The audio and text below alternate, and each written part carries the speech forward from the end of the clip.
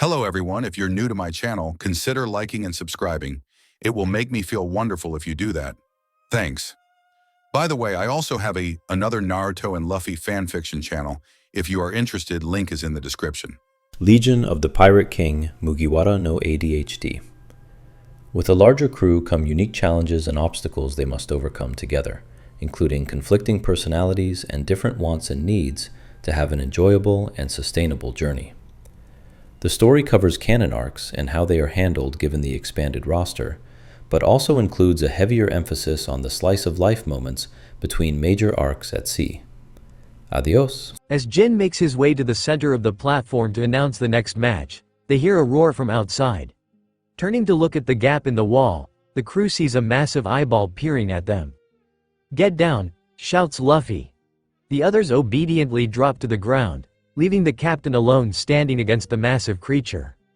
Pulling his right arm back, Luffy focuses on the pupil staring at him through the wooden frame. "I'm the captain, it's my job to keep the crew safe." He reflects on his initial departure from Fuchsia village. "I stopped one of these monsters back then, I can certainly deal with this one now." Swallowing hard, he places his palm against his shoulder as his fist stretches backward. Why do they look worse the closer they get? The thoughts drift away as he focuses on the beast. A smile creeps across his lips and he says slowly, "Gum gum." Twisting counterclockwise, he whips his arm forward, stretching it toward the massive eyeball. Pistol. His knuckles slam into the eyeball, sending the creature reeling backward. Letting out a roar, the beast falls backward into the ocean. A massive water geyser is shot into the air as its head breaks through the surface. "You can get up," Luffy says, continuing to focus on the gap in the wall. "He won't bother us again." He watches as the creature's head again rises from the waves to tower above the ship. The creature swims to the other side of the vessel, carefully avoiding the hole in the wall. Once he is certain that the danger has passed, Luffy shoots Jin a serious look. "Let's go, Jin. The sooner we get through these matches," his serious expression cracks and his trademark grin returns, "the sooner I get to fight more of those sea canes." What is this boy made of? Temporarily setting aside his amazement at the captain's titanic strength, Jin addresses the others. "Let's get Chow Chow and Kobe up here quick." Bounding from his seat, Kobe scrambles onto the platform. He stays low to the ground as he walks his corner and turns to face his opponent, who is opposite him. Chow Chow has the advantage with his lower center of gravity. "I have to be ready for anything to avoid elimination." Swinging the club over his shoulder, he points at the white dog across from him. "You ready for this, Chow Chow?" Growling at the pink-haired boy, the hair on Chow Chow's back stands on end. What was that creature? He could feel the tension in the room and had been on high alert ever since the massive sea monsters had crashed into the ship. "Excellent." Throwing his hand into the air, Jin looks first at Chow Chow, then at Kobe. "Get ready. Get set. Go." Swinging his hand down, he glides out of the center of the battlefield to give the pair space. "Gaw!" shouts Kobe as he races across the platform. Swinging his war club over his head, he rushes toward the small dog. No time to play. Pressing a paw against the amulet around his neck, Chow Chow feels the muscles in his limbs stretch and grow. His canines expand as his jaw lengthens to accommodate larger and sharper teeth. He lets out a loud, "Hawoo! Take this!" Charging toward Kobe, he leaps into the air. No warm-up, smart. Swinging the club over his right shoulder, Kobe meets Chow Chow's golden eyes. As the creature lunges through the air, he twists his body, slamming the spiked end of the club into the dog-wolf hybrid's torso. He continues the swing, slamming the beast into the ground. Placing his foot on his opponent's shoulder, he pulls backward, yanking the weapon free and sending specks of blood flying into the air.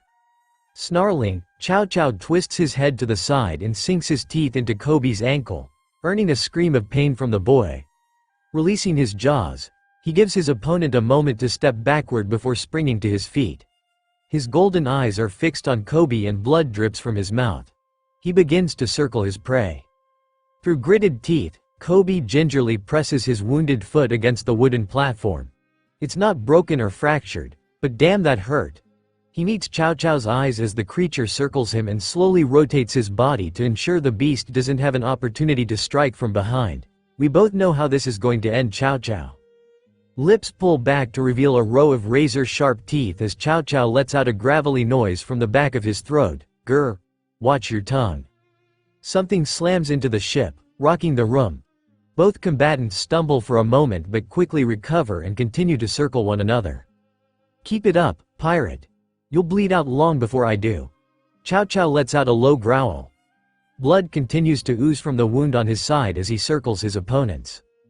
Continuing to rotate as he follows Chow Chow's movement, Kobe hears a splash as he steps into a puddle of dark red liquid. His lips tighten and he evaluates the situation. I'm bleeding more than I thought if there's that much on the ground. I've got to act fast or I'm going to pass out. Swinging the club over his left shoulder, an idea pops into his head and he smirks. Bet you think you are real clever, huh? Try this.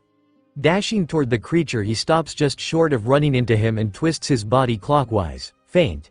He swings the club above Chow Chow's head, startling the beast enough to take a step back. Smash.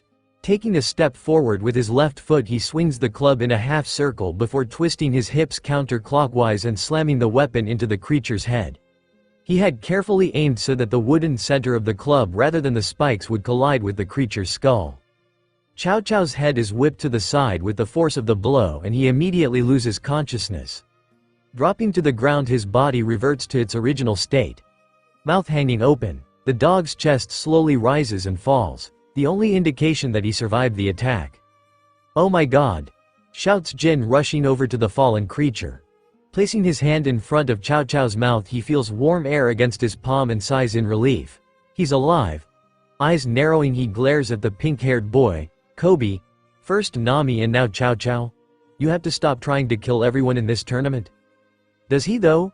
Zoro asks with a grin. Rising to his feet, he makes his way to the side of the platform. He's doing exactly what the captain and I told him to do. He's showing us what he's made of. You dumbass, shouts Sanji from behind the swordsman. Just because he can beat somebody senseless doesn't mean he should. We're his crewmates, not his enemies. Placing 2 fingers into his mouth, Jin lets out a high-pitched whistle. Quiet you two. Glancing at Kobe, who is nervously kicking at the platform, he says in a flat voice, "The winner is Kobe." Turning his attention back to the chef and swordman, his nostrils flare and he stabs a finger at the platform. "Get your asses up here. I've had enough of you two fighting to last me a lifetime. It's time you settled this once and for all." Bending down, Kobe carefully scoops Chow Chow into his arms.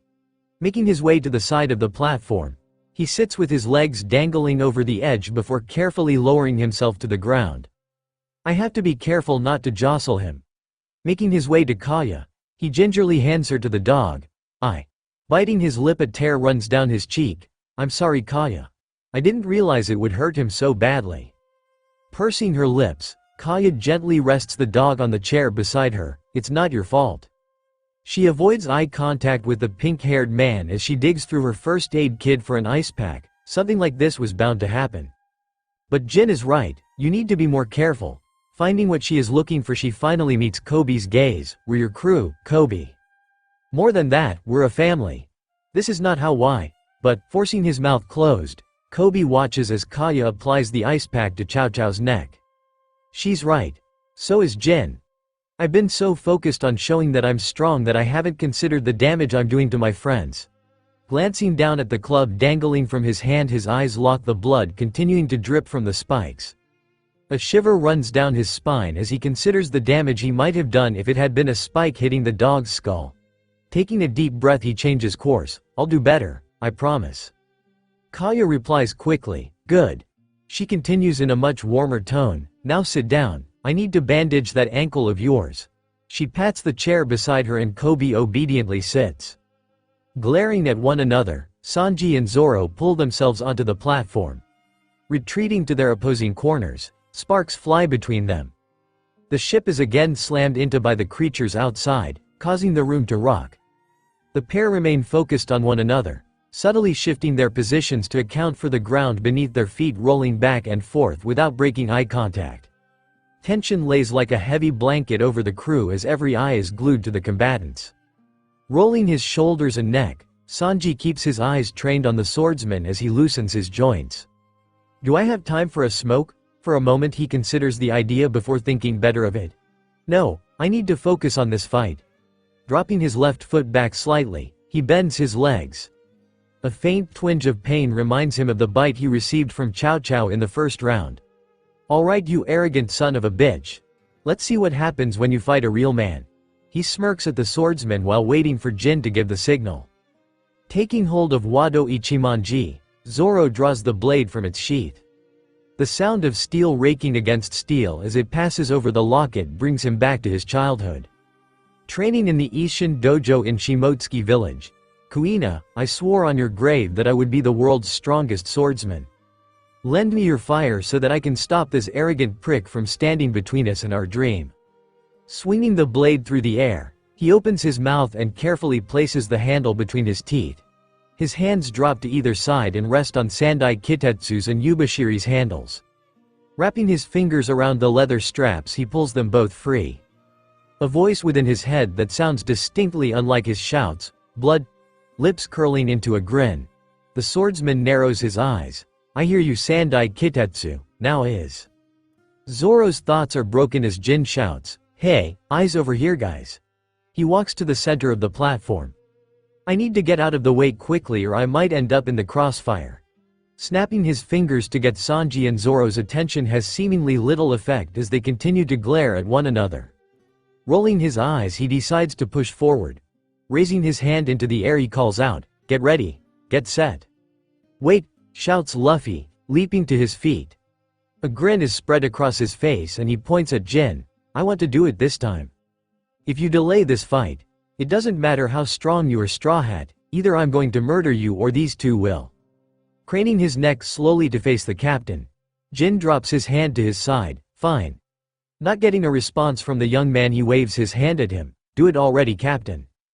"Yes, this is so exciting. Captain Privilege rocks." Launching to his feet, Luffy stretches his arm toward the ceiling. "Get ready. Get set. Go go go go." Swinging his arm down toward the platform, he narrowly misses hitting Jin, who rolls to the side before scampering out of the way. The wooden platform creaks as Sanji presses the ball of his foot against it. In a flash, he is dashing toward Zoro. The swordsman in turn is also speeding toward him, but at a slightly slower pace. Graw! As he approaches the center of the platform, he slams his right foot into the ground and leaps into the air. Extra hachis, his feet blur as he rains down blows on the swordsman, who deflects each kick with the flat of his blade. When did he get so fast? I can barely keep up. The swords in Zoro's hands dance through the air, connecting with each kick just in time to parry it to the side. A bead of sweat runs down his brow as he struggles to maintain his defense. This shitty cook can't keep it up forever. As soon as the thought crosses his mind, the attack ends and Sanji drops to the ground. Swinging his blades through the air, Zoro aims the tips at the chef. "Finally, you were starting to put me to sleep with that pathetic attack, curly brows." Shoving his hands into his pockets, Sanji glares at the swordsman. "If it's so pathetic, why did you bother blocking it? Scared of getting your teeth knocked in Moss Head?" He begins backing up. Zoro barely managed to stop that last attack. "If I do it again, it's bound to work." "Coward. I'm not letting you get away that easily." Tilting his body forward, Zoro charges toward the chef. 3 sword style. Bull needles. Aiming the tips of his blades at Sanji's chest, he attempts to impale him. Sanji's eyes widen as the swordsman speeds toward him.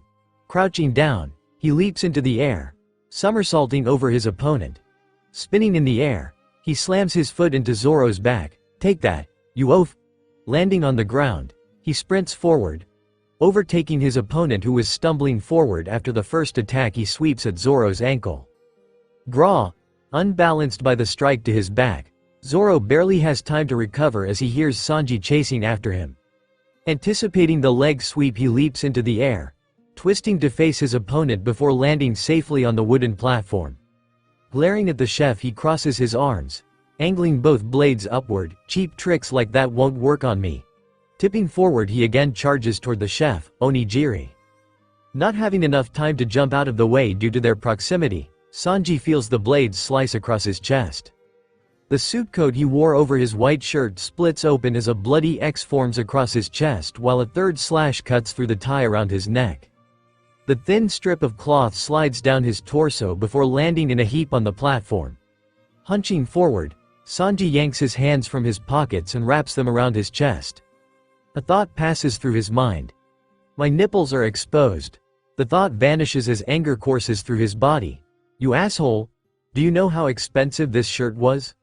He turns to face the swordsman and points his finger at him accusingly. You're buying me a replacement. Surprised he could handle that. The shitty cook is stronger than I gave him credit. Grinning around the blade in his mouth, Zoro turns to face the chef. We'll see. Leveling Sandai Kitetsu at Sanji, he hears the voice from before. He's strong, but we're stronger. Finish him. Let me drink more of his blood, eyes darting to the side. The swordsman notices that the remaining crewmates are all pressed against the platform to get the best possible view of the fight. Calm yourself, Sandai Kitetsu. He may be an insufferable prick, but we need allies like him on the Grand Line. He looks back at the blonde-haired man who is still panting after the previous attack. The cabin shakes again and both fighters stumble to the side as the floor rolls beneath their feet. A moment later, the sound of cannons firing is followed by the roar of a massive creature. The Den Den Mushi on the wall again lights up and Johnny's voice cuts through. We took one. The voice cuts out before returning. Could use a few more. The voice again goes dead as the snail's antenna wilt. We need to teach him how to use that thing, says Mary in a soft tone. Heh heh heh. Chuckling to himself, Jin wraps his arm around the mink's waist and rests his head on T. We'll have time for that later. Let's live in the moment. Ready to give up yet, stupid? Sanji asks in an angry tone. The wounds on his chest continue to ooze blood. I can't take much more of this. If I don't end it soon, I'll pass out. Fat chance, you bastard, shouts Zoro. Tightening his grip on the blades, he charges at Sanji and swings Sandai Kitetsu at the chef's neck. The blonde-haired man ducks beneath the blade and he hears the voice in his head. So close, following up the attack with a stab from Yubashiri, he pierces through Sanji's shoulder. I've had about enough out of you, Sandai. Settle down or I'll toss you in the ocean. He hears a hiss before the voice returns, calmer than before. Fine. Gah! Sanji screams in pain as he grabs his shoulder. Dropping to his knee, he looks up at the swordsman. Meeting the swordsman's eyes, he sees nothing but resolve within them. Feeling the cold steel of blades on either side of his neck, he resolves to maintain his composure. Do it, coward. Why won't you give up? Meeting Sanji's eyes, Zoro sees a fire behind them. It reminds him of the fire burning in his own heart. You're just like me. I wouldn't back down and neither will you. Raising his foot, he kicks the chef backward onto the platform.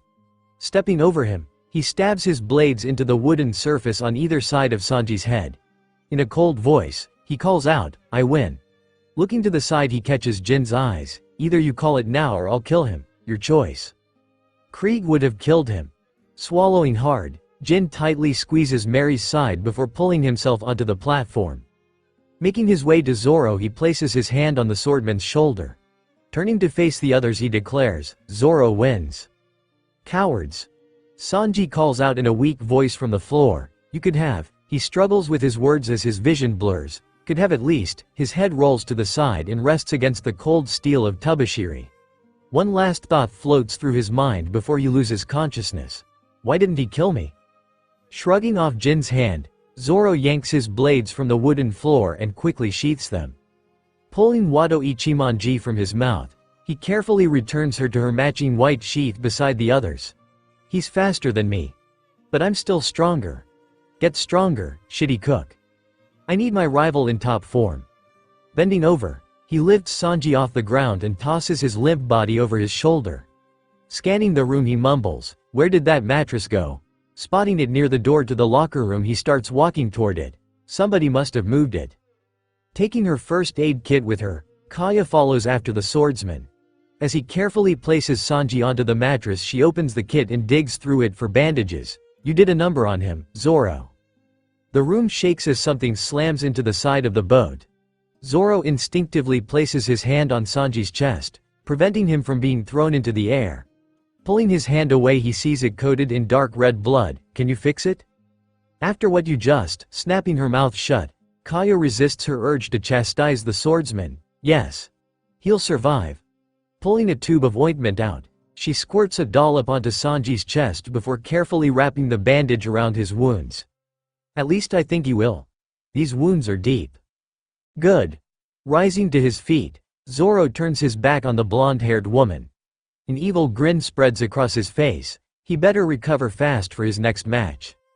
Realizing that the others are waiting on him, Jin calls out, "I need Nami," and the room again buckles as the ship is hit by one of the creatures outside. The sound of cannon fire fills the room, drowning out all other noise. Once the shaking stops and the sound is gone, he continues, "Sam, too, come up here." Bah ha ha ha ha ha ha. Laughter rips through Sam as he rises to his feet. With a beer bottle clutched in his hands, he stumbles toward the side of the platform. "Let's go, hot stuff. I've been meaning to get down," and he burps loudly, "down and dirty with you. Pig." Rolling her eyes, Nami rises to her feet and crosses to the platform. Climbing onto it, she carefully avoids eye contact with the belligerent drunk. She walks briskly to her corner and turns to face her opponent. "Let's get this over with quickly." "Don't worry, baby. I'll be nice." Sam hiccups and stumbles to his corner. He turns to face the orange-haired navigator. "Nice and slow all night for ya." Gross. Gagging, Nami does her best not to vomit at the vulgar comments. Once she has regained her composure, she shouts, "Jin, start this match already." A wry smile spreads across her face. "I'm going to beat some manners into this old bastard. I'd feel bad for him if he wasn't such a creep." Lifting his hand into the air, Jin's voice cuts over the barbs being thrown between combatants. "Get ready. Get set. Go." Swinging his hand down, he quickly retreats from the fighters. Pulling the pieces of her bow staff from her bra, Nami catches Sam leering at her. "Quit staring at my chest." Snapping the pieces together, she spins the weapon through the air before slamming the end on the platform with a bang. She glares at the drunkard who is casually stumbling toward her. "Take this, you creep." Rushing forward, she swings her bow staff at his head. Lurching backward, Sam avoids the blow. In celebration, he places the beer bottle against his lips and takes a long swig. "Ah, that's so." Wiping away the foamy residue from his lips with his free hand, he stumbles slightly to the side. So refreshing. He hears the whoosh of wind rushing past his face as his body sways to the side. The ground he had just been standing on buckles as Nami's bow staff slams into it. Looking to the side, his eyes narrow on Nami's chest. "When did you get such big?" "Shut it." Sweeping her bow staff along the ground, Nami attempts to trip the drunkard. He manages to leap over the attack. "I can't touch him. How can I?" Suddenly a plan strikes as she watches him take another sip of his beer. "That's it." Bringing the bow staff up, she carefully swings it toward the bottle, yanking it from Sam's hand without breaking the glass. Flicking her weapon upward, she tosses the bottle into the air before catching it on the tip of her bow staff. She gives the man a mischievous smile. "Hey Sam, you missing something?" Eyes growing wide, Sam's focus is captured by the beer bottle. He follows its movements as Nami expertly juggles it back and forth in the air. "Hey, that's..." The bow staff slams into the side of his head and he drops to the ground. Hearing the bottle shatter beside his skull causes him to wince. What a waste of perfectly good. Before he can complete the thought, he feels a stinging sensation on his back as Nami slams her bow staff across his body. "Take this, you jerk. That should teach you to stop being such a creep." Pulling back her foot, she slams it into Sam's stomach, causing him to groan in pain and roll onto his back. "And that's for Kaya and Nijiko. You've been nothing but vulgar toward us since you stepped foot on this ship."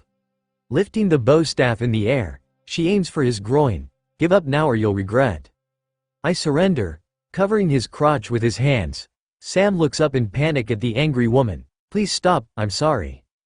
Da ha ha ha ha ha. Making his way across the stage, Jin continues to laugh as he grabs Nami's hand and lifts it into the air. Da ha ha ha ha.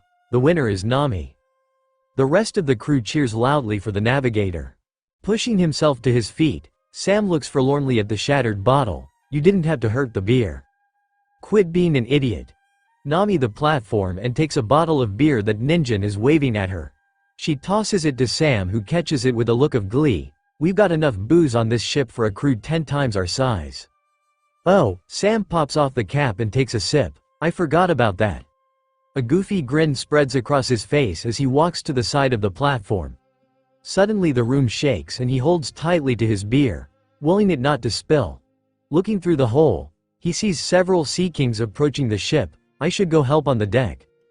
Not bothering to wait for a response, he makes his way toward the locker room to join the others in defending the ship. Jin races over to the whiteboard and quickly fills in the victors for each match before adding the losers from the winner's bracket to the loser's bracket. Once he is done, he hurries back onto the platform. The next round starts now. Carrot and Hatchin get up here. Eyes fluttering open, Sanji sits up on the mattress. He felt dizzy and it takes a moment for his vision to adjust as he looks at the wall. A pit forms in his stomach as he sees who he is against. Nami Swan? I can't. Closing his eyes, he lays back down. If I pretend to be dead, maybe we won't have to fight. Scooping Ninjin into his arms, Hatchin walks over to the platform. He sets the young boy onto it before pulling himself up. Looking at the youngster, his mouth splits showing his teeth. Ha-cha-cha-cha-cha, let's go Carrot. Turning his back on the youngster, he briskly walks to his corner before turning to face him. Reaching for his waist, he withdraws his 6 massive blades and swings them through the air. The boat is again slammed into and rocks back and forth, causing him to stumble to the side before regaining his balance. Sea Kings sure are feisty today. I guess that's expected here in the calm belt. Hachi, taking his position opposite the fishman, Ninjin turns to face him. The ship rocks beneath his feet, but he manages to stay upright. Time for our rematch. Taking one last gulp from his beer, he places the empty bottle on the ground and loudly burps. Hey Hachi. His vision swims and it takes him a moment for his eyes to uncross and refocus. Better luck this time. A goofy look spreads across his face as the mantra Sam taught him plays through his head. Trust your body. Warmth spreads from his chest through his extremities. Raising his hand into the air, Jin shouts, "Get ready. Get set. Go." Swinging his arm down, he walks backward, careful to avoid Sam's spilled beer as he moves out of the way of the combatants. Graw. With a deep roar, Hatchin charges across the platform toward the boy. Blades held out to either side, he remains focused on his target. This won't be like last time, little human. As he reaches the youngster, his blades fly forward, slashing from all sides at his opponent. 6 sword style. Octopus foot miracle swords. True to form, Ninjin casually weaves from side to side, avoiding each blow just before it lands as he stumbles back and forth. Registering the focus on his opponent's face, his mouth splits into a goofy grin. Not so easy is. He hiccups and ducks as another blade flies over his head. Is it Hachi? You're right. Hatchin's attacks slow down and he leaps backward, building distance between himself and his opponent. A curious expression crosses the fishman's face as he tries to think of other options. I suppose I could try that attack. Interrupting Hatchin's thoughts, Ninjin charges toward his opponent and swings a fist at his face. The fishman dodges, but the young boy persists with another punch aimed at his stomach which connects. Pain shoots up his arm and he screams, "Ah!" Retreating backward. He cradles the injured limb to his chest, his tears well up in his eyes. He can feel the effects of his mantra wearing off and desperately repeats it in his head. Trust your body. Oh. Trust your body. Trust your body. Trust your body. The warmth in his chest again spreads to his limbs and his shoulders relax. He allows his arm to hang limply at his side while swaying back and forth. He's already in a vulnerable state. This should be easy. Lifting his swords into the air, Hatchin moves them gracefully back and forth across his body, undulating slowly up and down like the waves of the ocean. 6 sword style. Octopus wave. He can see the boy's eyes tracking the movement of his blades through the air and gently altering their course, lengthening each wave as he begins walking toward the boy. So pretty. Ninjin feels his body swaying in time with the enchanting blades and doesn't see his opponent closing the gap between them. His goofy smile returns as he is mesmerized by the glint of light off the metallic blades. The sea is amazing. I'm so glad Captain Usopp led us. His thoughts are brought back to the moment as Hatchin slams his foot into the boy's chest, hurling him backward across the platform. He lands on his back. Placing his hands under his body, he attempts to push himself to his feet when the room around him shakes as the Sea Kings smash into the ship. Flung into the air, his eyes open wide in panic. Stumbling forward as the room around him rocks back and forth, Hatchin quickly regains his balance and charges toward the boy. Allowing the swords to rest at his sides, he pulls back his head. Once he is in range, he throws his head forward, slamming it into Ninjin's stomach and hurling him through the air. The boy's small frame slams against the wall just above the hole left by the Sea Kings and falls to the ground. Sprinting to the boy, Zoro grabs hold of his ankle and yanks him backward just before he falls through the gap in the wall into the ocean. A somewhat crazed look in his eyes, he shouts, "We gotta fix that damn hole." The others mumble to themselves and nod in agreement, but nobody moves to fix the situation. Idiots. Rolling his eyes, Zoro swings Ninjin over his shoulder. He walks a short distance from the hole before placing the boy into a seat. "You alright, kid?" "Yeah." Ninjin grins up at the swordsman. "Sure got you worried though, huh?" "Shut up." Failing to hide his smile, Zoro gently punches the boy's shoulder. "Don't scare me like that." Realizing that his tough guy persona is in jeopardy, he forces down his smile. "If you went overboard, I'd have to put up with these idiots without beer. I don't think I'd make it." Sitting next to the boy, he directs his gaze back to the platform. Making his way to Hatchin, Jin grabs the fishman's wrist. He lifts it as high as he can reach. "The winner is Hatchin." "Guess that means I should catch up to my friends," says Ninjin. Swinging his legs forward, he launches onto his feet. He grins at Zoro. "Thanks for the save. I'll try to return the favor someday." Before the swordsman can reply, he scampers through the men's locker room to join his friends. As Jin prepares to announce the next match, the room shakes as a Sea King slams against the ship's hull. An hour earlier, down on the second level, running his fingers over his scalp, Yosaku hunches over the edge of his bed. His red headband lays beside him and he stares blankly at the floor as thoughts race through his mind. "I can't believe I lost to a dog and a drunk. What kind of swordsman?" His thoughts are interrupted by the sound of pounding on his bedroom door. Glancing at it, he sees the handle jiggling. "I'm glad Jin installed those locks. Otherwise, I'd have no privacy on this ship." The pounding resumes and irritated he shouts, "Leave me alone." The pounding subsides and Johnny's unmistakable voice calls out from the other side, "It's me, bro. Can we talk?" Closing his eyes and letting out a sigh, Yosaku grabs his trademark headband and wraps it around his forehead. Standing slowly, he walks to the door and twists the lock.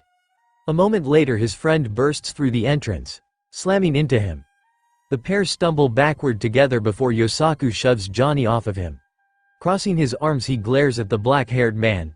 "What do you want? Here to brag that you lasted longer than me in the tournament?" "The hell?" Recognizing the pain his friend is hiding inside, Johnny bites back a retort. His face softens as he sees through the mask Yosaku is putting on. "We've been through it all. I know your heart, bro." Taking a step forward, he attempts to place his hand on the man's shoulder but stops as Yosaku pulls away. He pauses and takes a deep breath. "Wanted to see how you were doing." "I'm fine." Face scrunched up, Yosaku turns and walks back to his bed, just tired. "I can't believe I lost to that damn dog." Squeezing his hand into a fist, he slams it into his pillow, causing it to flare out at either end in protest. A tear runs down his cheek and he wipes it away quickly, hoping Johnny won't notice. "Don't cry, Yosaku. You're supposed to be tough." "Usopp beat me.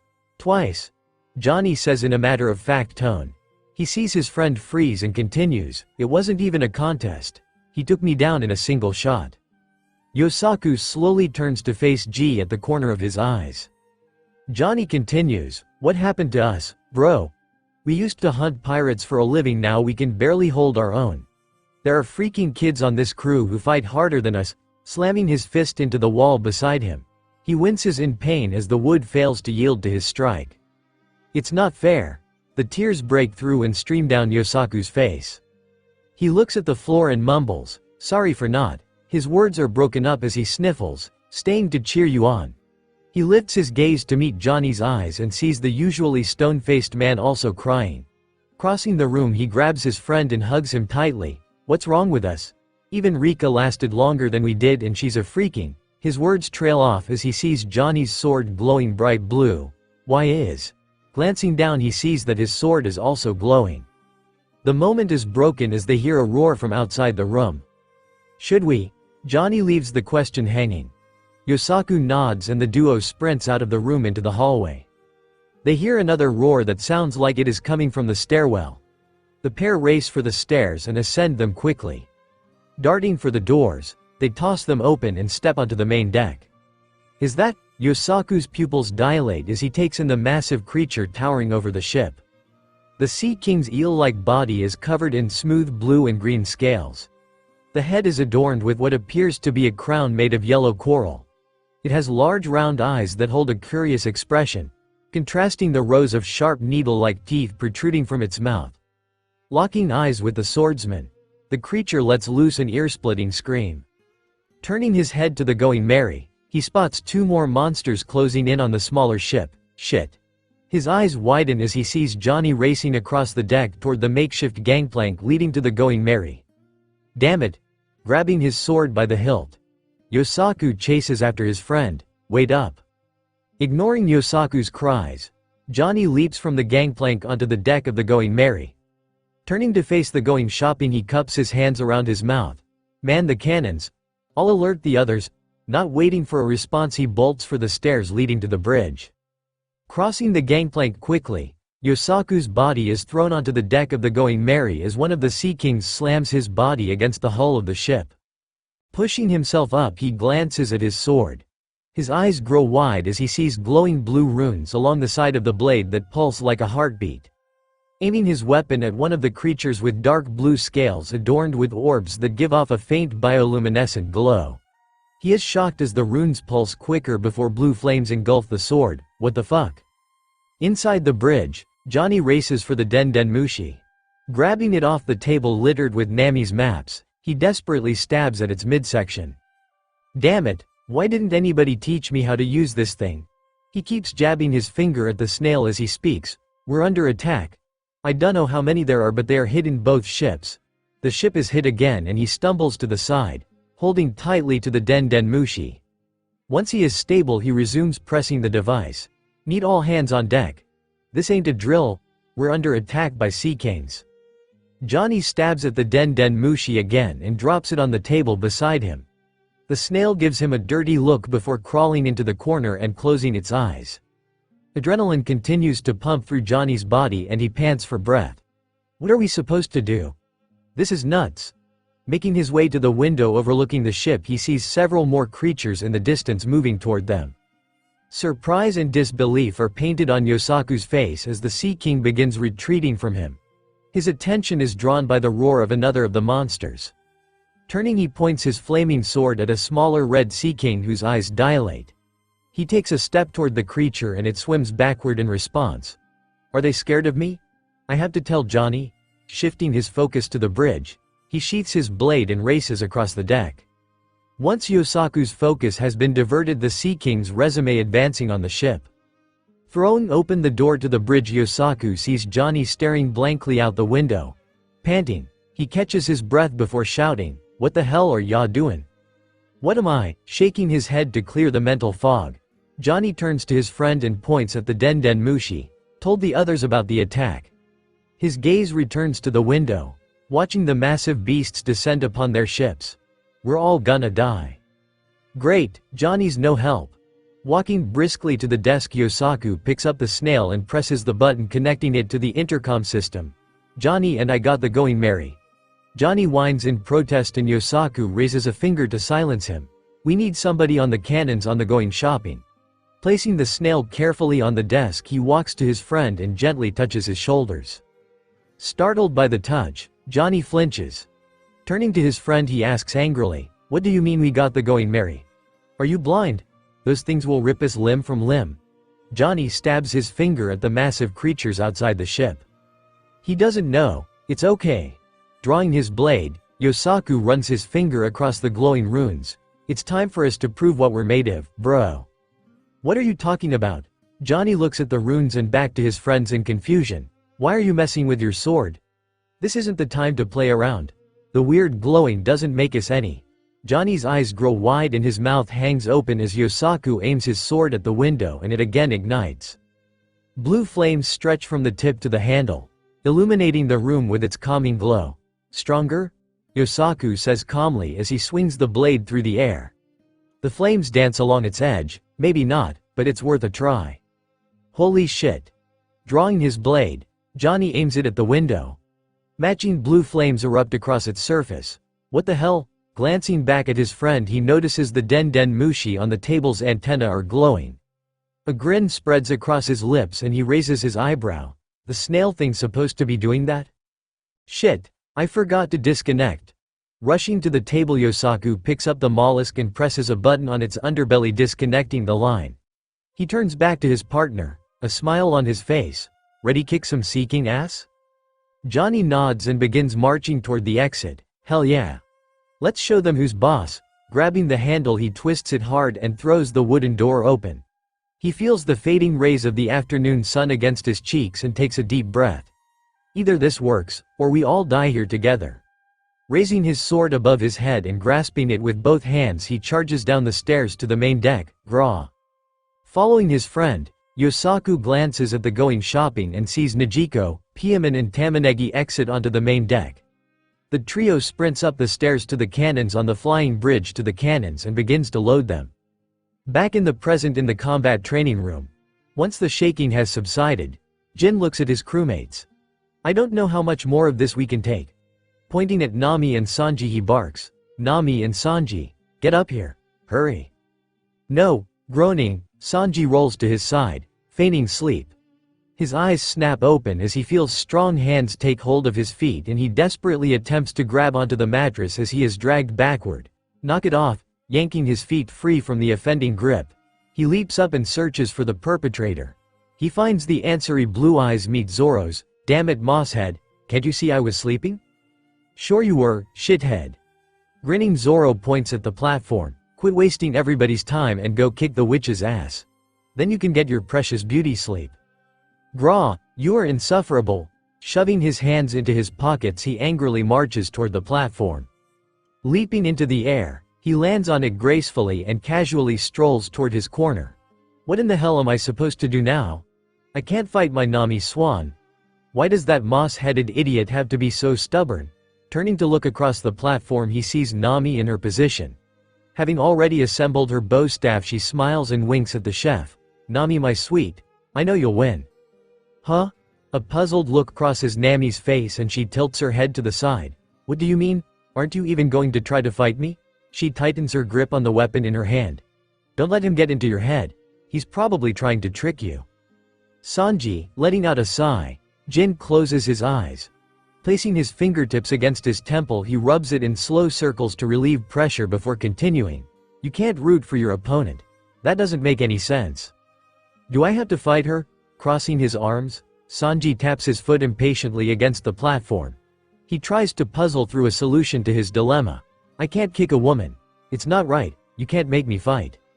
I guess I technically can't make you do it. Pursing his lips, Jin stares hard at the chef. Is he this committed to the bit? We get it, Sanji. You like women. You can drop the chivalry act. Searching his friend's face, he says hesitantly, does that mean you surrender? Yep. Throwing his hands into the air, Sanji looks away from Jin to the rest of the crew. He is met with angry looks from the others. Thanks for the out. Jin, nodding, more to assure himself than anyone else, he continues, I surrender. He turns back to Nami and a warm smile spreads across his face. I surrender to your beauty, Nami. Nothing I can do will ever compare to it. Shrugging his shoulder, Jin announces, I guess that's it. Nami wins by default. Sanji is eliminated from the tournament. Our next match will be. Lame, shouts Luffy, leaping to his feet. He glares at Sanji, his nostrils flaring with each breath. That's so lame, Sanji. You going to just give up like that? Yep. Sanji takes a step backward, dropping to the ground. Hands still in his pockets, he strolls to the locker room doors. They need me out there more than you all need me in here. Not waiting for a reply, he kicks open the door and steps through to join the others fighting against the sea canes. Unnoticed by the others, Nami scrambles down from the platform and returns to her seat. I can't believe I got out of that fight without doing anything. Gah! Luffy screams, slamming his fist into his palm. That pisses me off. Looking around at the others, he sees several other crewmates nod in agreement. His anger flares and he shouts, what the hell? His eyes focus on Jin. Who's next? I need to see somebody get punched. Meeting the captain's gaze, Jin motions with his finger. That would be us, Captain. The corner of his lip twitches as thoughts race through his head. He's pissed. That can be good and bad. On the one hand, he might get sloppy. On the other, he is less likely to hold back. Good. Bending his knees, Luffy launches himself through the air toward the platform.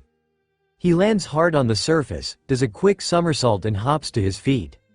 It's his fault Sanji skipped out on his fight. If he hadn't brought up surrendering, he might have tried. Clenching his fists he glares at Jin, not bothering to retreat to his corner. No more pageantry. It's time to fight. Bending his arms at the elbows he brings both fists in front of his face. His left leg drops back and he widens his stance, centering his weight to improve his balance in case the Sea Kings hit the ships.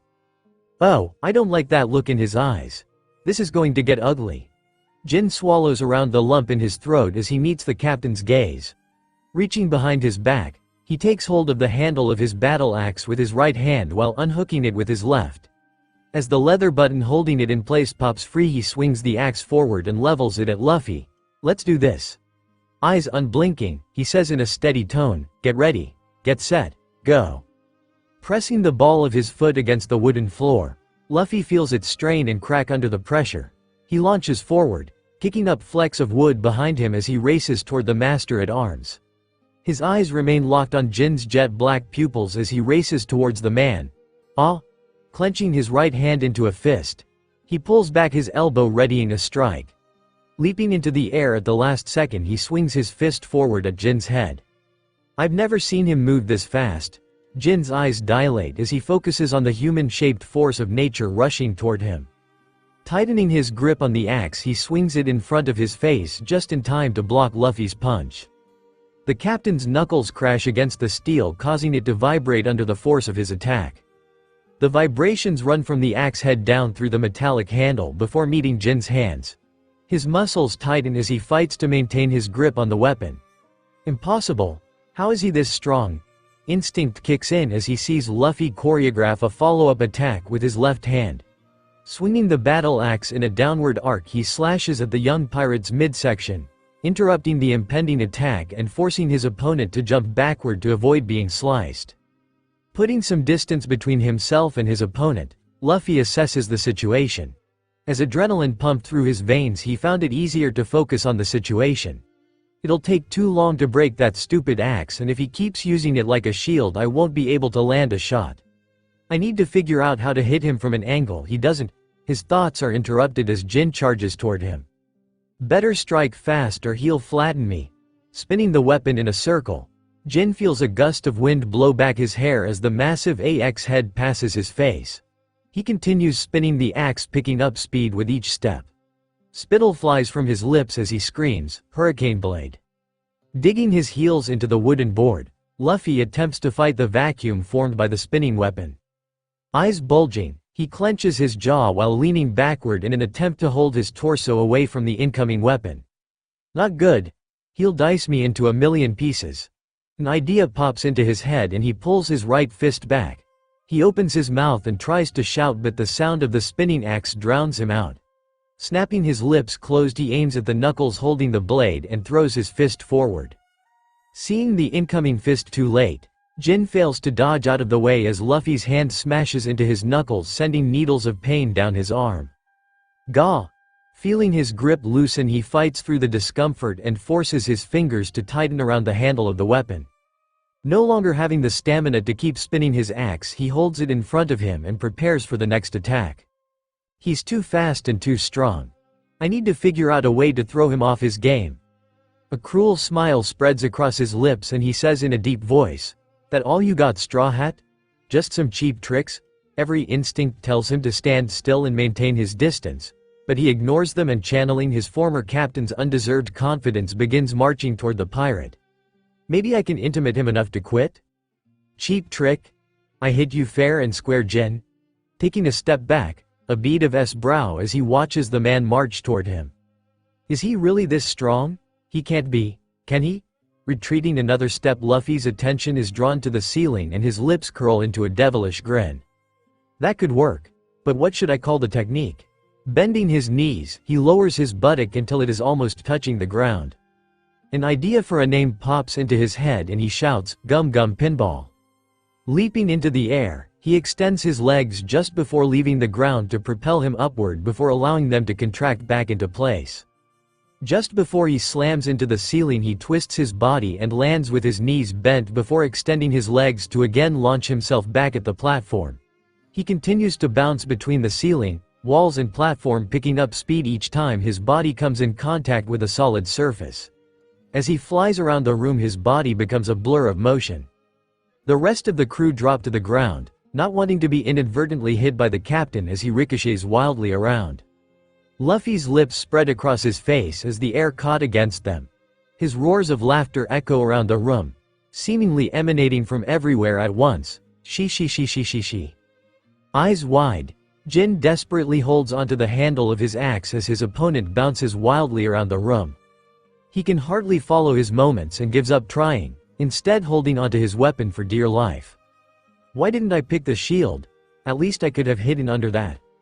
He feels Luffy's body slam against the side of his axe and cannot stop himself from sliding several feet backward. The blade wobbles in his hands and a flash of fear tears through his heart as he imagines losing his grip. Gritting his teeth, he squeezes both hands around the handle, tensing the muscles in both arms, and hunches down to prepare for the next strike. The captain once again slams against his axe. He has pushed another couple of feet backward. He can feel how raw his palms are and his muscles scream as they threaten to give out. I don't know how much more of this I can. His thoughts are interrupted as Luffy slams into his side. The axe is flung from his hand and he desperately grabs at it but cannot catch hold of it in time. He watches as the weapon clatters to the ground. A pit forms in his stomach and he swallows hard. I'm doomed. Hearing the weapon drop, Luffy pulls back his right fist. She. Take this. He sees a blur of white and blue flying toward him. Recognizing it as Jin's jacket, he throws his fist forward. His knuckles connect with soft flesh and Luffy's grin widens. Throwing his feet forward, he slams them into Jin's chest. Jin expected the punch and, surrendering to his fate, fell backward onto the platform. He didn't anticipate Luffy landing on his torso and riding him like a surfboard across the wood floor. Sliding off the edge and crashing to the ground, relief flows through his body as Luffy leaps off his chest and lands on the platform. Turning to face his fallen opponent, Luffy thrusts his fist forward. His thumb pops up and he winks at Jin. I win. Jin groans. He raises his head enough to make eye contact and shakily raises his hand. Pointing at the captain, he croaks, You win, Straw Hat. His head drops to the ground and he closes his eyes. Somebody else can call the next match. I need a nap. Luffy continues to grin wildly as he shifts his focus away from Jin and turns his attention to the rest of the crew. Spreading his arms wide, he says dramatically, I suppose we have no other choice. I'll call the next fight. A collective groan goes up from others, causing the captain to scowl in irritation. Come on. I can do it. Placing his hands on his hips, Luffy purses his lips in irritation. Stabbing his finger at the board behind him, he shouts, Whoever is left in this round, get up here. Pressing his hands against his knees, Usopp pushes himself to his feet. He glances at Mary. Guess that's us. Tucking his slingshot under his armpit, he marches toward the platform. His progress is interrupted by a loud screech from outside the ship. Every eye is drawn to the gap in the wall and they faintly hear Sanji's voice calling out, Collier shot. Followed by another inhuman cry of pain. A wave splashes against the hull, breaking just below the gap and spraying salt water into the room. With a sigh, Mary also rises to his feet. Glancing one last time at the gap in the wall, he makes a mental note. I need to patch that as soon as possible. He slowly marches after Usopp to the platform and pulls himself gracefully onto it. Brushing off bits of sawdust from his coat, he glances down at Jin, who is lying peacefully beside the platform. Rest up, my love. We will need your strength again. He walks toward his corner and loses his balance as something slams into the ship. Stumbling forward, he quickly catches himself and continues to his destination. Glancing at a mirror hanging from the wall, he sees that the humidity in the room has caused his hair to frizz. I look like a mess. I give anything for a comb right now. The two combatants reach their corners at the same time. They turn to one another and make eye contact. A lump forms in Usopp's throat and he swallows hard. He studies Mary's face for any sign of weakness and finds none. Kaya is going to kill me if I hurt him, but what other choice do I have? Reaching for his slingshot, his fingers wrap around the handle and he carefully extracts it from his armpit. Hand dropping to his waist, he runs his finger over the tubes lining his belt as he tries to come up with a strategy. I could try to chase him off with an egg star, but after working as a butler for a decade that may not be effective. A pepper star will help me keep my distance, but I need a way to get him off the platform. Mary studies his opponent as he slides the fingers of his right hand through the rings of his brass knuckles. I've known you most of your life, Usopp. Don't presume that you'll be able to pull a fast one over on me. Switching hands, he slides the fingers of his left hand through the metallic rings. He tenses slightly as his knuckles, still bruised from the fight against Hatchin, rest against the metal bridge. Tightening his hold on the palm grips, he shifts his gaze to Luffy. We're ready when you are, Captain. Oh yeah? I'm supposed to start the fight. Barely containing his glee, Luffy rushes to the center of the platform. He raises both hands and shouts at the top of his lungs. Get ready. Get set.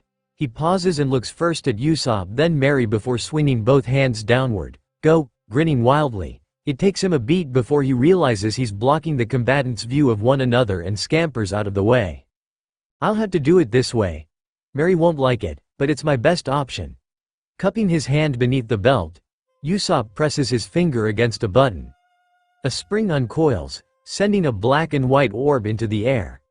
His hand flies upward, snatching the projectile and loading it into the pad of his slingshot.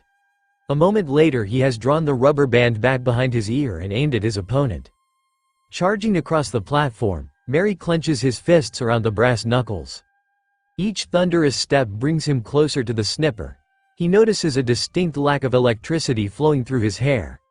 An errant thought flashes through his head. Why aren't my abilities working? His pupils dilate as he remembers his frizzy hair. It's the humidity. My hair can't build up a static charge. I'll have to do this the old-fashioned way. Lost in his head, he doesn't notice the sniper aiming a shot at him. Pepper Star, calls out Usopp as the slingshot snaps forward, sending the orb through the air. It strikes Mary in the face and bursts open, releasing a cloud of black pepper into his eyes, nose and mouth. Raising his fist into the air he loudly cheers. Aha! All in a day's work for the great Captain Usopp. Achoo! Mary sneezes as the powder invades his nasal cavity. He squeezes his eyes tightly closed while brushing at his face with both hands. Another sneeze sneaks up on him and rips through his body. Achoo! As another of the titanic creatures slams again into the ship he stumbles forward. Regaining his balance his hands return to his face. He desperately brushes at the powder, trying to dislodge it. This is bad. If I open my eyes, they'll start to water. But I can't fight him blind. Grinning to himself, Usopp again drops his hand to his belt and casually places his finger on the button beneath one of the tubes. That should keep him busy. Pressing the button causes a dark red orb to jettison from the tube. Catching it in his hand he carefully loads it into his slingshot and pulls the strings behind his ear. It's my first time using one of these. I need to get the timing down. Mary again opens his mouth to sneeze. Bingo! Releasing his grip on the leather pad causes the rubber bands to snap forward sending the projectile toward Mary's open mouth, Tabasco Star. Ah, midway through his sneeze, Mary hears Usopp's voice. A moment later he feels a pellet hit his tongue and burst open. Liquid coats the inside of his mouth. That's not too, as the spices hit his taste buds, he cannot stop his eyes from opening in protest. Tears stream down his face, leaving streaks on his skin as they wash away the powder still caked onto his cheeks. It feels as though his mouth is on fire and he screams, "Gah!"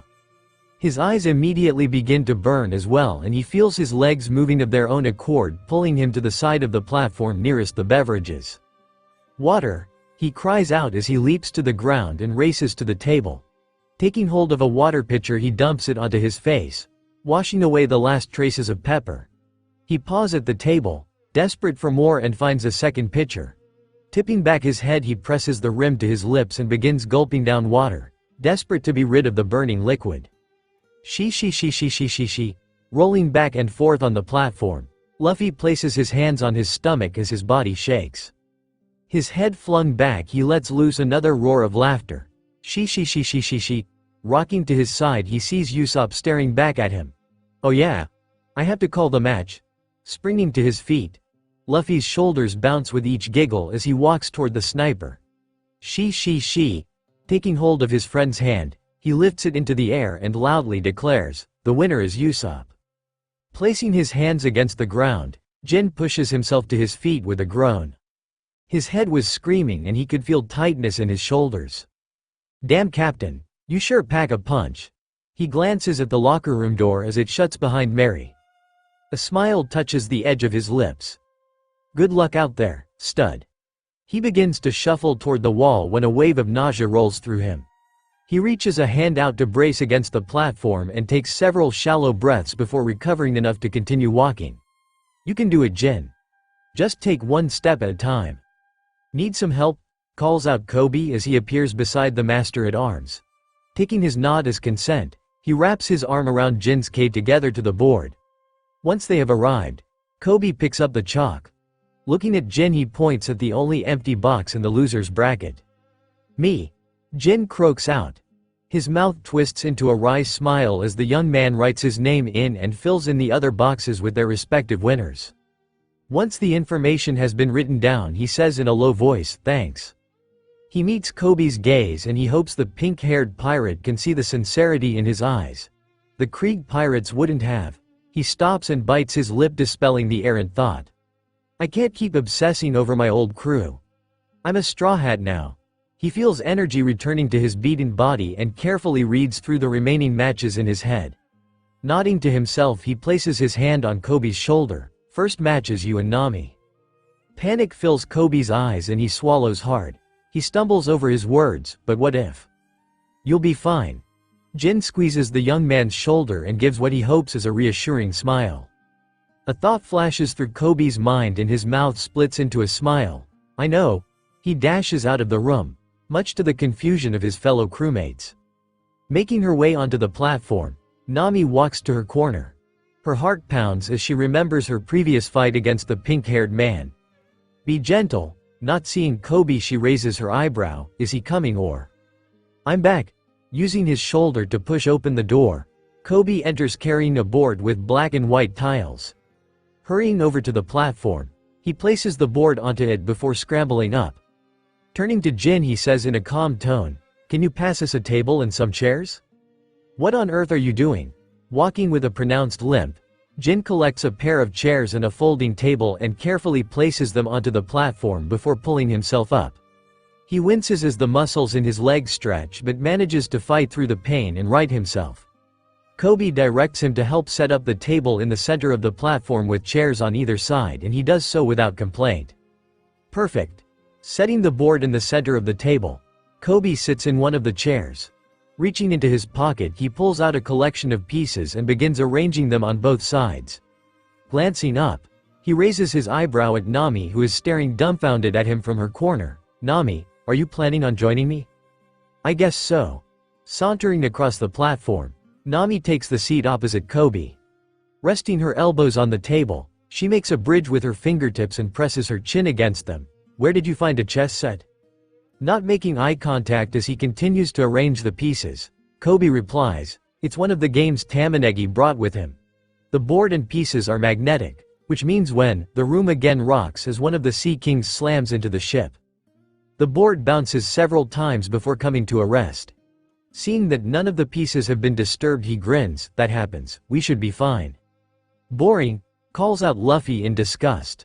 "I want fights, not to watch them play some stupid game." With a huff, he leaps off the platform to join Hatchin and Zoro, who are lounging near the gap in the wall. Placing down the final piece, Kobe looks up at Nami, who is resting her chin on her knuckles as she smiles at him from across the board. "Stay calm, it's just a game."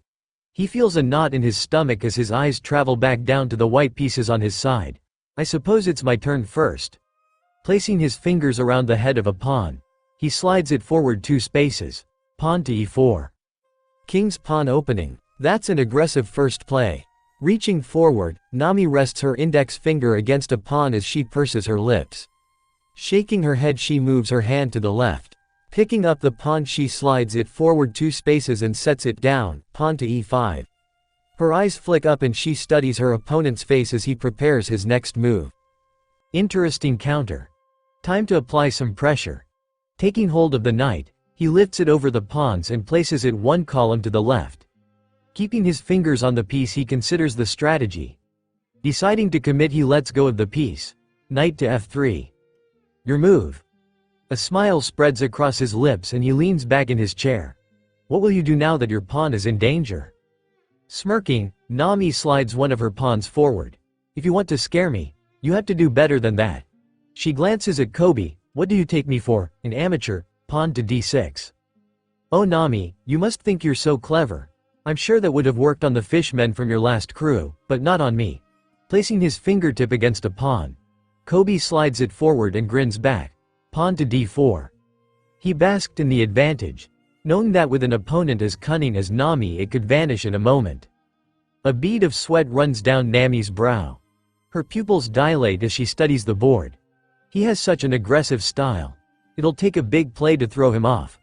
Nami picks up the queen's bishop and moves it diagonally across the board. What if I threaten your knight? A smile plays at the edge of her lips as she releases the piece, bishop to g4. Pressing his fingertip to his chin, Kobe studies the board. That bishop will be a problem. If I move the knight, she'll take my queen. Shrugging his shoulders, he picks up his pawn and moves it diagonally into the space occupied by Nami's. Knocking over the piece, he quickly scoops it up and places it behind the board on his side. Pawn to e5.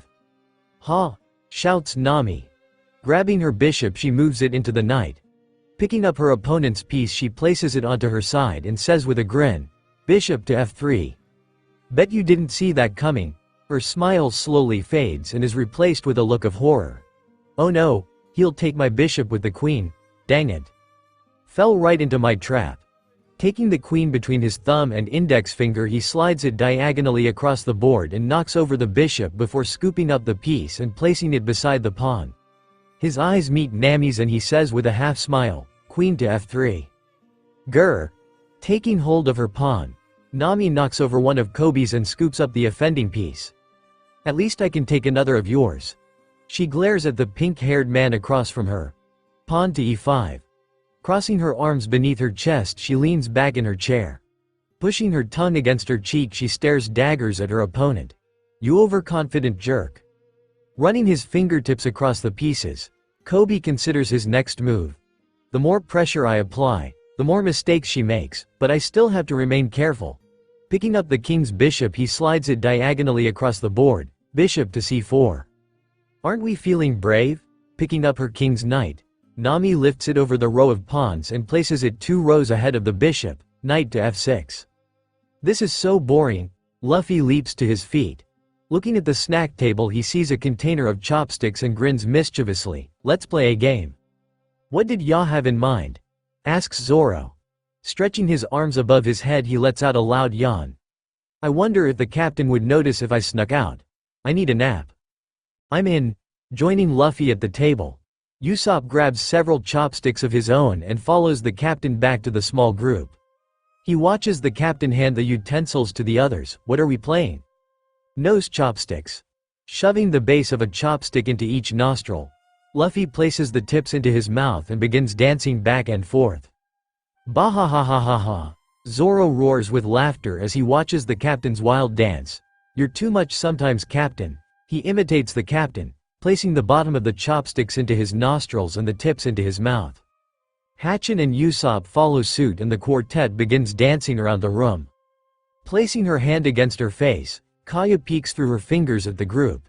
She can't help but smile at their absurdity. It's lucky that you're so funny, Usopp, because you look ridiculous. Placing his hands in front of his face, Chabo struggles not to laugh at the crew's silly antics.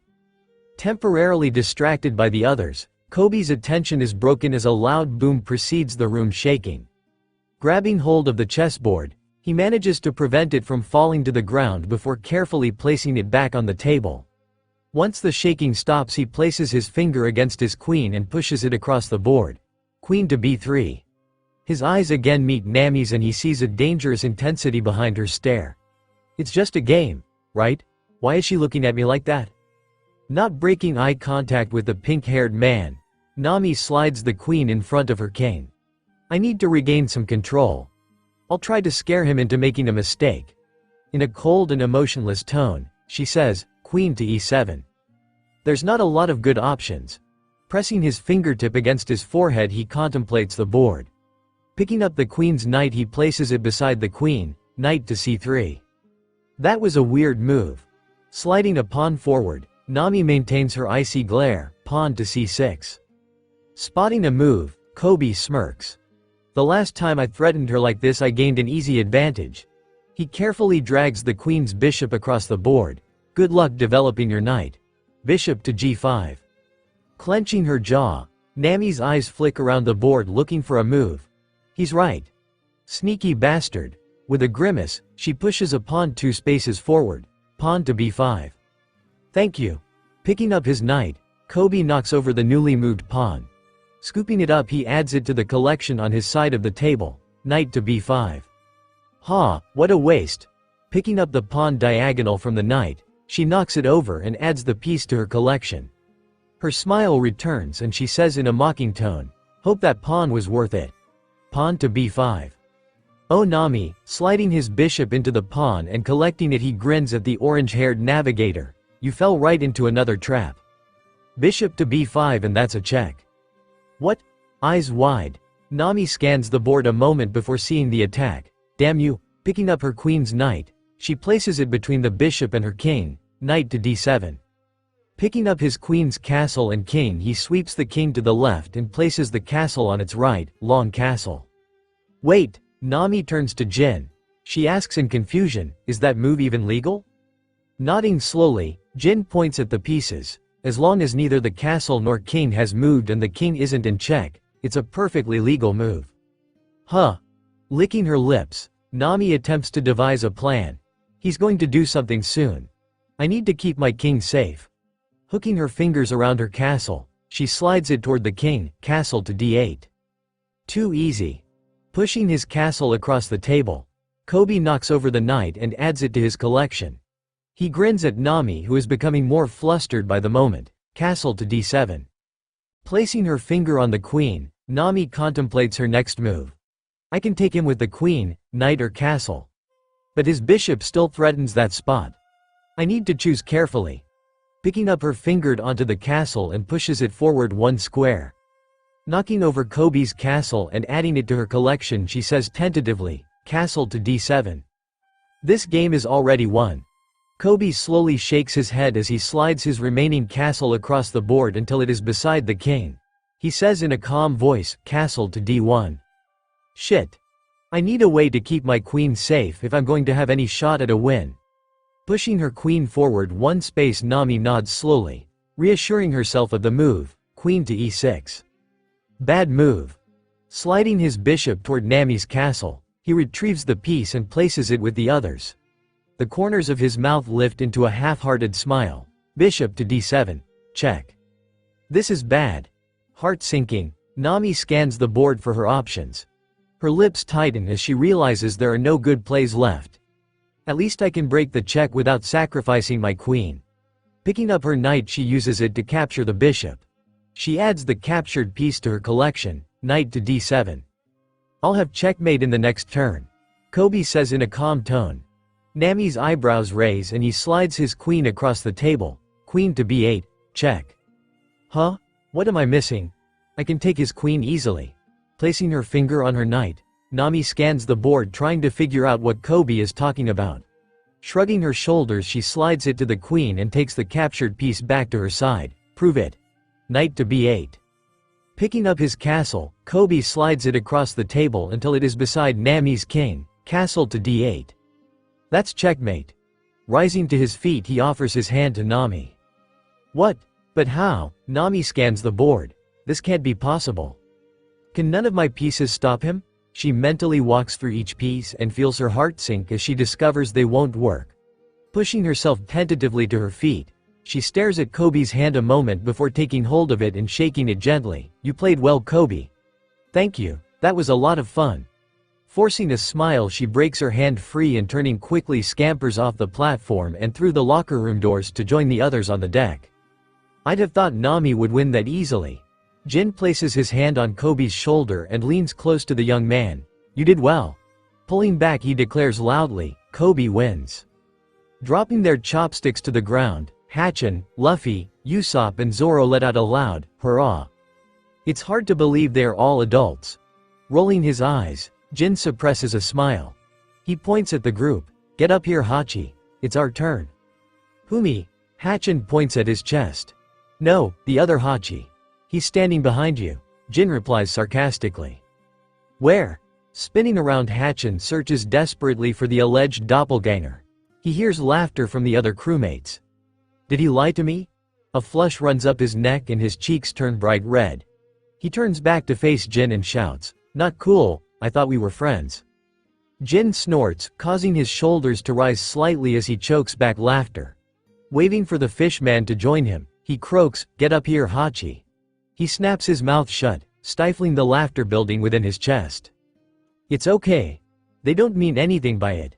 Hatchin shuts out the laughter as he reluctantly lumbers toward the platform. Pulling himself onto the platform, Hatchin meets Jin's eyes. A smile is painted on his face, but internally, he is boiling with frustration at the mocking words being flung by his crewmates. I have to stay calm. Fisher Tiger wanted peace and that starts with me. These are my friends. Drawing his blades, he levels them at his opponent. You ready? What's gotten into Hachi? It was just a joke. Reaching behind his back, Jin pulls his shield free of its restraint and buckles it to his left arm. Once it is in place, he runs his hand down his hips and takes hold of his weighted tonfa. It's felt familiar and comforting. Loosening his grip on the handle, he begins spinning the weighted end. Let's do this. He glances over Hatchin's shoulder at Luffy and Zoro. Hey Captain, do you mind calling this one? Sure. Extending his legs, Luffy launches through the air toward the platform. Landing in a crouched position with his right arm against the ground, he slowly straightens his back. A mischievous grin is painted on his face and he flings his hand into the air. Get ready, get set. He pauses for a moment before bursting into giggles. Shi. Do you think Sanji can bring us so more? His words are interrupted as another Sea King strikes the ship.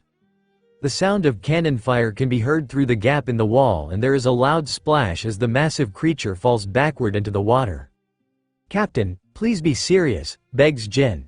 His eyes flick back and forth between Hatchin and Luffy. Sorry. Placing his hand behind his head, Luffy scratches his hair as a smile spreads across his face. Realizing that the hand is supposed to be in the air, he whips it upward and shouts, "Go!" Chopping downward with his hand through the air, he signals the beginning of the fight. Graw! Rushing across the platform, Hatchin draws back his blades, preparing to strike the dark-haired man. Seeing Jin casually waiting for his assault, thoughts flash through his mind. Not taking me seriously? A foolish choice, human? A smile touches the edges of Jin's lips as he watches the fishman charge toward him. I can't overpower you, but I can certainly outrun you. As Hatchin slashes his blades at him, he bolts to the side. Narrowly avoiding being clipped in the cheek by one of Hatchin's swords, he spins on his heel and swings his tonfa into the fishman's back. The weighted ball slams into the fishman with a satisfying thud. Smirking, he raises his shield in preparation for a counterattack. Ah! Hatchin turns to face the wiry man. His back was aching, but he refused to pay it any mind as he focused on his opponent, 6 sword style. Octopus foot miracle swords. Swinging wildly at Jin, his ears ring with the sound of metal striking metal as the smaller man manages to reflect each blow with his shield. He may be faster than me, but there's no way a human can match my strength. He continues raining down blows to either tire the dark-haired man out or damage his shield enough to strike him. Gritting his teeth, Jin defends against the onslaught. He carefully moves his shield back and forth to prevent each strike from landing. I don't know how much longer I can keep this up, he's so strong. With his other arm, he begins spinning his tonfa. As it builds up speed, a plan starts to formulate in his mind. If I drop my guard for a direct attack, he'll hit me before I have a chance to strike. I need to go around the shield somehow. Glancing down, he sees that Hatchin is standing fairly close. I just need a couple of inches and I can strike. A smile begins to form on his face. Squeezing his left hand into a fist, he takes a deep breath before shoving his shield forward. Advancing quickly to fill the gap, he swings his tonfa beneath the shield at Hatchin's legs. As the metallic ball collides with the side of his leg, Hatchin drops to his knee. Taken by surprise, he stops his assault and stares back at his opponent with wide eyes. A moment later Jin smashes the shield into his face, causing blood to flow from his nose. Woozy from the blow, he crashes backward onto the platform. Now, leaping backward, Jin again begins to spin his tonfa. His face contorted in rage, he jumps into the air, demonic dance. Landing in a crouched position beside Hatchin, he slams the weapon into the fishman's stomach. Hatchin's hands are flung into the air as he releases his weapons, sending them flying in every direction. The crew gasps in fear and dodges out of the way as the massive blades sail through the air before finally clattering to the ground. A groan escapes Hatchin's lips and he slumps back to the ground. You what? Rising to his feet, Jin cuts off the fishman as he begins twirling his tonfa through the air. An evil smile spreads across his face. "I surrender," shouts Hatchin. Eyes wide and filled with panic, he repeats, "I surrender, please don't kill me." "That's what I thought." Tightening his grip on the handle of his tonfa causes it to stop spinning and he casually slides it back into its holster at his side. Turning away from the fishman, he spots Luffy. "Call it, Captain." She.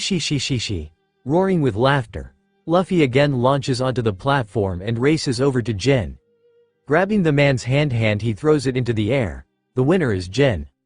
His lips curling into a smirk, Jin catches Zoro's eyes and subtly tilts his head toward Luffy. "Get up here, Zoro. It's your turn to take on the captain." As the crew prepares for the next match, Hatchin slowly pushes himself to his feet. "I never knew a human could be so strong." He opens his mouth to congratulate Jin. Seeing him usher the fighters into their corners, he snaps his lips together. "We can talk later." He's busy. Scanning the room, he sees that nobody is paying him any attention. Even Kaya, who usually rushes to treat injured combatants, is too focused on the next match to pay him any mind. He mutters in a barely audible voice, "Area mimic, octopus camouflage." Hearing Hatchin's voice and paying little mind to the fight preparation, Chow Chow looks on in confusion as the fishman's skin changes. Tilting his head to the side, he watches in fascination as the fishman seemingly blinks out of existence. A shiver runs down Hatchin's spine as his skin changes to match the tones of the walls and furnishing around him. Once satisfied that the change is complete, he begins walking toward the hole in the wall. The only evidence of his moment is a subtle ripple in his disguise as his skin shifts with each step to match the environment around him. Passing silently through the room, a thought flashes through his mind. "Do I need my swords?" He answers it immediately. "No, they'll only weigh me down." Reaching his destination, he turns to face the platform. He takes in the scene momentarily. Luffy and Zoro are focused on one another as Jin prepares to start the match. In an instant, Hatchin's camouflage vanishes and he reappears. He waves at the rest of the crew before shouting, "Time to fight some sea kings." Leaping backward through the gap in the wall, he dives into the ocean. Splitting through a thick layer of foam left by the titanic monsters circling far beneath the waves, he begins swimming downward. No! Leaping to his feet, Kobe stretches his hand toward the gap in the wall. Eyes wide, he stares at the spot Hatchin had been standing moments ago. Thoughts race through his mind, colliding with one another as he tries to make sense of the situation. Does he want to die? Those are sea kings? Do fishmen not fear them? Why would he do that? He could have. He feels a hand on his shoulder, interrupting his thoughts. Usopp's voice cuts through the turmoil in Kobe's mind. He knows what he's doing. Cracking a smile, he says the first thing that pops into his head. "Hatchin and I fought off 100 sea kings last night while you were all tell any of you because we didn't want you to get scared." He gives Kobe's shoulder one last squeeze and feels the pink-haired man's muscles relax beneath his grip. "We both know that's a lie, but it's the best I've got." Closing his eyes, Kobe takes a deep breath through his nostrils. Usopp may be a liar, but he is right. Hatchin knows what he is doing. Letting the air out through his mouth, he turns to face the sniper. "Thanks, Usopp. I don't know what I'd." The ship rocks as it is hit again by one of the Sea Kings. The noise of multiple cannons firing simultaneously is quickly followed by an inhuman screech and a loud splash as the creature crashes into the ocean. "I don't like the idea of leaving Hatchin out there on his own." Gritting his teeth, Zoro growls, "Start the fight, Jin. We don't have all day." Wado Ichimonji is held tightly in his mouth. His fingers are laced around Sandai Kitetsu in his right hand and Yubashiri in his left. Oh right. Throwing his hand back into the air, Jin calls out in a loud voice, "Get ready. Get set. Go." He swings his hand downward before walking backward away from the combatants. Shi. Grinning, Luffy watches as the swordsman sprints towards him. Tightening his right hand into a fist, he pulls it back and twists his body clockwise, subtly telegraphing his attack. Gum. His grin vanishes and a serious look spreads across his face. Heart beating in his chest, he feels a flame burning inside as he prepares to strike. Bullet. Fuck. The punch was far faster in person than it had appeared from the sidelines, and Luffy's fist slammed into Zoro's chest. As he attempts to wrap his head around the experience, he hears Luffy scream. Gum whip. Fist snapping back toward him. Luffy stretches his leg and sweeps it across the platform. Moments before making contact, Zoro leaps into the air, narrowly dodging his attack and throwing the captain off balance. Arms pinwheeling, he tries desperately to keep himself upright as the swordsman again begins charging toward him. 3 sword-style ultimate technique. Wind whips around Zoro as he rushes toward the captain. He begins spinning the blades in his hands. The voice in his head, much more muted than in his fight against Sanji, returns. "We will crush this pest." The words themselves are strong, but the voice shakes, giving away its lack of confidence. Closing the gap, he yells, 3,000 worlds. He is reminded of his battle against Mihawk and how easily the warlord had shattered his blades. Not today. Whoa! Regaining his balance, Luffy looks up in time to see the swordsman hurling toward him, blades spinning through the air. Nope, his free leg extends, sending him flying into the air before both legs retract toward him. As the swordsman passes harmlessly below, Luffy twists in the air and pulls back both fists. Gum Gatling, flinging both arms forward, he rains down a hail of attacks on the exposed swordsman. Slamming his feet into the platform, Zoro smells rubbery smoke from his boots as friction from his heels digging into the wooden surface melts through the bottom layer. Twisting to face the captain, his pupils dilate as a fist slams into his stomach. Before he can recover, another punch lands on his left shoulder, followed by one on his right. Each strike pushes him further backward until the backs of his now worn shoes dangle off the side of the platform. I can still pull through, as long as he doesn't. Before he can complete the thought, one of Luffy's fists slams into his jaw, knocking him backward off the platform to the ground below. His back slams into the hard surface. The impact forces his chest to rise into the air before collapsing to the ground.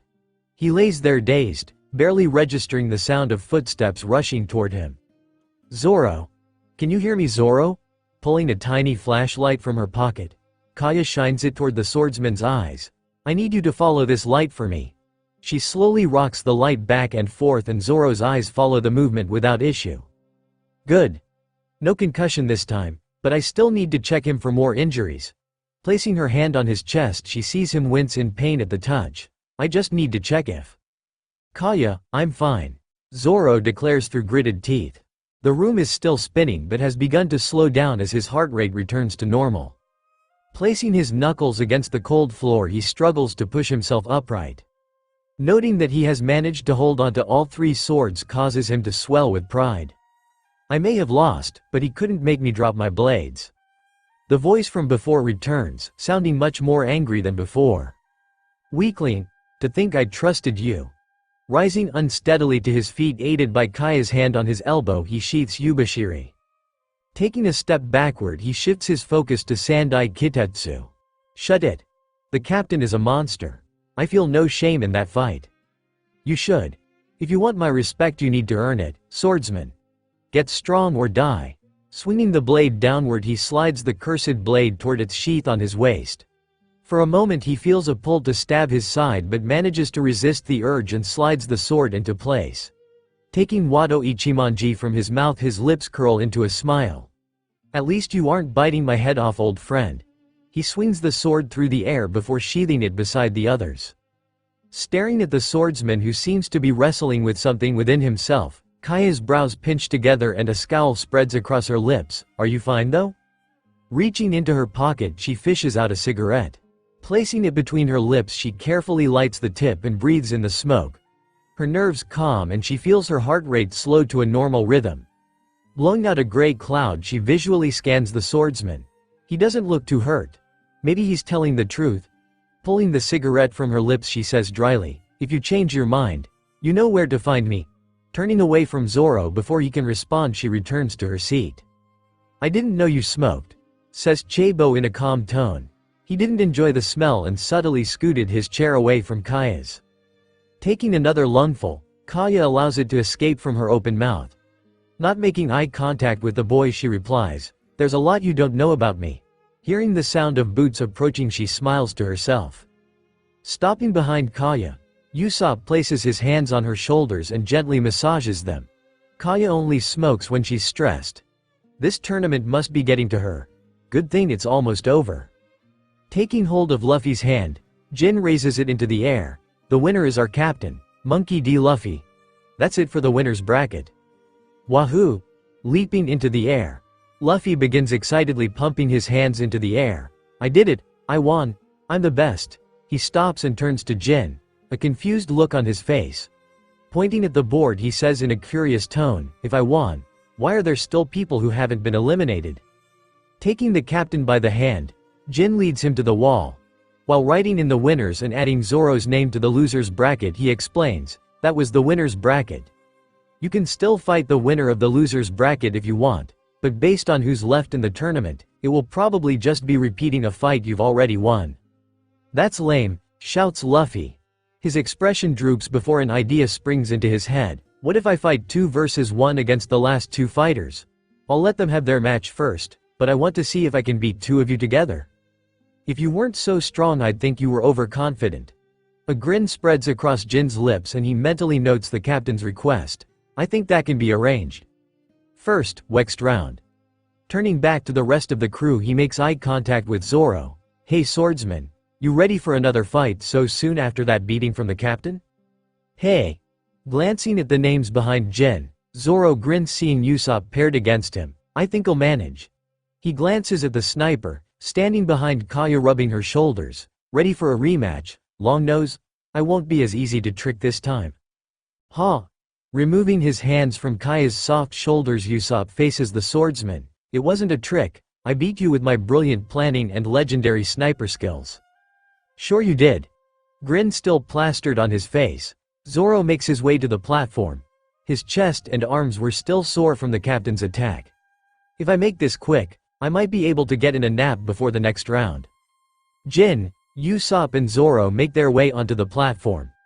The 2 fighters separate to their corners as Jin takes his position between them, preparing to signal the start of the fight. The sun grazes the horizon as a golden glow spreads across the water's surface. Once bright and blue, the sky is now a rich orange, broken up by clouds across its surface. It would be a beautiful moment if there weren't a dozen gigantic sea monsters surrounding the ships. "On your left," shouts Johnny as he takes his position beside Yosaku. With swords ablaze, the pair face down a particularly persistent sea king. The beast is covered in pitch-black scales that seem to suck the light out of the air around it. Looming over the bow of the ship, it appears ready to strike. Its eyes, the color of blood, are trained on the swordsman and its mouth is filled with rows of jagged teeth. With a roar as loud as thunder, the Sea King dives toward the small humans on the deck. Opening its mouth wide, it attempts to swallow them whole. Blades swinging through the air, Johnny and Yosaku strike the titanic monster's fangs. Flames leap from their swords, engulfing the Sea King's jaw. The beast roars in shock and pain, jerking back violently. Twin flames race down its jaw, competing in a deadly sprint across its scales. With each fiery touch, scales fall away, exposing vulnerable pink flesh underneath. The Sea King lets out another thunderous roar before plunging into the ocean. As the icy water engulfs its fiery body, plumes of steam hiss into the air, extinguishing the blue fire in a dramatic display. Panting for breath, Sanji stares at the glistening body of a Sea King that towers before him. "Why won't you just stay down?" He watches as the creature lifts his gaze to the forward and rear crow's nest. "Not this again. I have to keep him away from Jimmy and my sweet Nami Swan." Anger burns in his chest and he shouts, "Your fight is with me, you ugly snake." Snapping its focus back on the chef, the Sea King dives towards the deck. Shoving his hands into his pockets, Sanji patiently waits as the creature dives towards him. Just before impact, he leaps into the air, Menton. His foot snaps forward, slamming into the creature's chin. For a split second, the beast seems unfazed before its eyes roll back and its jaw slams shut. Landing gracefully on the deck, Sanji's lip curls into a grin as the creature is launched backward into the ocean. With a loud splash, it drops into the water. Digging around in his pocket, he retrieves a cigarette and places it between his lips. Removing his lighter, he ignites the tip and fills his lungs with smoke. That was the 5th time I've knocked it back. Let's see if this one sticks. Gray vapors escape his lips as he remains focused on the sea, which has begun to churn, indicating the Sea King's imminent return. Pressing a finger to her ear, Nijiko unmutes her den-den-mushi. What's the status up in the nests? She mutes herself, not wanting to cause unintentional noise on the line while the others report in. There is a brief pause before Nami's voice cuts through on the line. She is panting, still recovering from the long climb to the crow's nest. 2 more are approaching from the rear. She audibly gasps for breath before continuing. At their current speed, we have a few minutes before we need to deal with them. Her voice is replaced with Jimmy's. We are mostly clear in the front. Just the big red one left to deal with. Johnny and Yosaku are doing a good job keeping them back from the ships. Unmuting herself, Nijiko replies, "Good. Let's focus our fire on the red one and try to drive it back before switching cannons to deal with the new arrivals." A chorus of voices reply in unison. "Aye. Let me know when you have the target in sight." Muting herself again, Nijiko places her hand against the metal barrel of the cannon. She carefully lines up a shot at the approaching Sea King. Leaning forward, she presses her right eye against the sight and gasps. "Is that?" Frantically stabbing at her den-den-mushi, she unmutes herself. "Does anybody see?" "Yep," comes Tamanaji's voice over the line. The line goes silent before his voice returns. "Is that who I think it is?" Muscles straining, Hatchin holds a Sea King's mouth apart with his hands and feet. Beads of sweat along his forehead threaten to obscure his vision as he fights to keep the creature's jaws from closing.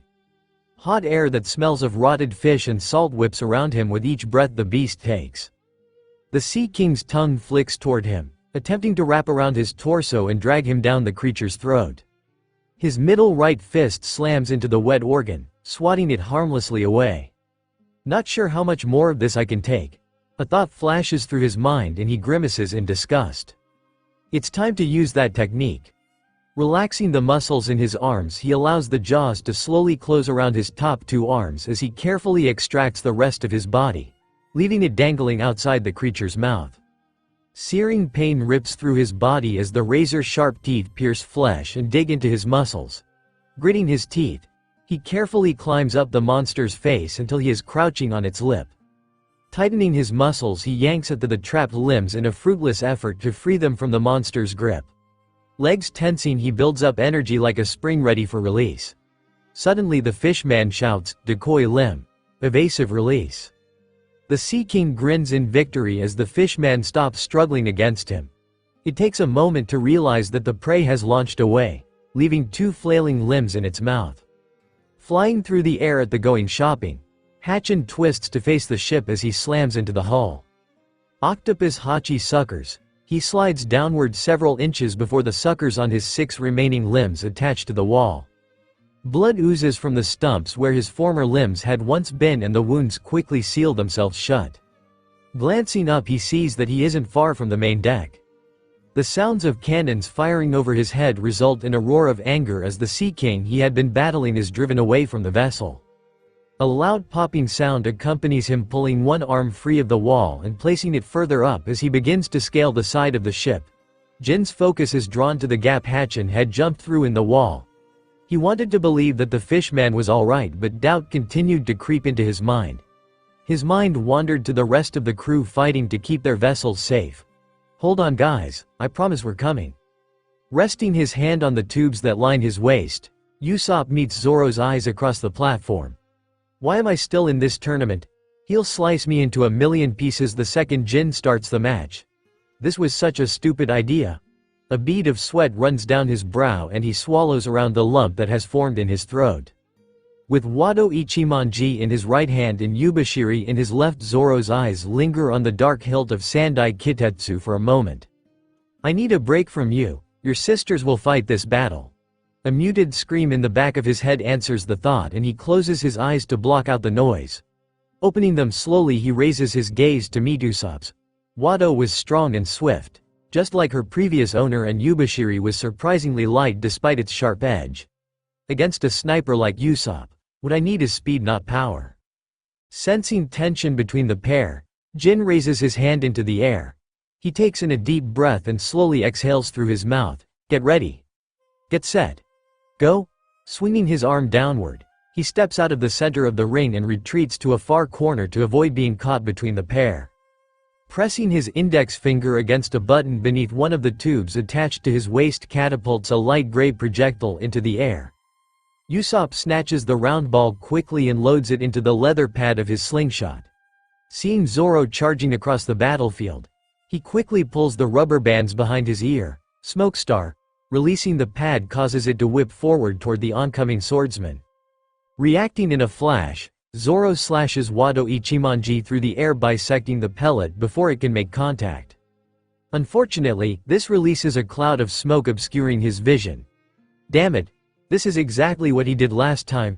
Skidding to a stop, he spreads his arms to either side, blades aimed upward, two-sword style. Spinning in a tight circle, he swings Yubashiri horizontally through the air. Hawk Wave.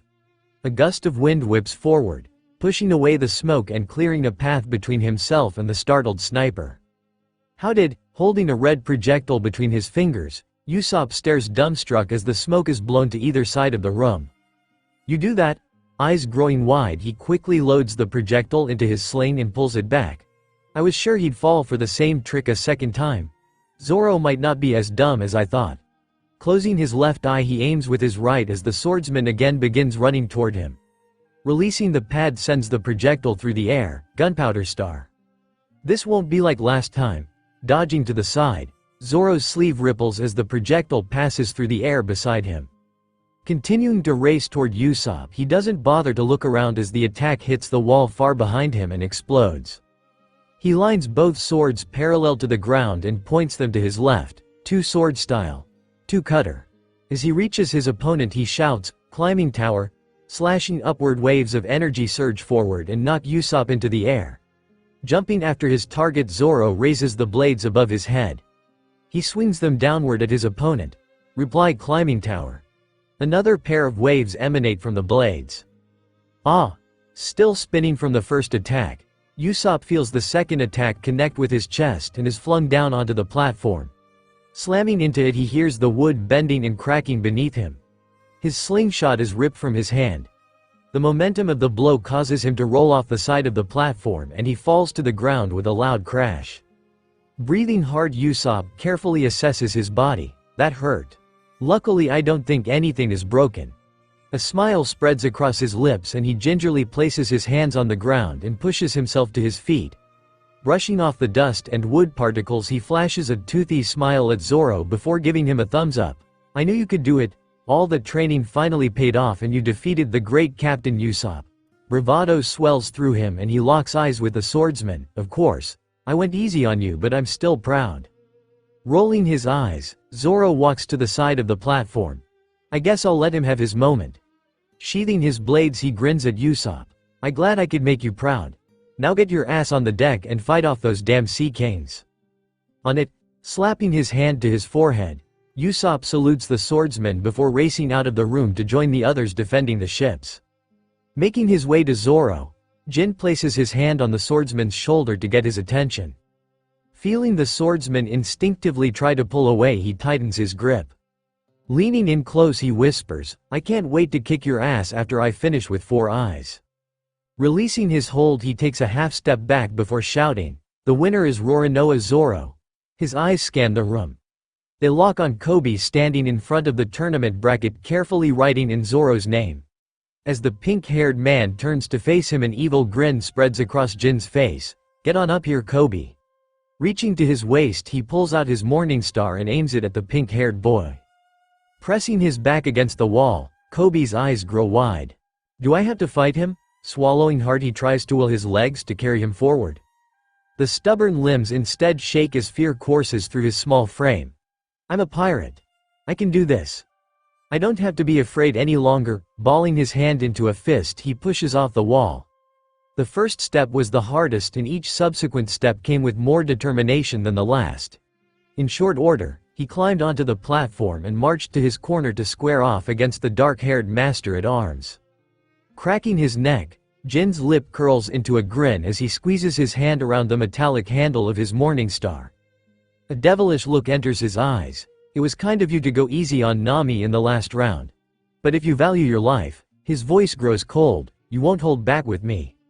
Licking his lips, Kobe draws his club from its holster around his waist. The weapon hangs limply at his side as he stares at his opponent.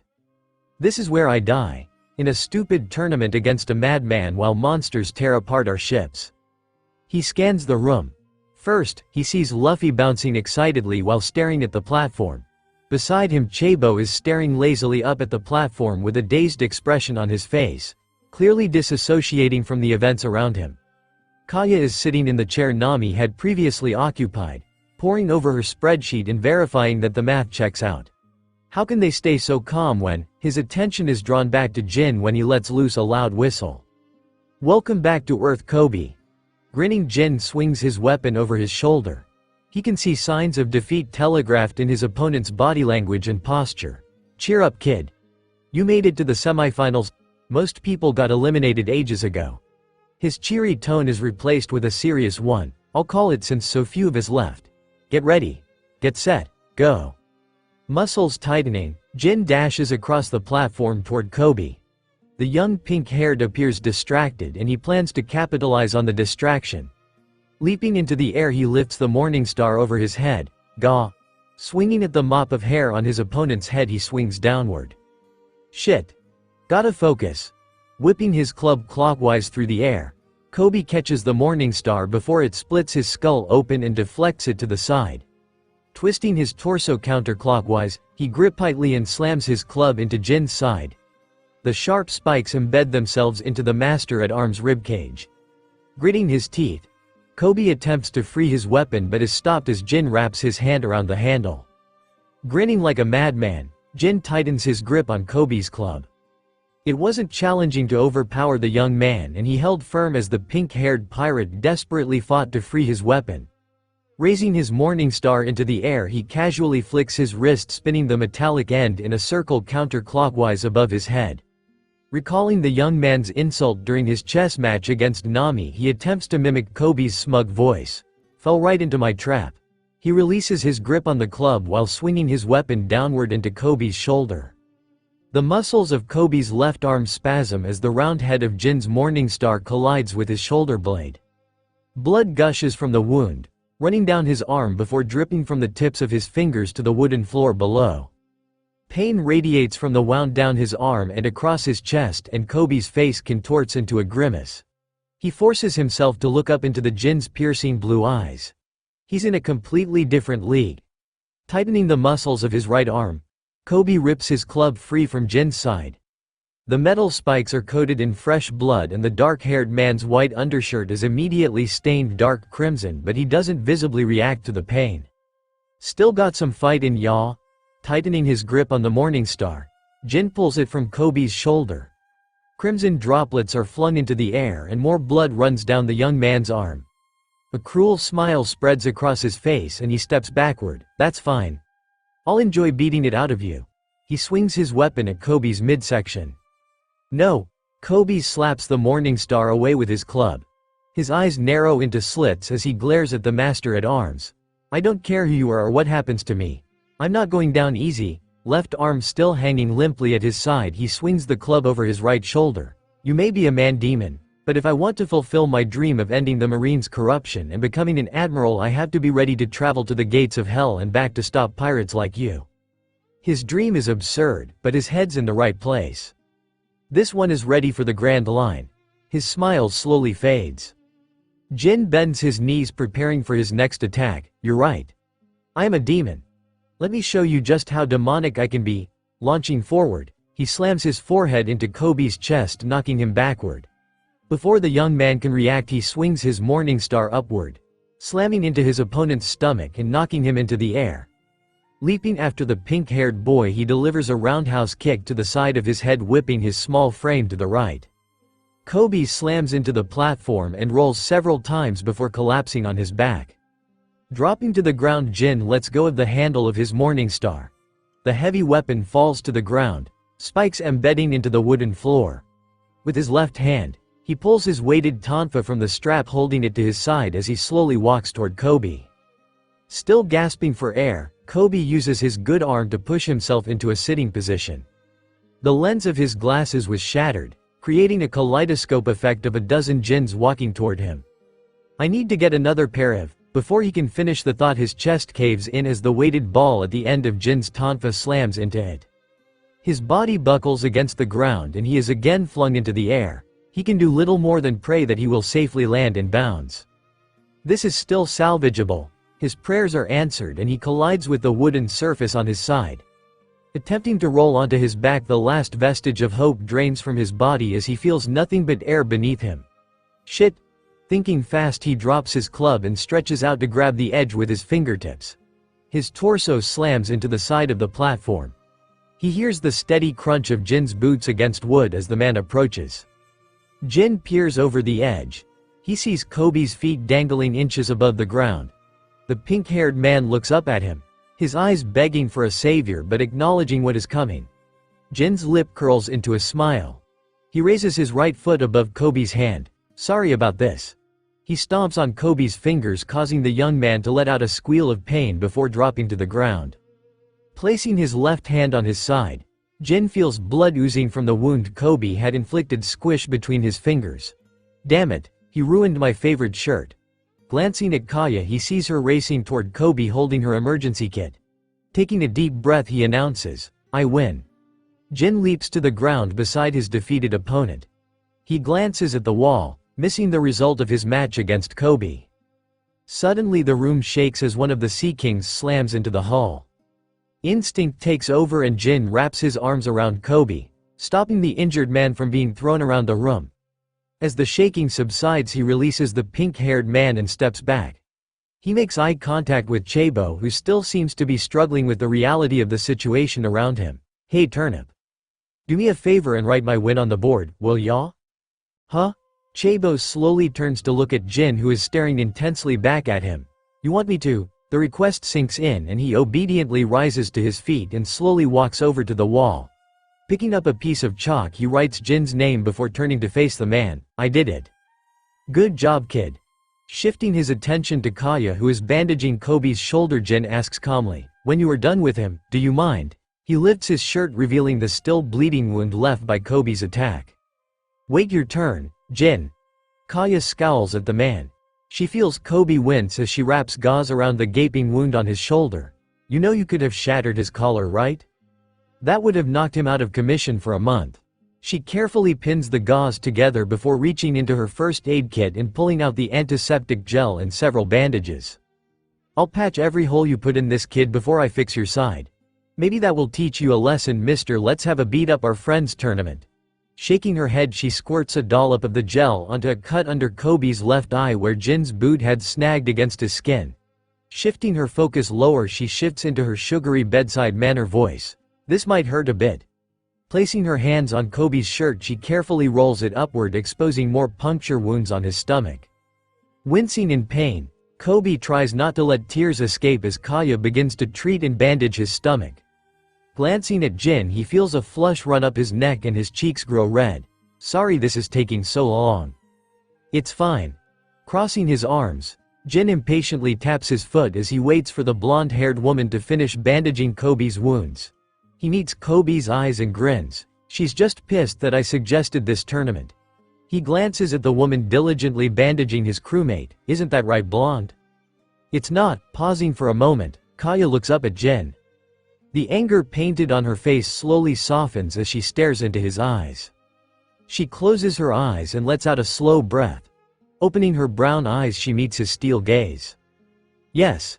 I'm mad about the tournament, but I understand why it had to be done." She glances past him at Zoro leaning against a nearby wall with a wicked grin on his face. This ship was a powder keg and you were trying to help. She shifts her focus back to Jin. Next time, please talk to me first. We are getting dangerously low on medical supplies. She opens her first aid kit to demonstrate inside. I guess I can always get out one of the other kits Hatch and picked up in Logatown, but we need to conserve our resources for the Grand Line. I didn't think about it like that. Studying the box's contents, Jin's face softens and he looks down apologetically. Suddenly an idea occurs to him. Reaching into his pocket, he pulls out 5,000 belly and hands it to Kaya. Refill the kit on me. It was my idea, I can take responsibility for the cost. You don't have to, taking the bills. Kaya appears surprised as she carefully places the money into the kit. Thanks.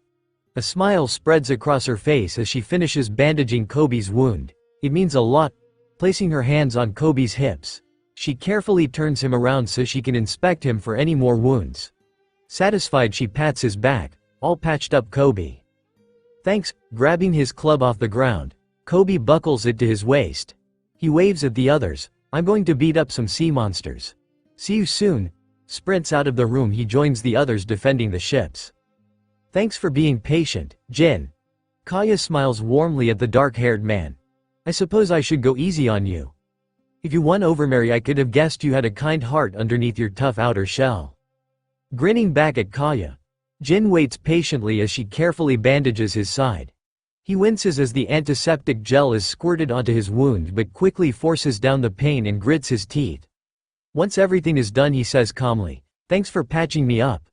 Shifting his focus to Zoro, he shouts, "You ready, swordsman? Let's finish this thing." Finally, pushing away from the wall, Zoro marches toward the center of the room. Wrapping his fingers around Wado Ichimonji's hilt, he draws the blade before leaping onto the platform. Bending his knees to absorb the shock, he lands on the wooden platform. Straightening his legs, he casually places the hilt of the white blade between his teeth. Reaching down, he takes hold of Yubashiri and Sandai Kitetsu. In a single fluid motion, he draws both blades and swings them through the air. The hum of steel reverberates in front of him, sending a tiny shiver down his spine. It's time. The voice of his cursed blade blasts through his mind.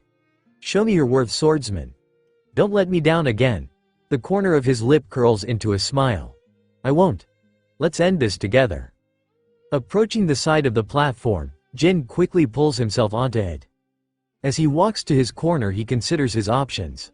I'd be a fool to fight him with a sword. My axe is too heavy and slow to go up against his three-sword style. Stopping by the morning star he had previously dropped, he picks it up and weighs it in his right hand. This is a bit heavier than my tonfa but makes up for it with the spikes. It's a good option. Reaching behind his back, he unbuckles his shield and removes it from its holster.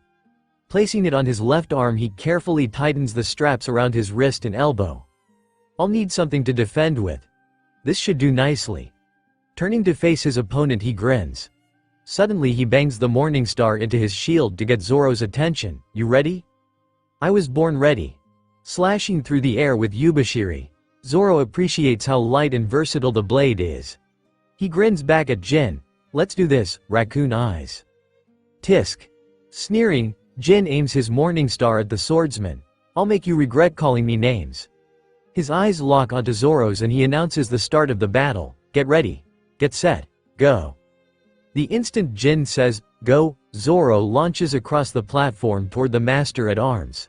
He crosses both arms across his torso, three-sword style. He continues to pick up speed as he races toward his opponent, Ogre Cutter. Clamping his jaws together, Jin slides his right foot backward to brace against the oncoming attack. Bringing the shield in front of his body, he tenses the muscles in his arm in preparation for impact. The clatter of three swords striking his iron shield in unison fills the room. He feels the metal bite his skin as each strike dents in his shield, bending the iron into his flesh. Muscles still tense, he pushes the shield forward, shoving Zoro away and providing a small gap between them. Capitalizing on the moment, he swings his morning star at his opponent's head, raw. Forming an X with the blades in his hands, Zoro catches the morning star between them, stopping its progression just before it lands. He is surprised by how powerful the strike is and can feel the muscles in his arms vibrate as he holds back his Jin's assault. A bead of sweat runs down his brow and he pushes the morning star to the side and retreats backward out of range. His reactions are fast and he's a lot stronger than I expected. I need to be. His thoughts are interrupted as Jin charges toward him, swinging his morning star. Gra! Swinging the morning star horizontally clockwise at Zoro's face, Jin is again stopped by Zoro's blade. Gritting his teeth, he attempts to force the sword aside but is again repelled by the experienced swordsman. He's stronger than the others.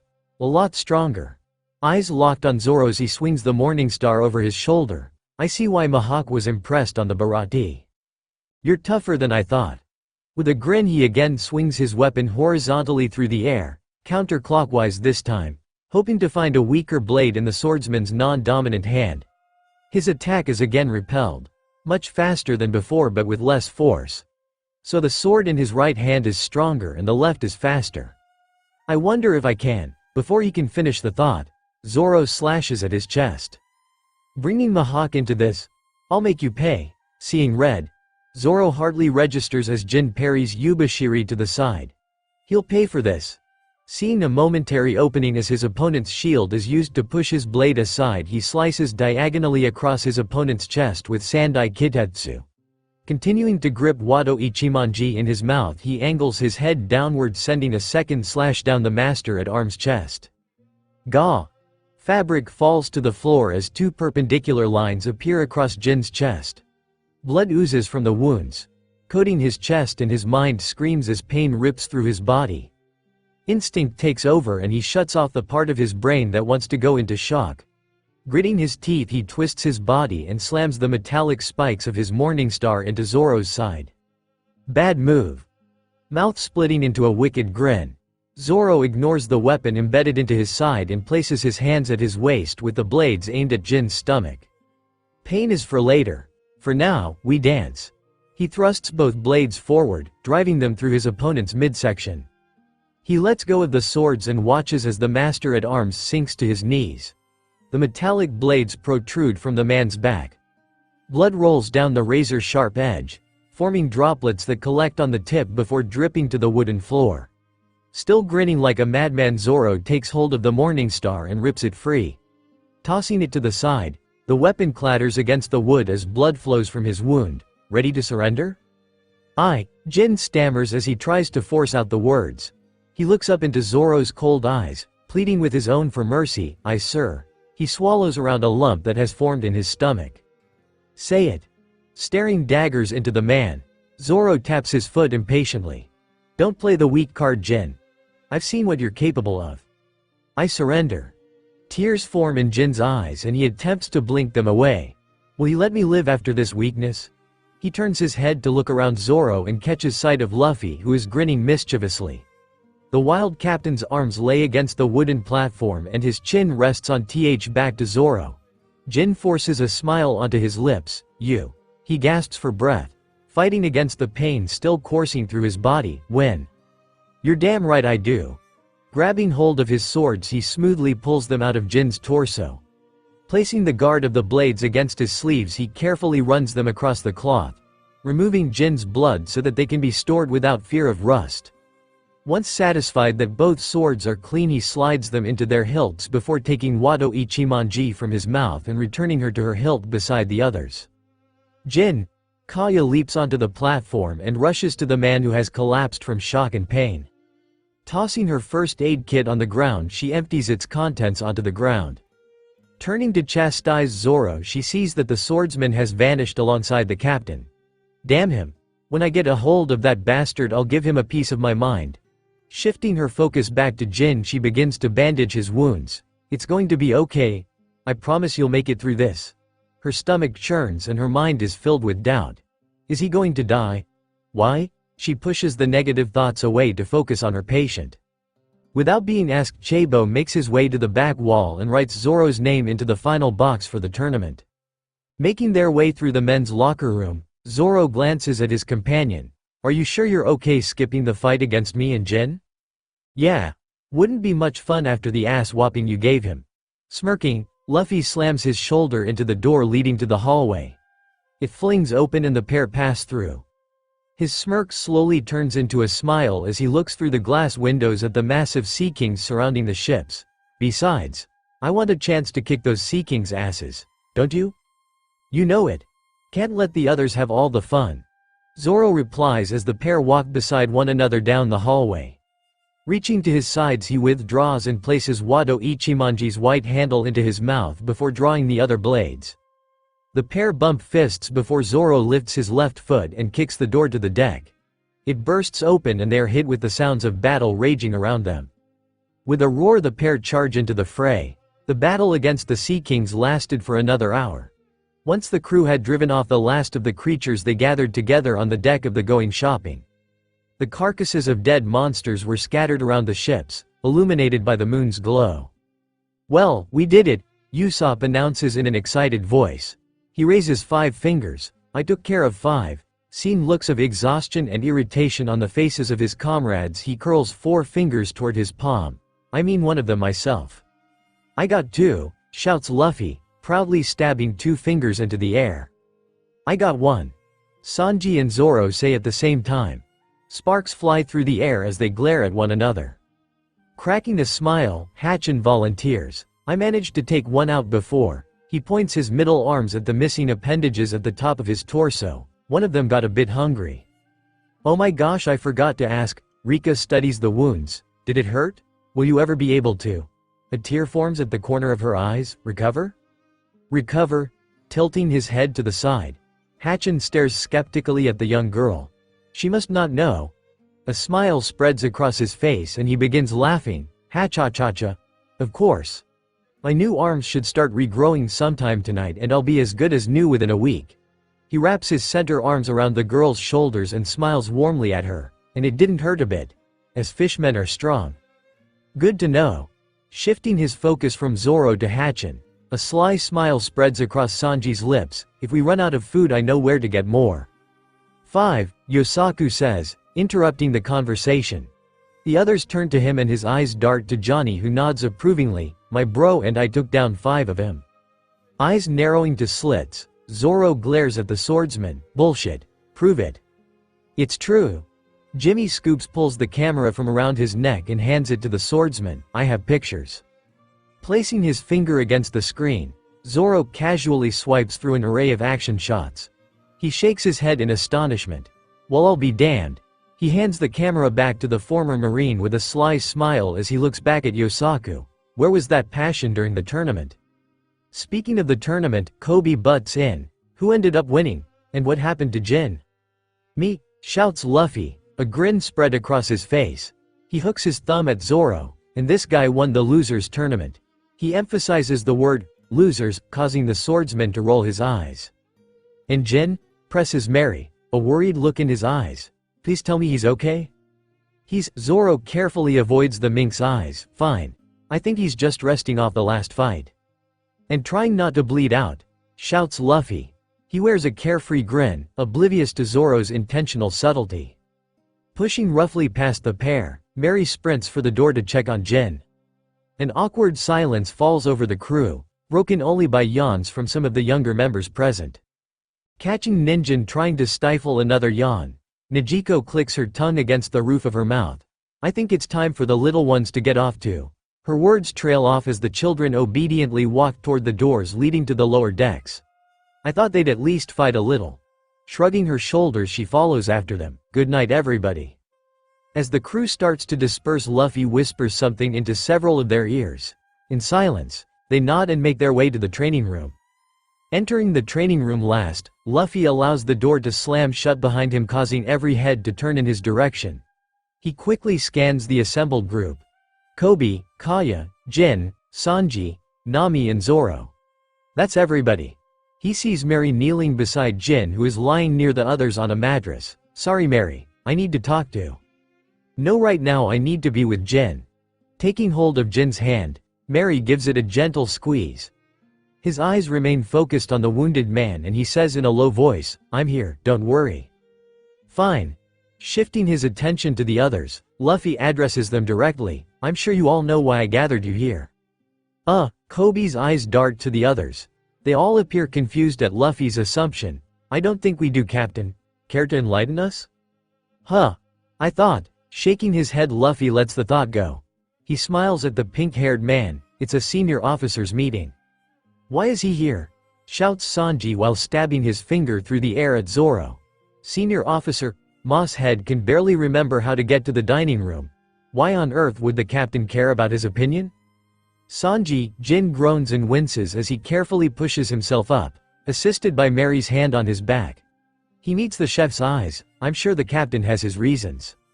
Yep, calls out Luffy in an upbeat tone. He pushes past the others to stand beside Jin in the middle of the circle and grins at Sanji. I thought about it real hard. Zoro snorts and rolls his eyes. Sure ya did. Shooting a quick scowl at the swordsman, Luffy pushes forward.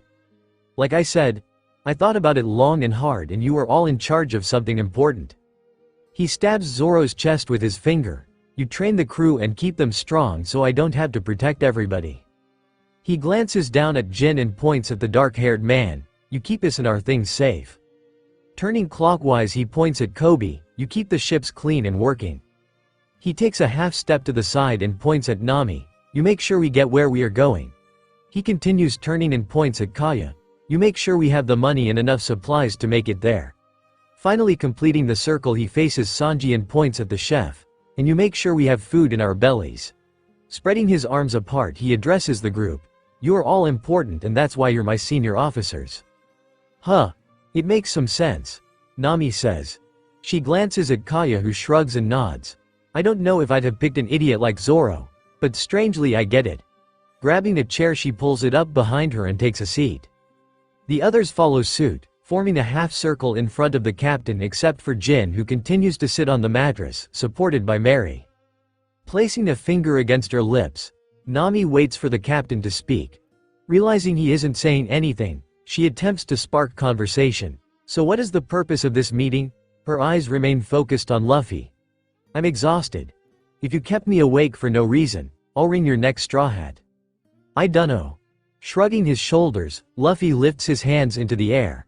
He sees the frustration and disappointment on the other's face and quickly follows up. It seemed like the right thing to do. Is there anything we should talk about? How about we talk about the tournament? Croaks Jin. He meets Zoro's eyes before casting his vision on the floor. I still can't believe he beat me. Taking a deep breath, he says more confidently. Did we get anything useful out of it? Are there any crew members who could use some coaching before we get to the Grand Line? Yeah, squeezing his hands into a fist. Zoro places his knuckles under his chin as he thinks about the question. I was surprised how fast Usopp's boys were eliminated. Other than Carrot, none of them put up much of a fight. Nodding along to the swordsman's words, Nami adds, my sister didn't fare too well either. All of them could use extra help. How about Johnny and Yosaku? Jin asks. Grabbing Mary's arm, he carefully pushes himself to his feet. Those two went out they would. Why won't you rest? Mary wraps his arm around Jin's waist and leads him to a chair so that he can at least sit. Hey. I thought the same thing. Agrees Zoro. His lips curl into a sly smile. But you didn't see what they did to those Sea Kings. They took down more than the rest of us combined. Seriously? Jin's eyes shoot open and he looks to the captain for confirmation. How is that possible? She. Luffy tosses his head back and roars with laughter. Catching his breath, he looks back at Jin. It's true. Shaking his head, Jin leans back in his chair. Either they are bullshitting me or those two have been holding back. He ponders the rest of the combatants. So what do we do about the others? Bringing his hands down to his knees, Zoro strums his fingers across his pants as he ponders the question. I'll figure out something. Ijiko needs to learn some combat basics to stand a chance. Onion is pretty smart, but he keeps getting lost in his head, and Pepper, he purses his lips. We've gotta figure out a better solution for those trick arrows. Usopp was working with him on options after he was eliminated. Volunteers Kaya. If anybody can figure it out, it's Usopp. I already told Johnny I'd give him and Yosaku some pointers. Jin's lips curl into a grin. We could get Nijiko and the kids in there as well. He begins to lean forward but is stopped by a sharp pain in his stomach. Surrendering to the pain, he relaxes against the back of the chair. What about Sam? I thought he'd do a lot better than he did. Nami practically spits out. She scowls and crosses her arms. Don't remind me. I can't wait to be rid of that creep. Smirking Zoro raises his eyebrows at the navigator. Did he get under your skin, witch? Watch it, shouts Sanji, leaping to his feet. He turns to face the swordsman, his nostrils flaring. Show some respect. Nami Swan is allowed to dislike him. Turning to face the navigator, his anger melts away and a goofy smile spreads across his lips. I'm so sorry you had to hear his filth, milady. He returns to his seat, still grinning like a fool. The door to the room opens and closes quietly, unseen and unheard by the crew who are deep in conversation. Nami buries her face in her hands to stifle her giggles. So cheesy, does he think that works with women? Before Zoro can shout back at the chef, Kaya says in a calm tone, there's something off with Sam. The others turn to her. Seeing the confusion on their faces, she continues, he lost over 500,000 belly and hardly seemed to notice or care. That's not normal. There is something strange about that guy. Kobe says slowly. He chews on his bottom lip as dots connect in his head. He fought a lot harder in Logatown than he did today. Why would he do that? What do we know about this guy? Not a lot, replies Kaya matter-of-factly. Her eyebrows lower and she runs through a mental list of the information they have about the drunkard. When he found us in Kokoyashi village, he was on his way home from his daughter's wedding. He said he lived in Alabasta on the Grand Line and would sail with us until he got home. All we can do now is speculate. The others look to Jin and nod in approval. He continues, I'll keep an eye on him, but until we have something concrete we just have to treat him like any other paying passenger. Jin's right, we aren't going to get anywhere speculating. Nami grimaces. We have more important things to discuss. As much as I dislike that old creep, we need to focus on what's important. Her gaze drifts to the gap in the wall left by the Sea King. She bites her bottom lip. We've got to do something about that. Pointing at the gap in the wall, every other head turns to follow her gaze. Anybody could come through. Arrival crew, bounty hunters. Her voice trails off to a near whisper, more Sea Kings. You're right. Unwrapping his arm from Jin's shoulders, Mary rises to his feet. He takes several steps toward the wound in the hull and makes a box with his hands framing it. I know I wasn't invited to this meeting, but I would be remiss if I didn't speak up. Pepper and I will attend to it post-haste in the morning. Turning to the others, he addresses the group. What we need to figure out is. His eyebrows pinch together as he mentally counts off those in attendance. Jin, Kaya, Kobe, Nami, Sanji and Zoro, which just leaves. He continues in a much more worried tone. Where did Luffy go? God damn it, Straw Hat! Shouts Sanji, leaping to his feet. He charges for the exit, rage painted on his face. He's going to steal all our food. Thoughts race through his head.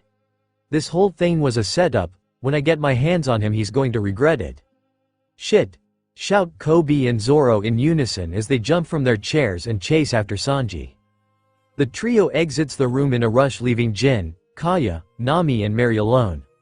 So, Kaya laces her fingers together and rests her chin on them. Are we planning on taking the comm belt to the Grand Line or going the other way?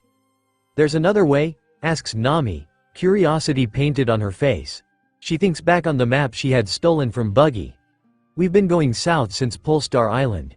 It seemed like the quickest way through.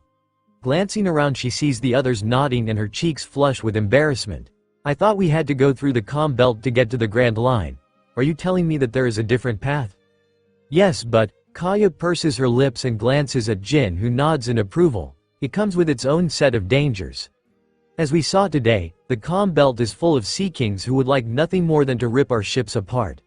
We might be able to fight them off, but it'll be at least another full day before we are through. The other way. Reverse Mountain. Interjects Jin, his voice cold and harsh. His beady eyes remain focused on Nami and he continues slowly. On my last trip to the Grand Line we made it to the top with little trouble. But the descent. He grimaces as memories of their fateful journey fill his mind. He shakes his head to dispel the thought. We almost lost our flagship. If our shipwright hadn't intervened she wouldn't have made it. Crossing the room and returning to his seat, Mary places his hand on Jin's back. He gently rubs the man's skin, trying to offer him comfort. Sounds dangerous. Why should we not just continue? Nami's words are cut off. A distant roar can be heard through the gap in the hull. So soon? I thought we would have more time. They won't stop, says Jin. He places his hands on his knees. Memories of his journey through the calm belt with the Krieg pirates race through his mind, and a stray tear runs down his cheek. Those beasts will keep attacking day and night until we are all at the bottom of Davy Jones's locker. He raises his eyes to meet Nami's. More tears threaten to escape as he continues. We lost 49 ships to those things. It was a miracle one escaped. To sail the calm belt is to dance with death. Then that settles it. Rising to her feet, Nami crooks her finger at Mary to follow her. We'll take Reverse Mountain. Thoughts race through her head as she makes her way toward the door. If you knew how dangerous it was, why did you let us get so far into the calm belt? Now I've got to stay up late trying to fix a problem you idiots let us sail into. Shaking her head as frustration boils inside, tension is clear in her voice. Mary, I need you to steer the going shopping. I'll take the going, Mary. We're getting out of here. Yes, milady. Removing his hand from Jin's back, Mary pushes himself to his feet and followed her. He glances back at Kaya. Please see that Jin makes it safely to bed, Miss Kaya. On the deck, Luffy limps toward the gangplank supported by Kobe and Zoro. Sanji grumbles as he angrily slams the door to the dining room closed and makes his way to the kitchen to clean up the mess left by the captain. Luffy grins as the trio walks across the deck. I almost got away with it. Idiot, replies Zoro while rolling his eyes. You could have just said you were hungry. But where's the fun in? Luffy spots Nami and Mary exiting onto the deck. Hey Nami. Hey Mary. Where are you two going? Oh, you know. Grinning at the captain. Nami joins the group as Mary makes his way up the stairs toward the flying bridge. Just changing course so we don't get eaten by sea kings. We decided to take Reverse Mountain instead of going through the calm belt. Luffy grins, not understanding a word the navigator is saying but happy to be included. He sticks up his thumbs and shouts, cool. The four cross the plank quickly and Nami makes her way to the galley while Kobe and Zoro guide Luffy down to the men's quarters. After escorting Jin to his room, Kaya carefully navigates to the vault. Putting in the combo to open the door, she bundles the remaining money Jimmy Scoops had provided at the beginning of the tournament and adds it to the stacks lining the walls. We'll need to pick up some trade goods when we get to the Grand Line. We've got almost 900 million belly in here. Running her fingertips across the bills, she thinks through the options. Based on our storage limitations, we should focus on small high-value products like art and perfume that won't take up a lot of space but can bring a high profit. Smiling as a plan begins to formulate, she carefully steps out of the room and closes the door. It clicks into place as the locking mechanism re-engages. Turning her back on the vault, Kaya makes her way out of the finance office and to her sleeping quarters. In his room, Jimmy Scoops carefully places his camera into the dock on his deck. The internal mechanisms hum before it begins printing pictures captured during the tournament. He casually makes his way across the room and flicks off the lights before walking to his bed and flopping on it.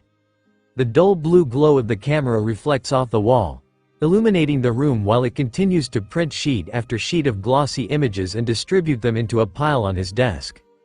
Placing a half-finished beer on the table in his small room, Sam pulls out a chair and sits down carefully. Closing his eyes, he takes a deep breath through his nose and slowly lets it out through his mouth. Feeling the ship's tilt as it begins to turn toward reverse mode and his lips curl into a smile. They've finally realized they were on the wrong path. Any longer and they wouldn't have synced to the right magnetic route to get me back to Alabasta. He feels an almost electric energy roll like a wave through his body. His skin tingles and he feels his flesh twist and tighten together, forming hard scales along its surface. His eyes snap open. The brown iris is gone, replaced by slitted reptilian pupils surrounded by a striking golden hue. Reaching under his desk, Sam's arm wraps itself unnaturally around a heavy wooden box and lifts it into the air. He carefully places the box onto the surface. In an instant, his body shifts back. Scales melt into his skin and the golden aura around his eyes vanishes as the slit compresses into a circle and his brown iris spreads out from the pupil. Placing his fingertips against the lid, he runs them over the surface, brushing away a layer of dust and revealing a red sun with 8 curved drops around it. A symbol typically emblazoned on Alabasta's flag. Letters can be faintly made out above the symbol, still partially obscured by the dust, ERTIP. Leaning back in his chair, he places his right hand over his mouth, running his fingers through the dark mustache above his lip as he gazes fondly at the box. It's time to go home. With a big yawn, Pieman stretches his arms above his head. A beam of light filtered through his curtain hits just below his eyes, illuminating his skin. Sitting up in the bed, he places his hand on his head and runs his fingers through the messy mop of green hair. Glancing at a small clock on the table beside him, he sees the glowing red numbers indicating that it is almost 8 o'clock. I wonder if breakfast is ready. Swinging his legs to the side, he pushes off the covers and rises from the bed. The cold floor against his bare feet sends a shiver up Pieman's spine, and he hurries to his dresser to find something to wear. Pulling out a pair of socks, he slips them quickly onto his feet before digging through the next drawer for a fresh shirt and pants. Nijiko will give me an earful if I wear the same thing 2 days in a row. Finding a fresh pair of jeans and a yellow shirt, he tosses them onto the bed. Discarding his clothing from the night before, he changes into the outfit on the bed before yanking on a pair of shoes. He grabs his room key from the table and stuffs it into his pocket. Satisfied that the new clothes will be enough to escape Nijiko's wrath, he makes his way to the door. Twisting the deadbolt, he turns the handle and pushes the door open. As he steps through, he pats his pocket to verify the key is safely tucked away before twisting the lock and closing the door behind him. "Hey, Pepper," calls out Ninjin in a sleepy voice. "Yo!" Grinning, Pieman sticks out his fist. The older boy smacks his fist against it before the pair high-fives and bumps their elbows together in a practiced ritual. Wrapping his arm around Ninjin's shoulder, the pair begin walking down the hallway. "Not waiting for Onion today?" A sly grin spreads across Ninjin's face. "Nah. If he wanted to be here, he'd be." "Guys, wait up," comes Tamanaji's voice from behind the pair. Ducking beneath Pieman's arm, he squeezes between the boys. He continues in a bubbly tone. "What are we doing today? Johnny said he would set up the virtual Den Den Mushi in the rec room if we asked. You guys want to do that?" Dropping his arm from Ninjin's shoulder, Pieman smiles at the excitable boy. "I've got some work to do around the ship. But that doesn't mean you two can't have fun." Punching Tamanegi playfully in the arm, Ninjin smirks. "I'll play with you, Onion. Sounds fun." The trio enters the dining room and sees several crewmates huddled together. Joining the others, they peek through the crowd and see a piece of paper taped to a wall. Battle ranks are based on a combination of yesterday's tournament and previous performance on the battlefield. Monkey D. Luffy Rorinoa Zoro Jin Kobe Usopp Hachin. Mary Nami Ninjin Sanji Johnny Nijiko Rika Sam Chow Chow. Pieman Tamanegi Yosaku. Note: you may challenge anyone of a higher rank in combat, and if you win, your rank will increase to reflect the victory. Interesting. Seeing his name far down on the list, Pieman feels a heaviness in his heart. At least I'm not at the bottom. But I'm pretty far from the top. Taking a deep breath, he forces himself to smile. "Let's get some food." "Heck yeah. 9th position. Not bad." Grinning, Ninjin laces his fingers together and hooks his hands behind his head. "Aw man," Tamanegi hangs his head in shame. Gloom is evident in his voice. "The only person I did better than is Yosaku." "And what's wrong with that?" Nijiko calls out to the trio. Making her way to the boys, she places her fingers under Tamanaji's chin and gently applies pressure, forcing him to look up at her. "He's at the bottom. You don't see him complaining, do you?" "No, Miss Nijiko." The boys say in unison. "Good." With a smile and a nod, Nijiko walks toward a table lined with food, followed by the boys. Picking up 4 plates, she hands the extras to the boys before scooping some food onto her own. "I expect you 3 to set a good example for the other kids on how to respond to hard news. Understand?" "Yes, Miss Nijiko." The boys say in unison. They exchange looks and roll their eyes before filling their plates and walking to an empty table to eat together. After finishing breakfast, Pieman makes his way to the workstation in the basement. As he makes his way down the stairs, he can't help but notice wounds on the ship left by the Sea King's attack. Poor Mary. He poured so much of himself into our ship's construction. It's hard to see them beat up like this. Arriving at the bottom of the stairs, he makes his way to the workbench. 3 men huddle around it, talking at a volume he can barely make out. Not wanting to startle them, he clears his throat. "Hey guys. Mind if I join you?" Indeed. Mary's usual calm tone is replaced by one of exhaustion. Making way for the youngster, he shuffles to the side. Taking the opportunity to squeeze between Mary and Usopp, Piaman looks down at the table to see blueprints of the Going Merry and Going Shopping marked up in red ink. He sees a large mark along the exterior wall of the training room and realizes it is the hole left by the Sea Kings. Counting the number of marks, he grimaces. Is all that from last night? More or less, replies Kobe, who is standing on the opposite end of the table. He points at several marks near the kitchen. We believe these may be from a scuffle several days ago between the captain and Sanji. What are we going to do? Piaman asks in a curious tone. We have to fix it. It's our duty. Merry says, hints of his exhaustion still present under the mask of a serious tone. He points at the lower decks. We'll start at the bottom and work our way up. He turns to Piaman. Do you mind gathering some wood? Nodding, Piaman hurries over to the wood and begins gathering logs under his arms. Either I'm getting stronger or this wood is getting lighter. A smile plays at the corner of his lips. I bet it's the first one. All this hard work is paying off. I'll grab my tools, says Usopp. Crouching down, he rustles under the table before picking up a toolbox and rising to his feet. Taking one last look at the blueprint, he turns and walks to the stairs. Picking up the blueprint for the Going Shopping, Merry shoves it under his armpit before bending down and picking up a toolbox of his own. Turning to Piaman, he addresses the boy before his words run short. Hurry up, Pepper. We haven't seen the youngster walking to the stairs with a full load. He smiles. Never mind. You were faster than I thought. He quickly catches up and the pair make their way up the stairs one after the other. Grabbing a broom and dustpan, Kobe chases after the others. Wait up, I won't have you covering the ship with sawdust like last time. After minor repairs in the finance office and storage room, the group continues to the living quarters. A small group stands together playing with a pair of virtual Den Den Mushi. Whoa! Shouts Luffy as he ducks out of the way of an unseen obstacle. He is wearing a helmet with blinders over his eyes and the snail just above his temple glows as it steadily shifts between different colors and hues. Making his way to Tamanegi standing several feet behind Luffy, Piaman asks in a low voice, "How is it?" He stares at Luffy, who rolls to the side before punching an invisible foe. Next to Luffy stands Johnny.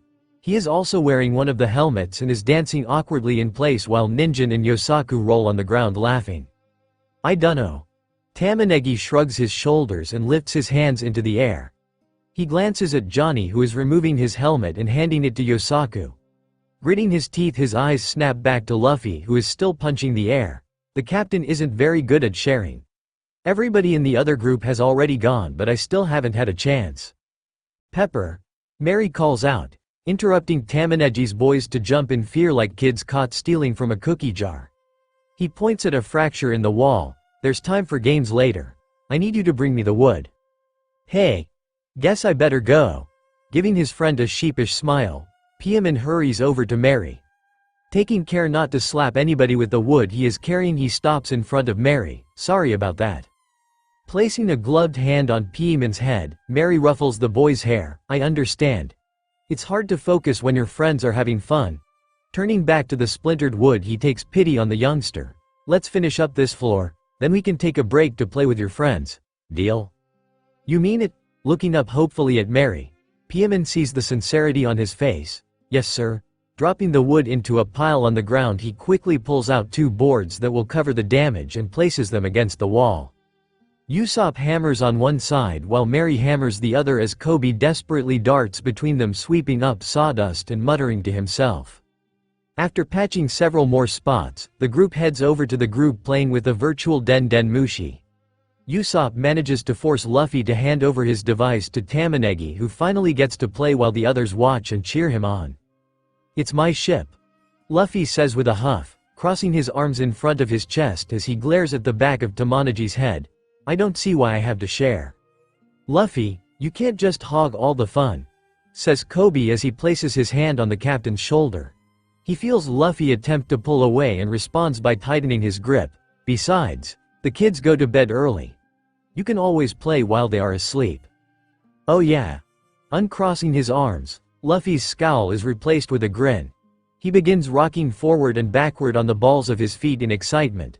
I forgot about their bedtime. I can play all night. After finishing a fight against an imaginary foe, Tamanegi pulls the helmet from his head. His forehead is soaked with sweat and he is panting at the exertion, I think. He gasps for breath. I'm done. He takes another large gulp of air, for now. Handing the helmet to Piaman, he dramatically collapses to the ground. Holding the helmet, Piaman stares down at it, studying the device. The snail attached to the exterior stared back at him with a bored expression. So how does this thing work? Lifting it into the air, he carefully slips it onto his head, lowering it slowly until the blinders cover his eyes. At first, he sees nothing but darkness, but a light flickers in front of him before the words, "Pick a game," stretch out across his field of vision. Whoa! How do I select a game? As the thought races through his head, the screen changes and he is given a list of games. Tilting his head up causes the games to scroll upward, and tilting it down causes it to scroll down, revealing additional games. Seeing an interesting one, he focuses on it. The wood chop challenge looks fun.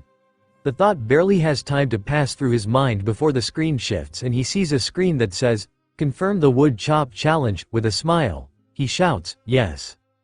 After finishing his game, Piaman removes the helmet and hands it to Luffy, who places it back on his head gleefully. Reaching down, he picks up the few remaining logs and walks to the stairs. Kobe and Mary follow after him, abandoning Usopp, who has been sucked into the game and was cheering for Ninjin as he swam through an unseen body of water.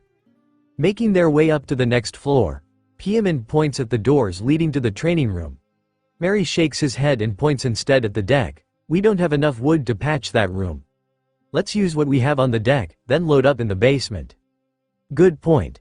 Nodding his head, Piaman makes his way to the deck. Pushing open the doors, he is initially blinded by the sun's rays and lifts his free hand to shield his eyes.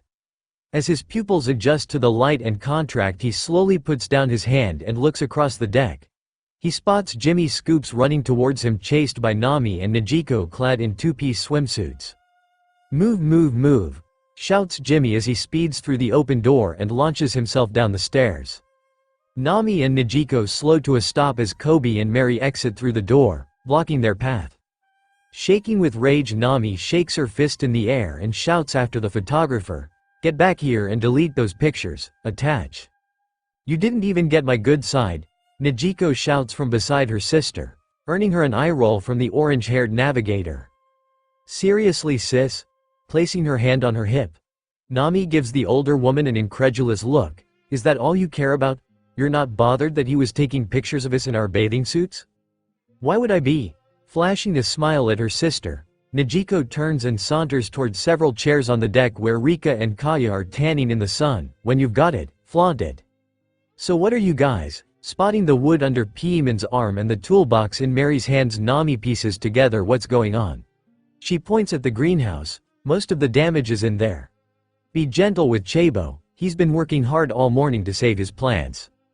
They look to see Chabo in a desperate battle against gravity as he scoops handfuls of dirt into a planter with a large crack down the center. With each scoop, more dirt is pushed out through the crack. "Oh no!" Kobe shouts as he begins running toward the greenhouse. Mary and Piaman follow close behind. Throwing open the door, he calls out, "Chabo, we've come to help." Upon entering the green room, Piaman sees tears running down the young boy's cheeks as he desperately tries to save his plants. "We have to hurry." Racing to the boy, he places a wooden board against the crack. Following close behind, Mary appears at his side and begins driving in the first nail. In a gentle tone, he tries to comfort his friends. "It's going to be okay, Turnip. We're here now." Broken from his fugue state, Chabo looks up at Piaman. In a shaky voice, he croaks, "Can we?" He sniffles and rubs at his face, wiping away his tears and leaving muddy handprints in their place. "Save them?" "We'll do our best." Mary's calm voice cuts through the boy's fear. Pulling out another nail, he starts hammering it into the other side. Shifting his focus to Piaman, he barks, "Get the next one in place quick. I want this planter sealed, so there are no gaps." "Yes, sir." Pulling out a second wooden plank, Piaman lines it flush with the first and presses it against the planter. "We make a great team." He smiles at Mary as the man begins nailing in the plank. Each blow from the hammer causes the wood to vibrate and he fights to keep it in place. As the duo patches the planter, Kobe approaches with his broom and dustpan. He smiles down at Chabo, "You've done a great job. Let me help you out." Fear enters Chabo's eyes and he instinctively spreads his arms out, covering the dirt on the floor. No, don't throw it away. I have seeds in this dirt. Placing the dustbin on the ground and leaning his broom against it, Kobe squats beside the boy and places a hand on his shoulder. It's going to be alright. I promise not to throw out your dirt. I'm just going to sweep it into the dustbin and dump it in the planter. Oh. Chabo's cheeks flush as he realizes his mistake. He attempts to hide his face from the man. I'm sorry, It's okay. Patting the boy's shoulder once before standing up, Kobe smiles down at him. We're all doing the best we can. We'll finish up in here, then head to the kitchen. It's almost lunchtime and you look like you haven't eaten all day. Nodding his head, another tear runs down Chabo's cheek. Head his knees and casually rocks forward and backward. I couldn't. Not when my plants were. He unwraps an arm and motions at the dirt around him. In this state, it doesn't take long to finish repairing the planters. The foursome enters the kitchen through a side door. They are greeted by a conversation already underway between Sanji and Hatchin. Couple days is my birthday. Not that anybody here cares. Flames leap from a pan and Sanji turns off a burner before covering the top and allowing the dish to cool. He turns to the new arrivals. What do you want? If you're trying to get some extra food, just making some repairs. Raising his toolbox to show the chef, Mary walks to one of the damaged cabinets and begins riffling through the box looking for supplies. Hurrying after the older man, Piaman sizes up a crack on its surface. I'll need something small we can blend in. Carefully placing the wood on the ground, he riffles through it until he finds a wedge piece. Placing it against the crack, he carefully slides the wedge in until it is stuck. He glances at Mary. Can I borrow a chisel? Without responding, the older man hands him the tool and carefully removes the excess wood until it is flush against the surface. Stepping around Mary, he places the chisel back into the box and picks up a bottle filled with wood stain. This looks like a match. Making his way back to the cabinet, he pops open the bottle and reaching into his pocket pulls out a small brush that he dips into the container before carefully applying it to his patch. As Kobe and Chabo walk past the chefs and head into the dining room, Hatchin continues the conversation that the new arrivals had interrupted. Well, I care, Sanji. What do you want to do for your big day? Hey. Grinning, Sanji dumps an assortment of freshly chopped vegetables into a pot of boiling water and covers them with a lid. As long as I get to see my sweet Nami Swan and Miss Najiko, I'll be happy.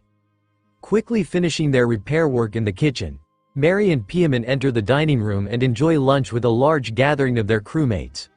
Once the meal is finished, the pair travel to the basement to gather more supplies to repair the training room. They see Usopp hunched over the work desk with a collection of arrows, glue and magnets. Hey, Captain Usopp, Piaman asks in a hesitant voice, what are you doing? Turning to the new arrivals, Usopp flashes a thumbs up. I'm upgrading these arrows. Check it out. Picking up an arrow, he places his fingers around the arrowhead and quickly pops it off. Digging through his pocket, he pulls out a flame strike head and places it against the end of the shaft. It snaps into place with an audible pop. Aiming the arrow at Piaman, he grins. Pretty neat, huh? Oh my gosh, that is so cool. Racing over to the man, Piaman gently takes the arrow from his hands and studies it. Placing his fingers against the arrowhead, he feels slight resistance before it pops loose. That's amazing. Thanks, Captain Usopp. Throwing his arms around the older man, he hugs him tightly. Usopp returns the hug, lifting the boy into the air before gently placing him back on the ground. Detaching himself from Piaman, he gives the boy a serious look. Now, no more interruptions. I have important work to do. Turning back to the bench, he begins working on the next arrow.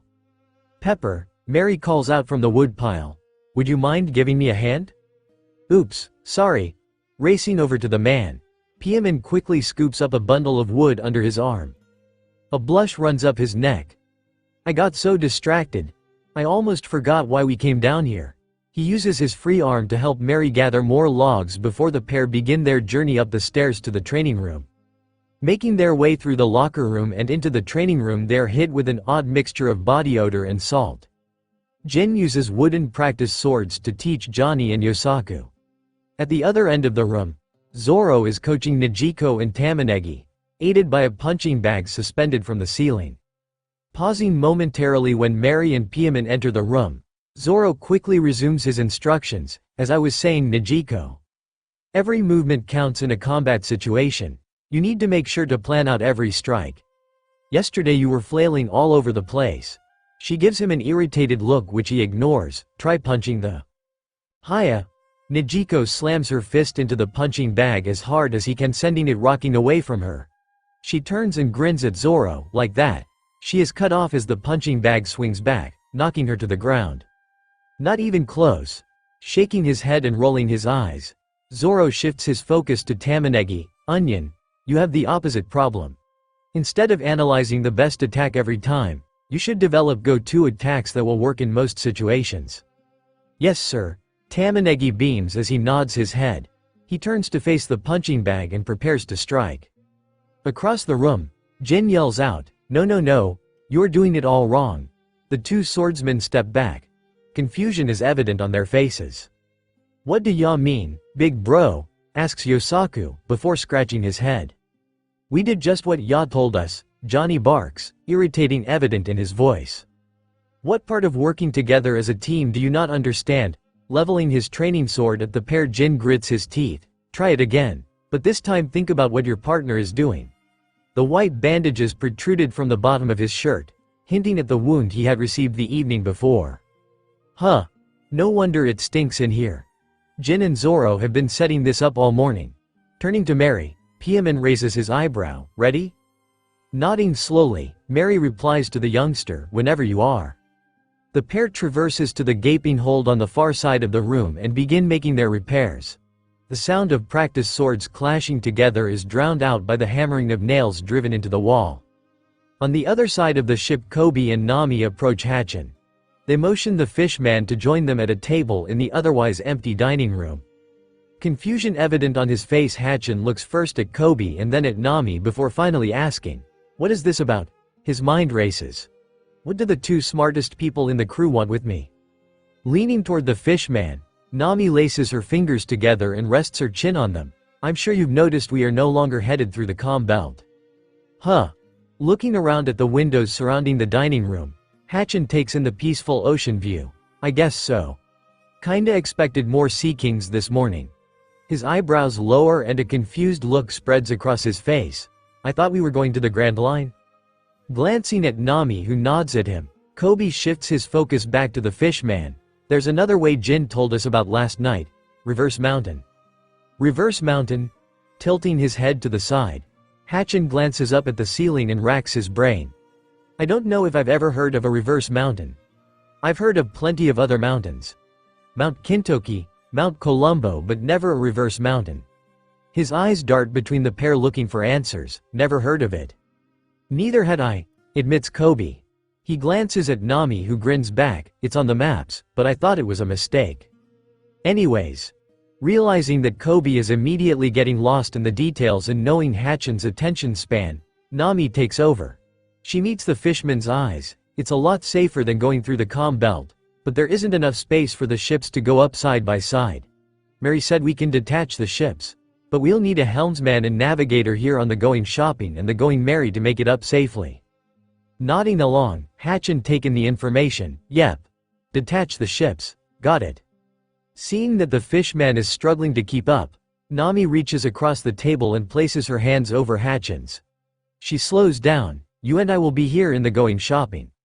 Pausing a moment, she lets him take in the information before continuing. "We'll go up first and the Going Merry will follow behind." She glances at Kobe and gives him a reassuring smile. Biting his lip, Kobe forces himself to stay calm despite knowing what is coming next.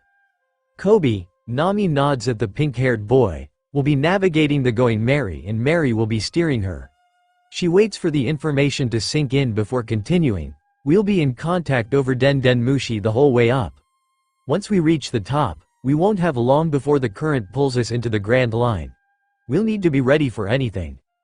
There is silence for a moment as Hatchin digests the information. Pulling his hands away from Nami's, Hatchin leans back in his chair. His eyes drift to the ceiling as he thinks through the information, but who will? His words trail off as he remembers that Mary had piloted the ships before his arrival. But what about? He again stops as he remembers Nami's near photographic memory and her ability to stay calm under pressure. They have thought of everything. Bringing his focus back to the pair, he sits up straight. A smile spreads across his lips. It sounds fun. When will we get there? A smile spreads across Nami's face. The orange glow of the setting sun beaming in through the window bounces off her smooth skin. Sunrise tomorrow. Several levels down, in the finance office, the black Denmushi's eyes open wide. Its shell glows, bathing the empty room in a blue glow.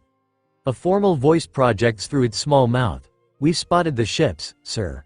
They are. Static overtakes the voice, but it quickly returns. Reverse Mountain. What are your orders? Good. A second deeper voice replies over the line. Round up the fleet. We'll intercept them in the morning. There is more static for a moment. The static clears and several dozen voices reply in unison, yes sir.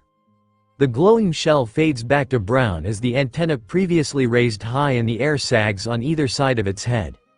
The snail's eyes close and it drifts off to sleep. The ships continue through the night toward their destination. As the first rays of light spread across the waves, they reveal a flurry of activity. Are you ready, Pepper? Shouts Mary from the deck of the Going Merry. In his hand is a nail puller lined up with one of the larger nails attaching the gangplank to the deck. On either side of Piemon, Johnny and Yosaku are holding the sides of the gangplank that has already been unfastened from the going shopping. The swordsmen brace themselves against the side of the deck, muscles bulging as they fight to hold the ships together. Beads of sweat roll down their necks, soaking their shirts. Yes sir. Piemon shouts to the older man. He glances down to verify that nothing is left connecting the ships. Seeing nothing of note, he looks back up and smiles at Mary. Let's do it. Pushing down on the handle, Mary feels the heavy nail slide easily from the deck and gangplank. The nail is flung into the air and flips several times before landing on the deck. He repeats the process with 3 other nails. Once the gangplank is free, he scrambles forward and grabs the wood plank before it slides out of reach.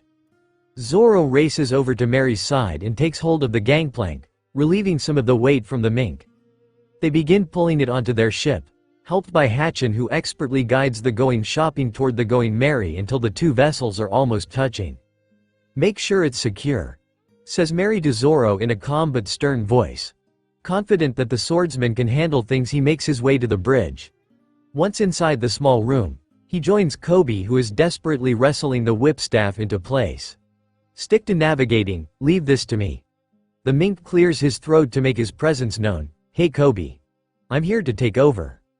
Finally, releasing the whipstaff, Kobe drops backward onto a couch, gasping for breath. He watches as Mary takes his position and corrects the ship's course with a few subtle moves. I'm glad he's steering. Otherwise, we'd be doomed. On the flying bridge of the Going Shopping, Nami runs through a checklist of items in her head. Supplies stored. Check. Sails drawn. Check. Gangplank secured. Pressing a finger against the Denmushi in her ear to unmute herself, she asks, "What's the status on the gangplank?" Silence hangs in the air before Tamanaji's voice cuts in. Gangplank is secured. From his position on the rear crow's nest, he had the best vantage point of both ships. Check. A smile spreads across Nami's lips and she mutes her Denmushi. Walking toward Hatchin, she wraps her arm around the fishman's back. It's time, Hachi. A smile spreads across Hatchin's face. Finally decided to forgive me, little human? Don't push your luck.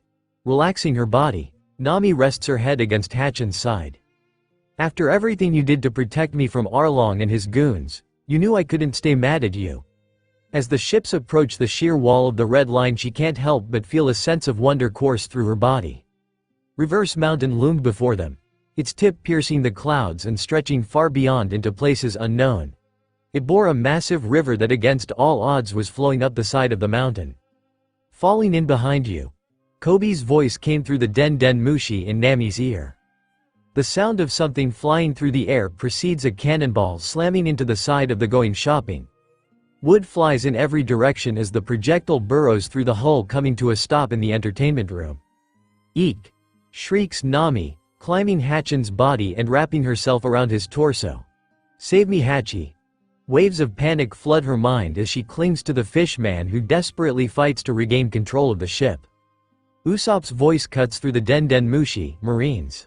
Nami, I need. Hatchin attempts to swat at the girl who clings tightly to his chest. You to move. I can't see. He feels Nami relax and slide down his body, freeing him to grab the wheel with all of his hands.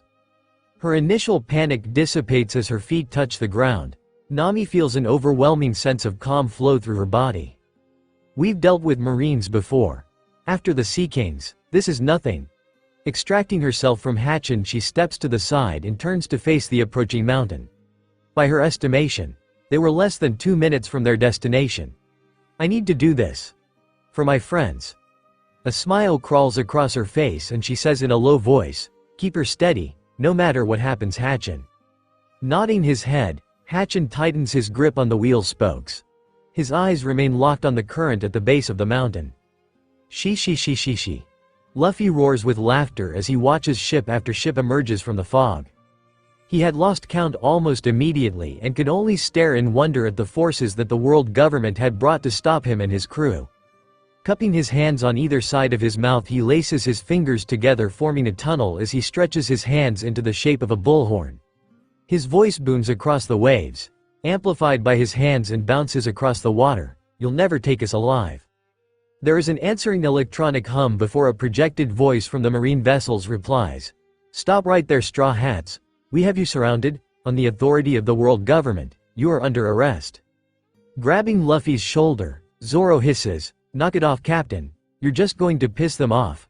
His eyes dart from ship to ship as he takes in the size of the force that had assembled to stop them. There are at least a dozen ships on this side and even more on the other. This is no joke, they are here to take us dead or alive. Shrugging off the swordsman's hand, Luffy smirks. He pulls his mouth away from the makeshift bullhorn. You scared of a few Marines? I thought you wanted to be the world's strongest swordsman. He has a crazed look as he locks eyes with Zoro. Don't be a coward. The voice in the back of Zoro's mind growls. He takes a deep breath before a devilish look spreads across his face. I must have forgotten. Removing his hand from Luffy's shoulder, he crosses his arms. You're right. Give him hell, Captain. We'll burn their whole fleet if we have to. That's what I thought. Looking back at the ships that continue appearing out of the fog, Luffy presses his mouth against the tunnel between his hands. You want us? Come and take us. I'm not afraid of you. I'm going to be. He takes a deep breath before screaming, the king of the pirates. A cheer goes up across both boats, swiftly followed by the pounding of feet scurrying across the deck as the crew rush to man the cannons. A moment later, a volley of cannonballs are fired in every direction from the ships. Several of the marine vessels are struck and several more move into defensive positions, anticipating the next round of fire. Luffy and Zoro leapt into action, racing for cannons on either side of the deck, while Jin and Rika raced into the storage room and took up the 2 cannons inside. From his position in the crow's nest, Jimmy Scoops warns Mary and Kobe of each incoming strike over the Den Den Mushi as the Marines focus their fire on the smaller vessel. Nami can't help but smile as she counts down the seconds before reaching the bottom of the mountain. On her left, Johnny and Yosaku, still dripping with sweat from manhandling the gangplank, were joined by Najiko manning the cannons and taking aim at the incoming ships. On her right side, Chabo, Ninjin, Piaman and Tamanegi line up their next shots. Sanji raced back and forth from the supply area to the cannons with fresh rounds, his strength and speed on display. In the crow's nest, Tamanegi and Usopp search for the best target, relaying messages to Sanji, who passes them on to the can. Just a little longer and we'll be clear. Volley after volley of explosions fills the air as the crew works at a breakneck speed to fight off the oncoming Marines. The ship's boat tilts upward as it reaches the start of the mountain. For an instant there is silence. The crew holds their breath in anticipation. Suddenly the ship is yanked into the current. It quickly picks up speed until it is flying upward toward the top. Everyone grabs onto whatever or whoever is closest, desperately attempting to avoid falling to their doom. A moment after the Going Shopping is pulled into the current, the Going Merry follows. Flying up the mountain, the crew scrambles to find something to hold onto as they are yanked upward at a breakneck speed. Unmuting her Den Den Mushi, Nami allows each thought that flashes through her mind to spring from her mouth as a direction to Hatchin and Mary. Left. The ships narrowly miss, slamming into a rock protruding from the water. Right. The ships veer away from a branch stretching toward them from a long dead tree. Standing in the observation room of the Going Shopping, Sam watches the ocean foam splash against the windows as they careen up the mountain. He closes his eyes and allows the sights and sounds of the wild journey to fade into nothingness. Focusing on his body, he feels a knot in the back of his skull, a vestigial sense, long unused and seemingly forgotten. He focuses on the knot, delving into his mind and wrapping his consciousness around it until it begins to expand. As it expands, he begins to see in his mind's eye the outline of the ship he is in. A concentration of glowing yellow dots on the bridge where the crew who had previously been manning the cannons were now desperately fighting to survive. Fear mixed with awe as they experienced a fantastical journey up the mountain. A small red dot roamed the second level. Anger and frustration pulsing around it in waves. 2 more dots appeared high in the crow's nests. Both green and exuding an aura of fear and uncertainty. Finally a gray dot in the bar. Unreadable even to him. No prying eyes in here. It had been years since the last time Sam had used observation hockey. He should have felt shame for neglecting this part of himself, but instead, all he felt was empty. His eyes opened slowly, silted reptilian pupils surrounded by gold. The skin on his hands crawled away, replaced by light brown scales spreading slowly across his body. His tongue contracted until it was as thin as a rope and split in the middle. It flicked from between his lips, tasting the air. The bones in his arms separated, splitting into dozens of smaller bones connected with muscle tissue as his elbow joints fuse, forming flexible whip-like limbs. As soon as the transformation is complete, he wraps both arms around the bar he had been holding beside the front-facing window. He braces himself for the inevitable stop at the top of the mountain. Shi. Luffy can only hold on and enjoy the ride as the ships careen up the mountain. This is amazing. With each twist and turn his body flails through the air, but the smile plastered on his lips refuses to budge. He had dreamed of this moment for years and was excited to see it come true. Memories of the people he had met on his journey race through his mind, reminding him of where he came from and what lay ahead. Time seems to freeze as the ship launches into the air before it lands with a splash in a small pool at the top of the mountain. Letting go of the railing, he rushes to the center of the deck and cups his hands around his mouth. The young pirate's voice explodes forth, "We did it." The rest of his crew slowly dragged themselves out of wherever they had been hiding to join him on the deck. Mary and Kobe appeared to have run a marathon while Jimmy Scoops was disheveled and his eyes held a look of terror. Jin, Rika and Zoro all looked as though they had been tossed around, but compared to the others seemed to have gotten off relatively easily. The Going Shopping pulls up beside the Going Merry before dropping anchor. The crew make their way over to the port side and leans over the railing, dreamy expressions on their faces as they enjoy the view from the top of the world. Seeing the faces of his friends, Luffy grins before raising a finger into the air. "Just give me 1 second. I'll be right back." Without waiting for a response, he bolts for the bridge. "What do you think that's about?" asks Zoro, a look of confusion and concern on his face. He glances at Kobe, who shrugs. "Maybe he had to take a leak," suggestions Yosaku from the Going Shopping before Johnny elbows him in the gut. "You are all in for a surprise." Kayak carefully pushes a tray stacked high with cups across the deck. Stopping behind the others, she waits for the captain to share his surprise. A moment later, Luffy returns, holding a large bottle filled with clear liquid in one hand and a tray with cups wobbling on its surface in the other. As he makes his way back to the others, he is intercepted by Mary, who deftly takes the tray. Putting to use the skills he had mastered as a butler, he follows after Luffy, carefully maintaining a steady grip to avoid dropping the cups. Lifting the bottle into the air, Luffy allows the others to read the word "sake" written on the front. Placing his fingers against the seal around the exterior, he gently twists. He explains, "A long time ago, a man I admired told me about Kyodai Sakazuki. By sharing sake, friends would be bonded together as brothers and sisters." Realizing the captain's intentions, Mary begins to hand out the cups to the crew on the Going Merry. At the same time, aboard the Going Shopping, Kaya hands cups out to those around her. With a pop, the lid of the sake container comes free and Luffy makes his way to Zoro. He quickly fills his cup with the cool liquid before moving on to Kobe.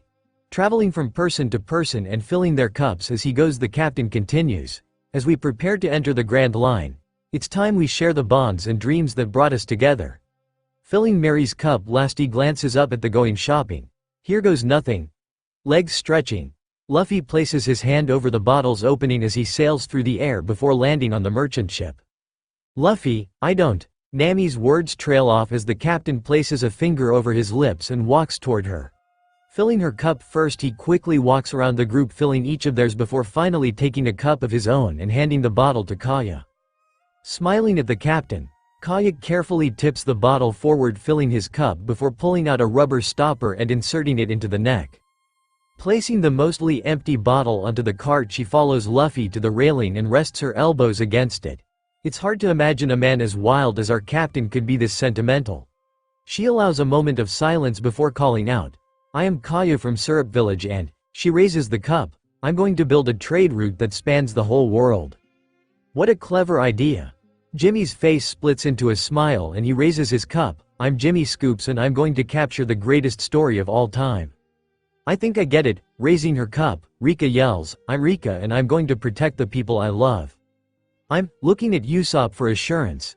Tamanegi sees the sniper nod and feels emboldened. Tamanegi and all going to be the world's greatest author. Placing a cigarette into his mouth, Sanji takes a long draw before lifting his cup into the air. I am Sanji. The best damn chef any of you will ever meet. He blows out a ring of smoke before cracking a smile. And I'm going to find the all blue. Having shifted back to his human form before joining the others on the deck, Sam raises his cup. I'm Sam and I'm getting drunk tonight. The others chuckle at the drunkard. I'm Jin. NTO the air. Jin locks eyes with Luffy. I'm going to serve at the feet of the future Pirate King. There is a whoop of appreciation and several crewmates clap their free hands against their legs and chests.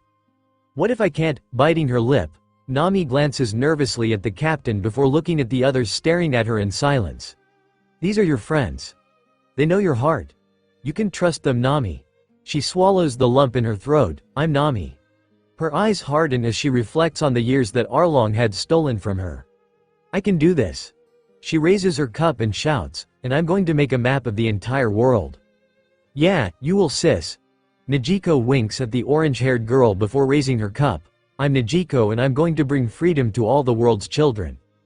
Thrusting his cup upward hard enough for a few drips to splash over the side, Yosaku calls out, I'm Yosaku and I'm going to protect the innocent. If Onion can use his real name, so can I. Raising his own sake cup, Ninjin calls out, I'm Ninjin and I'm going to run the world's most famous bar. Following his friend's lead, Piaman thrusts his cup into the air. I'm Piaman and I'm going to make sure everybody has a home. I'm Mary. Raising his cup, a tear runs down Mary's cheek, and I'm going to find my people. I am Roronoa Zoro. Smirking, Zoro lifts his cup, and I'm going to be the world's greatest swordsman. Hawoo. I'm Chow Chow. Chow Chow barks along with his crewmates. Despite not having a cup, he managed to sneak one of his dog bowls out and caught several of the spilled drops from Yosaku's cup in it. Ha hawoo. And I'm going to protect my home.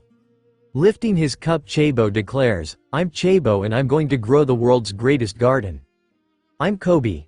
Kobe raises his cup, and I'm going to be a Marine Admiral. I'm Johnny.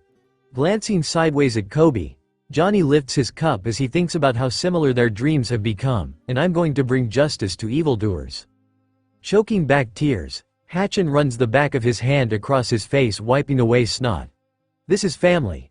What we had in Arlong Park was not family. This is family. He forces the words out. I'm Hatchin and I'm going to be accepted by humans. He raises his cup into the air. It's just me and Luffy left. Glancing over his shoulder, Usopp sees Luffy's eyes locked on him. I guess it's my turn. Raising his cup, he places his free hand on his hip and loudly declares, I'm Usopp and I'm going to be a brave warrior of the sea. Lifting his cup at long last, Luffy takes a moment to look at the others who are all beaming at him. I'm Monkey D. Luffy and I'm going to find the One Piece and be the king of the pirates. Bringing the cup to his lips, he tips his head back and swallows its contents in a single gulp. The liquid burns traveling down his throat and tears form in his eyes, but he quickly blinks them away. Across both ships, the crew copies their captain, draining their drinks. Some of the children begin coughing, having never tasted alcohol before, and quickly rush toward the kitchen to retrieve water. Placing his cup on the tray, Luffy turns back to his crew and spreads his arms wide. Now that we are brothers and sisters, it's time for the next part of our journey. Onward to the Grand Line. The crew cheer before scattering to pull up the anchors and prepare to descend the mountain. It doesn't take long before both ships are ready. The path to the Grand Line was less tight than the path up the mountain. After a quick meeting, the crew decided to switch the order of the ships so those on the Going Merry could enjoy the view without being obstructed by the Going Shopping. Making his way to the front deck of the Going Merry, Luffy climbs onto the figurehead. Dangling his legs on either side of the massive sheephead, he rests his arms on the horns protruding from either side. As long as I sit here, I'll be the first one in the Grand Line. This is so awesome. Pushing himself forward, he enjoys the view as the ships steer into place and approach the fast-moving downward current. As the ships are drawn into the current, Hatchin tightens his grip on the wheel. He could feel it wobble as the fast-moving waves yank at the rudder in an attempt to arrest control from him. With a ship this size, it'll be a fight to keep her moving in the right direction. Glancing at the orange-haired navigator, he nods at her before spreading his legs slightly to lower his center of gravity. From the top of the forward crow's nest aboard the Going Shopping, Usopp carefully scans the horizon, looking for any signs of trouble. The goggles he had won from Daddy Masterson back in Logatown are secured around his head, extending his vision and enhancing the clarity of distant objects. We better get going soon before those Marines follow us up here. Pressing his palms against the railing around the exterior, he tightens his grip, causing his knuckles to turn white. Waves froth against the hull of the ships as they are pulled forward, ever faster toward the edge of the mountain. Yanked over the side, the vessels accelerate as they race downward. A layer of thick fog obscures their vision of the path. "Wahoo!" shouts Luffy, flinging his arms into the air. With each hop the Going Merry makes as it hurls down the mountain, water splashes into his face. He fights the urge to stand, knowing that doing so would likely send him to a watery grave. Usopp hangs on from the crow's nest for dear life as the ships are flung down the mountain. The other lookouts had opted to stay on the decks or inside, but he had made the brave decision to keep watch. "I will be a brave warrior of the sea. Even if this is the most terrifying." Something catches his attention. It appears to be a mountain or large structure hidden inside the fog. "What's that?" Releasing his grip on the railing with his left hand, he quickly unmutes his Den Den Mushi. His hand quickly returns to the metal rail, keeping him from being hurled into the air. "There's something down there, something huge. We are going to hit it." There is a muffled noise before Nami's voice comes through the snail in Usopp's ear. "Doing the best we can. This ship is too big to maneuver and the current is too fast." "Oh no." Sensing the impending impact, sweat rolls down Usopp's neck as he tries to think of a plan. "I can use an exploding star to blow it up, but without a hand on the bar, I'll get sucked off the ship." That might not be too bad if his mind seizes up as the mountain beneath them moves. He can't process what he's seeing as a pair of massive eyes open on either side of the object. What is that thing?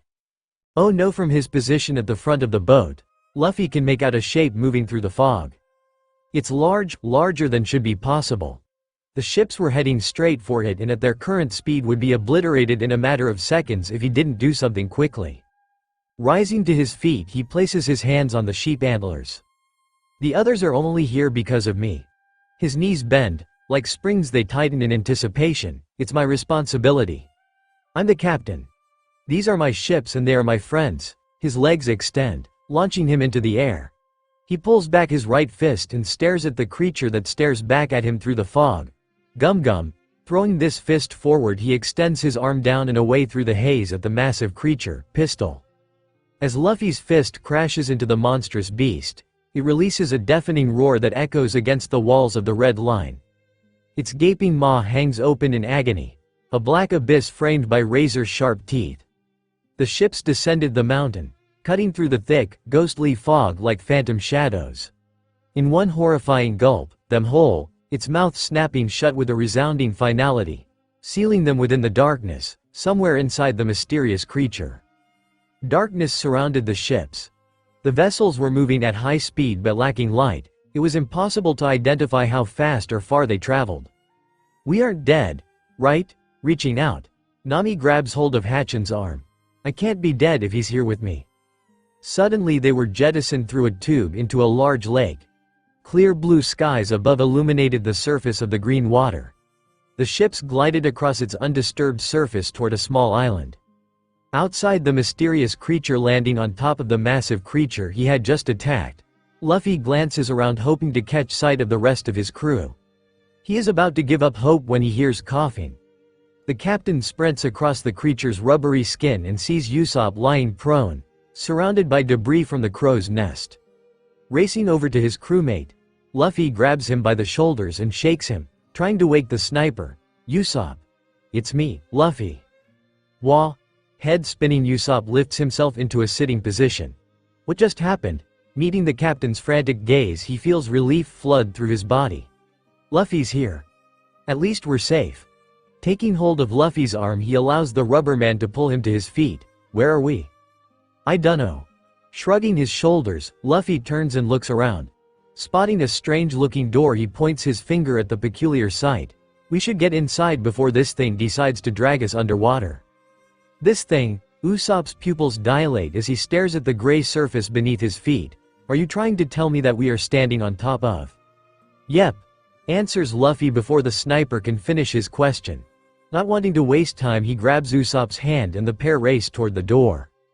On the strange lake, the crew assembles on the decks as the ships drift lazily across the lake.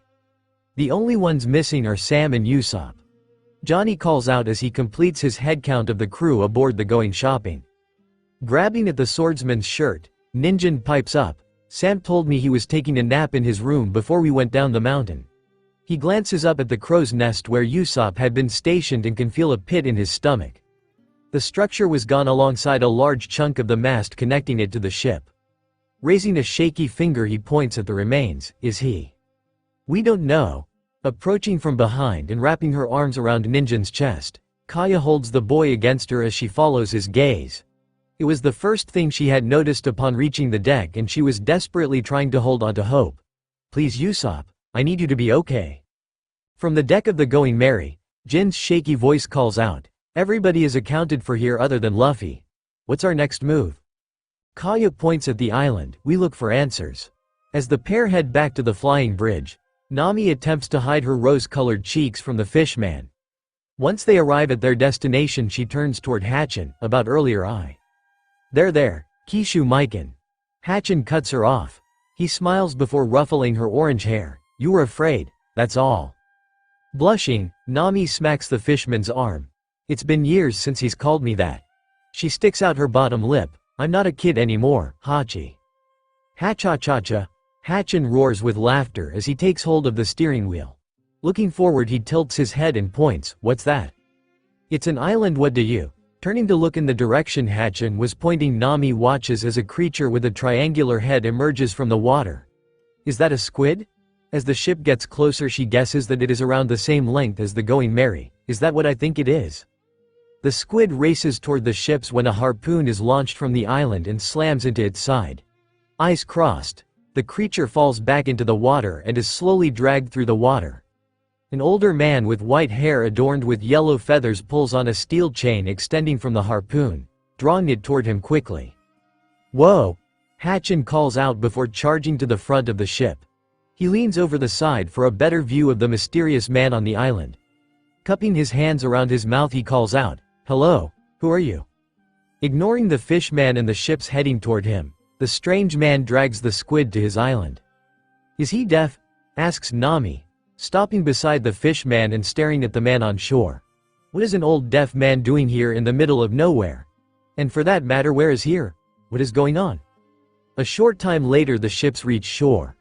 Leaping to the ground, Hatchin ties them to a post protruding from the sandy beach as the rest of the crew descend on the gangplanks that have been hastily lowered. Having suspended the squid from a clothesline running to the roof of a small cottage, the old man has retreated to a camping chair and is reading the newspaper. Sir, may I ask you a question? Asks Kaya as she cautiously approaches the man. Looking up from his paper, the old man stares at her blankly. Breaking from his trance, he grunts, Huh? Yo. The lady wants to ask a question. You deaf? Shouts Yosaku. Placing his hand on the hilt of his sword, he takes a position beside Kaya. The old man stares blankly at the group for another minute before slowly repeating, Am I deaf? Folding his newspaper, he places it on the ground beside him. Who is this guy? Zoro grunts as he points at the old man. He moves into position on Kaya's other side. Turning to face the man, he shouts, "Who the hell are you?" It's called a recurring gag. Ever heard of it? Placing his hands on his knees, the man groans as he pushes himself to his feet.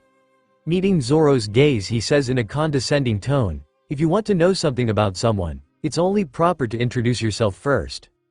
"Fine." Zoro responds, The name is Crocus.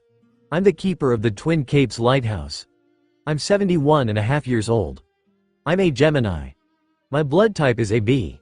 The old man, Crocus, cuts off the swordsman. He continues briskly, "This is my one-man resort. I do not appreciate your rudeness, boy." What is wrong with this guy? Zoro splutters as he tries to come up with a retort. Are you? What did? Why? He shakes his head to reorganize his thoughts. What is wrong with? Placing her hand on Zoro's arm to silence his protest, Kaya smiles at the old man. "Pleased to meet you, Crocus. I apologize for my companion here. We did not mean to intrude on your resort." Grabbing the edge of her skirt, Kaya curtsied before the man. "My name is Kaya and I am the interim leader of the Straw Hat Pirates as we search for our missing captain." She meets Crocus' eyes before continuing in a sing-song voice. "Speaking of which, I was wondering if you could help."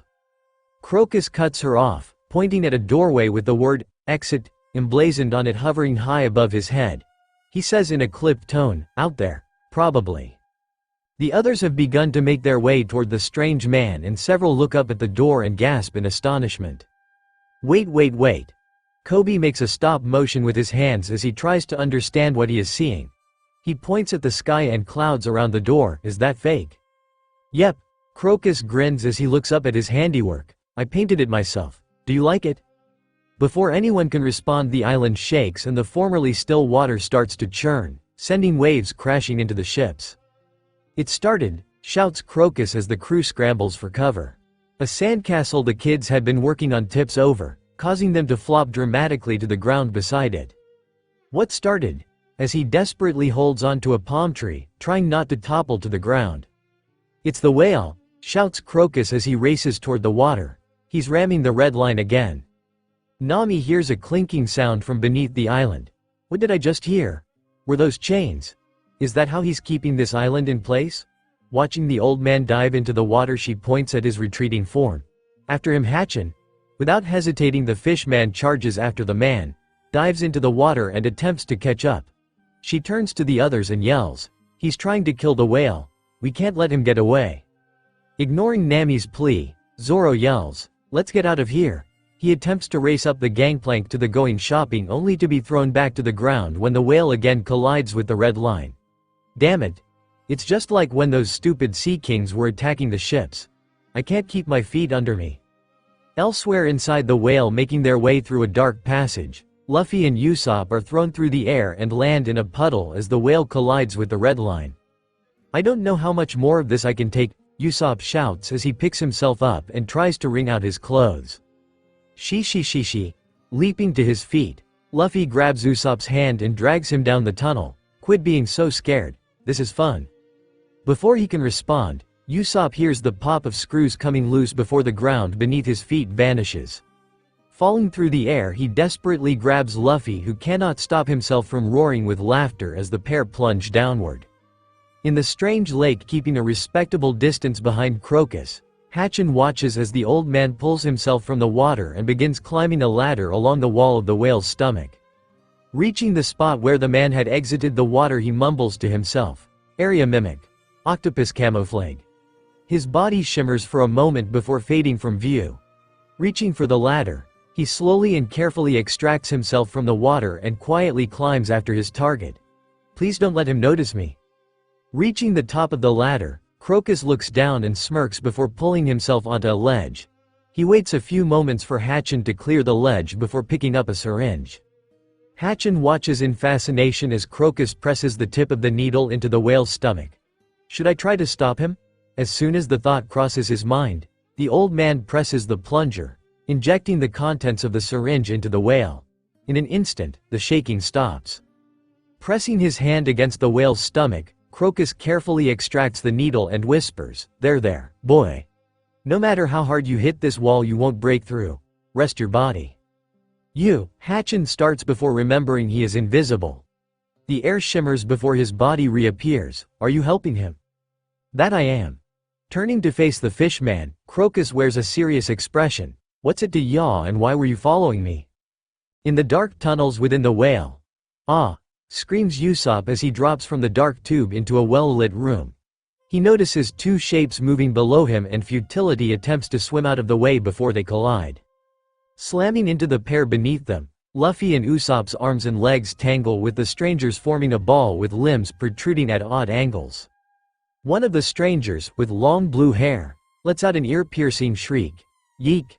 The sound is quickly muffled as the tangled heap of bodies rolls toward a trapdoor in the ground. She. Convulsing with laughter, Luffy extends his arms and legs, causing the human ball to roll faster until it stops above the trapdoor. There is a brief pause as the hinges on the door creak under the weight of the group on it before giving way. The door swings open, sending the group careening down into a large room that emanates an artificial light. In the center of the room is an island, surrounded by green water with two familiar boats docked on its shore. On Crocus Island, the crew has resigned themselves to waiting for Hatchin to return with Crocus to question him about the whale and the whereabouts of their missing crewmates. Hatchin'll love seeing me cook one of his friends. Sanji's voice drips with sarcasm. A cigarette hangs out of the corner of his mouth as he occasionally glances at the food cooking in front of him. Oil crackles in the pan resting on a grate above an open flame. One of the arms of the squid that Crocus had caught is sizzling as it cooks. Nearby, Chabo is constructing a planter using sand. Beside him, Rika has made a small sand castle featuring heart-shaped embellishments. On the other side, Ninjin is hard at work digging a ditch to protect the sand structures from the waves while Tamanegi carefully studies both creations with his pointer finger pressed against his chin. Making his way toward Rika, Tamanegi says in a contemplative voice, "It might be this beautiful castle." His voice trails off as he shuffles toward Chabo's creation, or it could be this planter. Such a difficult choice. Holding a clipboard, Mary carefully studies the destroyed crow's nests, occasionally jotting down a note on the page. Standing dutifully beside him, Piaman patiently watches as the shipwright assesses the damage and calculates what is needed to replace the missing structures and repair the mast. On the deck of the Going Merry, Johnny and Yosaku stand on either side of the gangplank. Arms crossed, they casually study their crewmates on the ground as they scan the beach for anyone who does not belong. Behind them, Chow Chow lays sprawled out on the deck, snoring loudly as he takes a midday nap. Jin, Kobe and Zoro have all retreated to the training room to work out while they wait for further orders. On the beach, Kaya, Nami and Najiko have retrieved lawn chairs from the small cabin. Sporting bikinis, they futilely attempt to tan under the rays of the artificial sun nearby. Jimmy is exploring the island with his camera in hand, taking pictures of the crew and the unique structures on the island. The crew hears screaming as the hatch above the island opens up and a tangled mass of people falls through the air and crashes onto the island. Retracting his arms and legs, Luffy pops free and leaps to his feet. With a grin plastered on his face, he ignores the stunned looks of his crewmates as he points at the two strangers. "Hey idiots, watch where I'm going." Kicking hard, Usopp hears a groan of pain from the red-haired stranger whose leg is wrapped around his arm. The leg is withdrawn and he manages to yank himself free. Stumbling to his feet, he takes a few hesitant steps back from the strangers. Panting, it takes him a moment to catch his breath before he calls out, "Tell us who you are or my crew of 10,000 pirates will make you talk." "Watch it, Straw Hat," shouts Sanji, using his arm to shield the fire from the sand that the captain launched into the air with his sudden arrival. He glares at Luffy. "You almost got sand in our lunch." "Lunch?" Forgetting entirely about the two strangers, Luffy whirls to face Sanji. A line of drool runs down his chin as he stares over the chef's shoulder at a gigantic tentacle protruding from the pan. "I'm hungry, feed me." Same old Luffy. Rolling her eyes, Nami rises to her feet. She carefully slips on a pair of sandals before walking toward the new arrivals, always thinking with your stomach. "Usopp!" Kaya screams. She leaps to her feet and dashes across the sand, not bothering to put on her sandals. Wrapping her arms around the snipper's waist, she buries her face against his chest and begins sobbing uncontrollably into his shirt. "I thought I lost you forever." "What?" Encircling Kaya's shoulders with his arms, Usopp rests his chin on her head. We were only gone. A smile spreads across his face. You must like me. You idiot. Of course, I like you. I'm pretty sure I love you. The tears slow down as Kaya snuggles into Usopp's chest. As the crew heads toward Luffy and Usopp, the strangers untangle themselves and stand up. Brushing the sand from their clothes, they choose not to interrupt the reunion and instead shift their focus to the far side of the room, in the direction Crocus and Hatchin had departed. The woman whispers something to the man, who nods and begins looking around. Finding a bag that had dropped with them through the hatch, he picks it up and swings it over his shoulder. You two are still here, shouts Crocus. Emerging from the water, hair hangs in front of his eyes and he carefully pushes it out of the way so he can see. Behind him, Hatchin rises out of the water and the pair walk to the island. Oh great, this guy again. Rolling her eyes, Nami crosses her arms and glares at Crocus. Ignoring the orange-haired navigator, anger burns behind Crocus' eyes. Glaring at the two strangers, he shouts, I grow tired of this. For the last time, I won't let you lay a finger on Laboon. Kya ha ha ha ha ha ha. The blue-haired woman laughs. She holds her hand toward her companion, attention fixed on Crocus. The orange-haired man dutifully reaches into the bag and pulls out a cannonball launcher. He carefully places it into her outstretched hand. Immediately he dives back into the bag, pulls out a launcher of his own and places it over his shoulders. The blue-haired woman continues. Think you can bully us out of our prize, old man? We need the meat from this whale if we are ever going to feed our people. Who's the old guy? Asks Luffy, confusion evident in his voice. He looks around at the others expecting an answer. He's a. Nami pauses as she takes in the situation. He's protecting the whale from these two. But why would he do that if he also wants to hurt it?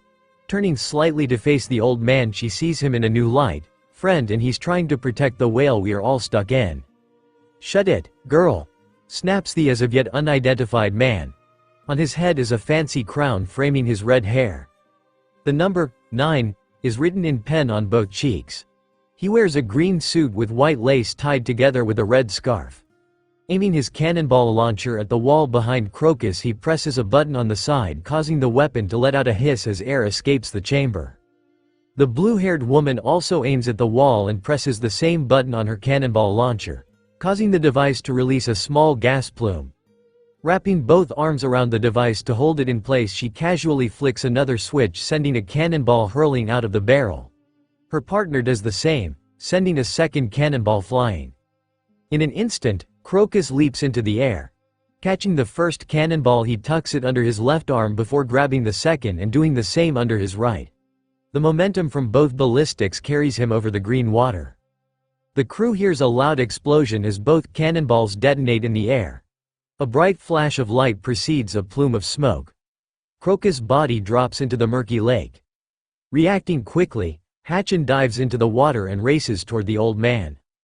Kya ha ha ha ha ha ha ha. Throwing her head back, the blue-haired woman roars with laughter as her companion dutifully reloads both of their weapons. Snapping her head forward, she shoots a wicked grin at the others.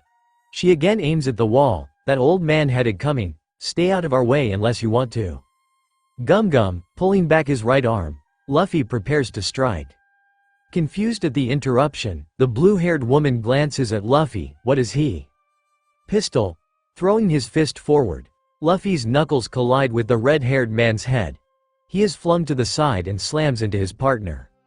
The pair black out and drop to the ground in a heap. Near the base of Reverse Mountain, the strangers wake to find themselves tied to the mast of a large ship. They realize that the sun above is real, not the artificial sun inside the whale, meaning that while they were asleep, the crew had managed to get both ships out. Finally decided to wake up, pressing the tip of his white blade against the woman's neck, Zoro grins at the pair.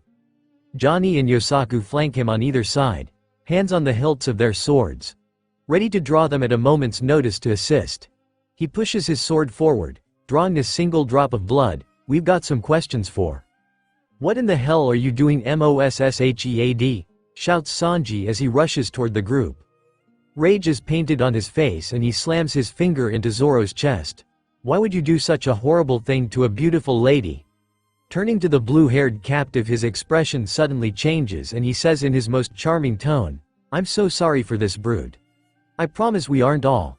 He shifts his focus back to Zoro and shouts, "Complete assholes." Withdrawing his blade from the woman's neck and sheathing it, Zoro crosses his arms. He turns and glares at the chef. "Why are you yelling at me, curly brows?" Pointing at the captives he shouts, "These are the ones who tried to blow up the old man and the whale. We have no idea who either of them are." "That doesn't mean you can disrespect a lady," Sanji shouts back, his face red as spittle flies from his mouth. Giving up on trying to free himself from the ropes, the strange man glances to his side. "What do we do, Miss Wednesday?" "These two." "Don't tell them my name, Mr. Nine." The blue-haired woman shouts back. A look of shock immediately crosses her face and she clamps her lips shut as the two pirates stop bickering and turn to face them. Zoro's lips split into an evil grin. "Didn't think that would work, curly brows. You sold your part." "Whatever." Sanji slams his shoulder into Zoro's as he walks away from the small group. "You're lucky, if it hadn't I'd have had to kick your ass. You aren't the first ones with those weird names. In fact," Zoro raises 4 fingers, "we have already met a few of your friends. Mr. 12, he lowers a finger, Miss Saturday, he lowers another finger, Mr. 6, he lowers a 3rd finger, and Miss Mother's Day. He lowers his final finger. Snapping his fingers to call Johnny and Yosaku's attention, he points at their captives. "You two keep watch. I'll let the captain know these idiots are awake." "Yes, sir." Johnny and Yosaku shout in unison. Walking across the deck, as Zoro gets close he hears Crocus telling the others a story.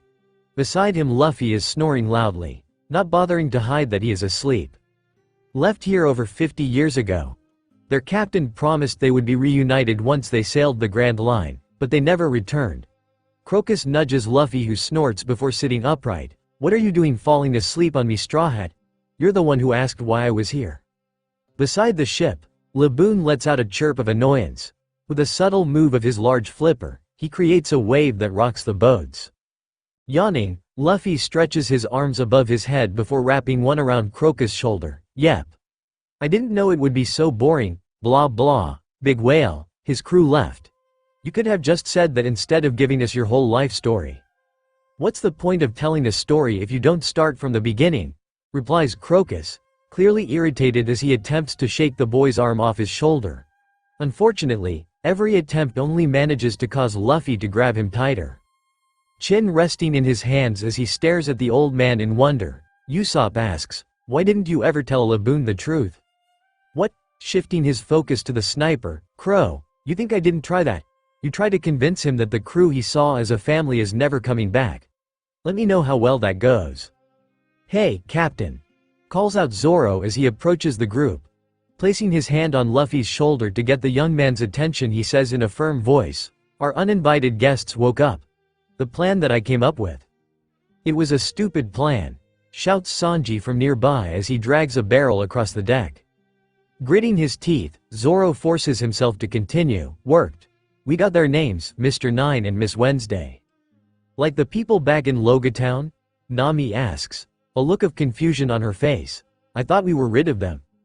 Shrugging his shoulders, Jin points at the sea behind him. "Bunch of bags. I vote we toss 'em overboard." "That's messed up, Jin." Usopp rises to his feet and points at a small ship docked near the base of Reverse Mountain. "I think that's their ship. We should drop them off there.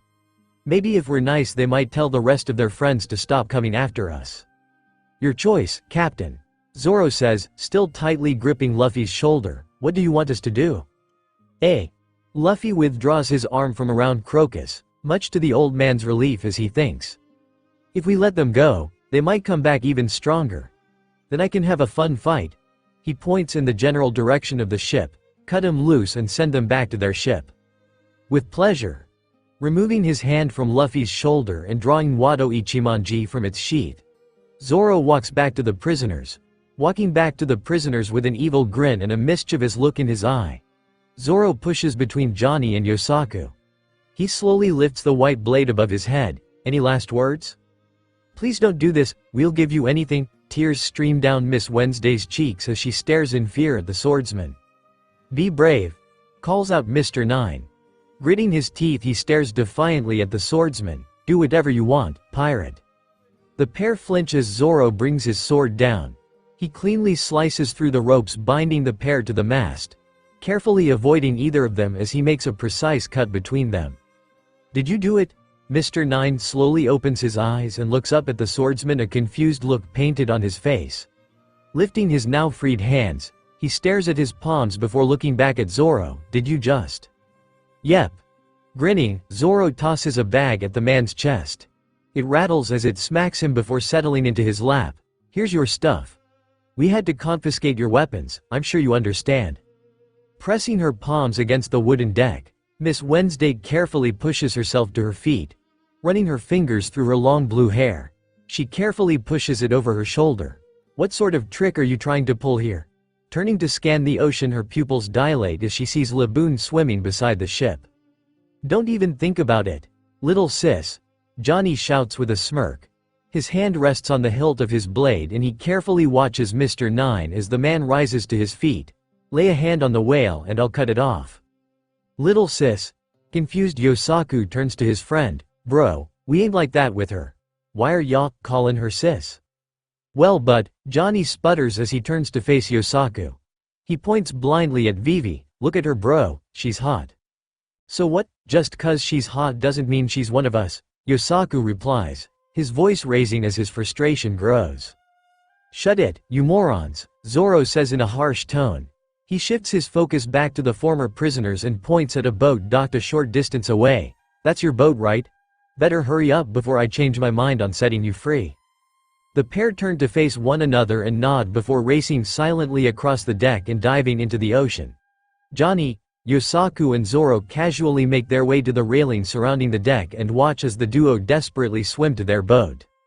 On the other side of the deck, Luffy leans toward Crocus. In a conspiratorial tone, he asks, "Have you ever considered becoming a pirate?" "Da ha ha ha ha ha." Tipping his head back, Crocus howls with laughter. From beside the boat, Laboon's chirps echo the old man's, seemingly laughing along with him. Recovering from his laughter, Crocus wipes away a tear before meeting the young captain's steady gaze. "Please tell me that was a joke, Straw Hat." Scowling, Luffy crosses his arms. "It wasn't a joke." He huffs several times while fighting back tears. "Fine. We don't need that stupid old man anyway.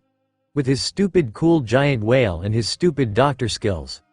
Pinching his lips together, he glares at Crocus. "Fine. Stay here with." He aims his finger over his shoulder at the massive whale floating beside the ship. "LeBron or whatever its name is. See if I care." "Sorry lad. Didn't realize it meant so much to ya." Placing his hand on Luffy's shoulder, Crocus makes eye contact with the young pirate. He forces a smile onto his lips. "If I were a younger man, I'd be flattered. But for now, my place is here with Laboon. But there's no reason why I can't." His voice trails off as Laboon swims away from the ship and toward the red line. "So soon? If he keeps banging against the rocks like that, he'll die." "Sorry Straw Hat, I need to make sure he's—" "No." Brushing off Crocus' hand, Luffy rises to his feet. He glances over his shoulder at the whale before rushing across the deck to the mast that once held their forward crow's nest. Placing his hands against the base of the mast, he yanks toward himself, causing the wood to groan and creak. Rising to his feet, Jin watches in fascination as the captain seemingly hugs the mast. What is he? His eyes grow as wide as saucers as the mast is ripped from the ground. He's insane. Cupping his hands around his mouth, he shouts, "What are you doing, Straw Hat?" Turning back to the group, Luffy grins and flashes a thumbs up before racing across the deck. Gum Gum, leaping into the air. His feet barely touch the railing. Spring, both legs extend, sending him whizzing through the air. He lands on Laboon's back and begins racing up the slick surface of his skin, holding the mast above his head. Finding a scar that has not yet fully closed, he slams the mast into it. "Luffy, what are you doing?" shouts Usopp as he stares at the battle taking place between the pair. The massive whale lets out a high-pitched scream that echoes across the waves. It flails about flails, trying to shake its assailant, who desperately hangs onto the mast. Realizing it can't shake him, the creature dips into the water before launching into the air. She. As the pair soar through the air, Luffy cannot contain his laughter. He holds tightly to the wooden mast as the whale lands on a small patch of land at the bottom of the red line, whose only distinguishing characteristic is a large lighthouse. Once safely on land, Luffy pulls back his right arm. Gum Gum. He throws his fist toward Laboon's face. aiming between his eyes, pistol. The whale again shrieks as the attack lands before flailing toward Luffy to knock him away. The young pirate is too fast and dodges the attack before launching another blow on the top of its head. Enraged, it flings its tail forward, hitting the pirate and tossing him into the side of the lighthouse. Dazed, Luffy feels the hard bricks of the lighthouse against his back and shoulders. He slowly lifts his head as the whale charges across the ocean toward him. That's enough. Digging deep, he presses his hands against the dirt and pushes himself to his feet, exclaiming, "It's a draw!" Dusting off his straw hat before carefully placing it back on his head. He maintains eye contact with the massive creature who stares back at him. The creature towers high above, dwarfing the island Luffy is on and the lighthouse behind him. "I'm pretty strong, huh? You probably want to beat me, don't you?" The whale lets out a whimper and slowly raises and lowers its head, acknowledging the pirate's words. "Good." Smiling, Luffy walks toward the creature, maintaining eye contact. "We're going to have to fight again. Your crew may be long gone, but now I'm your rival. We'll fight again someday and decide which of us is the strongest. I'll return after my crew and I sail the Grand Line." The whale's eyes quiver as it fights to hold back tears. Stopping before the whale, Luffy presses his hand against its skin. He can feel the groves of scars crisscrossing its rubbery flesh against his palm. Taking another step forward, he presses his head against the creature. "I need you to make me a promise. When I come back and fight you, I need you at your strongest. So don't you dare get yourself hurt on this stupid wall." Tears roll down Laboon's cheeks and he lets out a sorrowful wail. Smiling, Luffy steps back and places his fingers into his mouth. Blowing hard, he lets out a high-pitched whistle before shouting, "Usopp, bring me my paint." Outside Twin Cape Lighthouse a short time later, the whale was adorned with a poorly drawn Jolly Roger bearing Luffy's iconic straw hat. Standing on the deck of the Going Merry, Luffy admires his work. He ignores the paint covering every inch of his clothing. "Perfect. This Jolly Roger represents our promise. Don't you dare ruin its mountain." Nodding emphatically, Laboon lets out a joyful chortle that echoes across the waves. Skipping over to the captain, Rika taps his shoulder. "Hey Captain, what happened to those two weirdos from earlier?" "Huh?" Turning to the girl, Luffy shrugs his shoulder. He glances over her shoulders, scanning the ship for Zoro. "I dunno. I told Zoro to let the—" An explosion cuts off the captain's words. The pair race to the side of the boat and peer over the edge to see the wreckage of a small ship sinking beneath the waves. There is a large splash as Laboon dives into the water and waves slap against the hull of the Going Shopping and Going Merry, threatening to topple them as the whale races toward the wreckage. It slowly emerges from the water, with two figures clinging to its back before casually returning to the ships. The pair slide down the rubbery skin and are deposited onto the deck of the Going Merry. Drenched and sputtering for air, the crew quickly identified them as the two they had captured earlier. Ignoring the new arrivals, Nami approaches Crocus. With a look of confusion, she hands the old man the compass she had been using to navigate. "Why isn't my compass working like it's supposed to? It keeps spinning, instead of pointing in a single direction." "Oh, this old thing?" Glancing down at the compass in his hand, Crocus shrugs before casually tossing it off the side of the ship. Nami gasps as the tool hits the water and quickly sinks into the murky depths. "Won't work out here."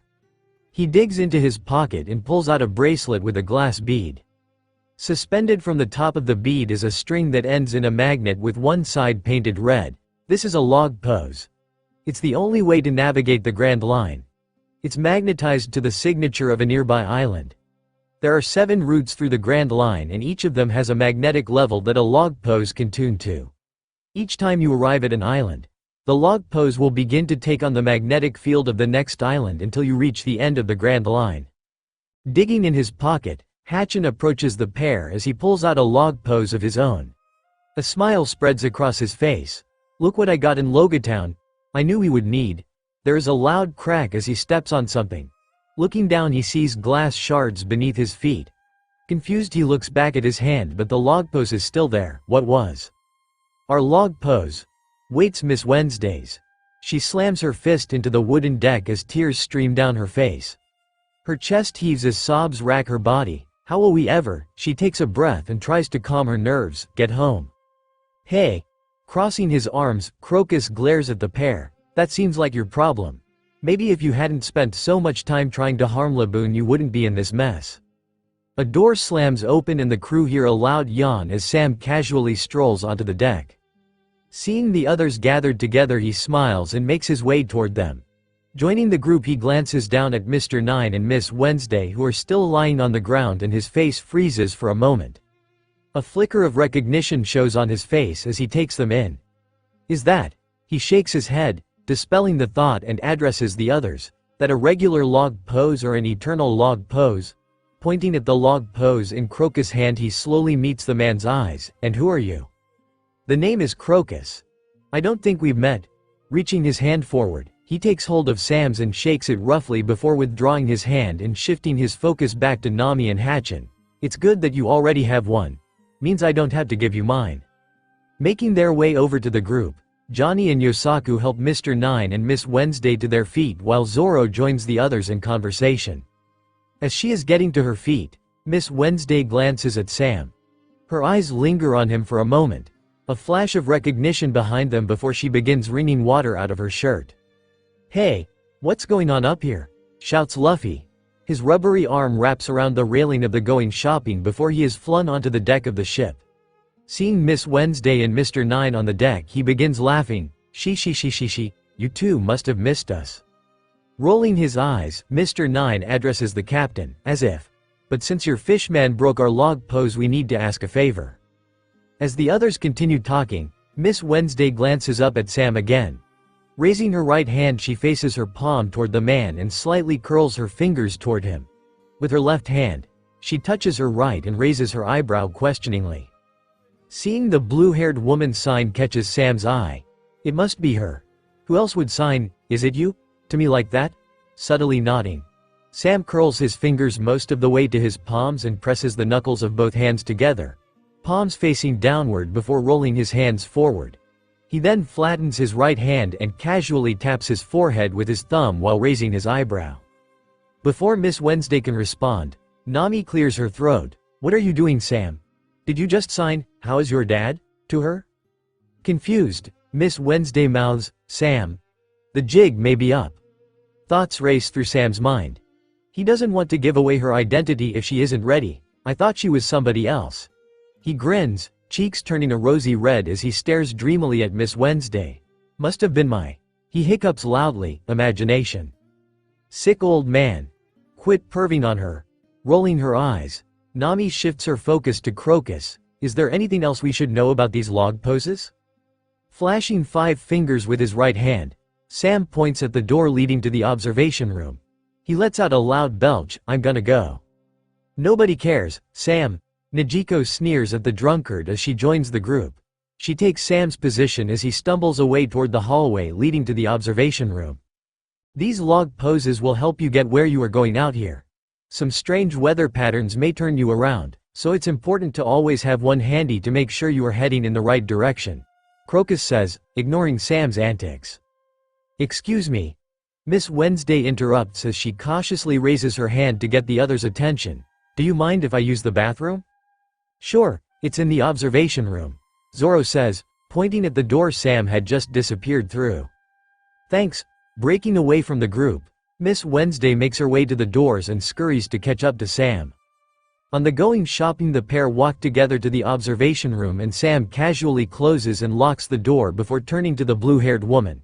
"What are you doing this far from Alabasta? Does your father know you are out here?" Licking her lips, Vivi stares at Sam. "Could ask you the same thing. And why are they calling you Sam?" She reaches for the man and places her hand on his cheek. "It's been years since I've seen your face, Uncle Taipan." Lips curling into a smile, Taipan places his hand over Vivi's. "I've missed you too, Princess Vivi." Removing her hand from his cheek, a serious expression spreads across his face. "But that doesn't answer my question. What are you doing so far outside of Alabasta? My brother must be worried sick." "The king will be fine." Pulling back, Vivi crosses her arms. She looks down at the ground. "I needed to take care of something important. There's been..." The door jiggles as someone attempts to enter the observation room. Luffy's voice comes from the other side. "Let me in, I gotta pee." Pressing his hand against his forehead, Taipan lets out a low sigh. He gives Vivi an apologetic look. Sorry. If I don't open the door, he'll bing his way to the door. He quickly undoes the lock and steps back as it is flung open.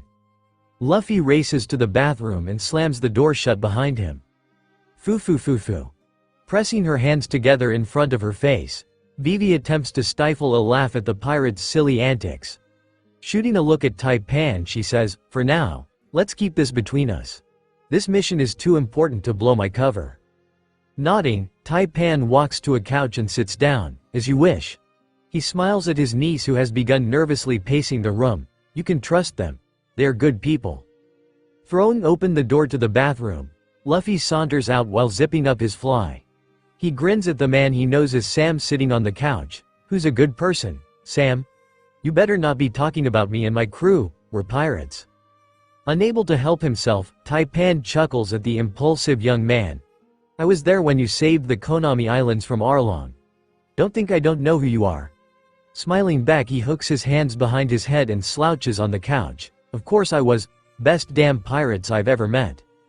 Unseen by the pirate, Vivi shoots a dirty look at her uncle before turning to face the young man. Clasping her hands together, she puts on her most innocent expression. "Oh brave pirate. Would you be willing to take me and my partner on as passengers for a short time?"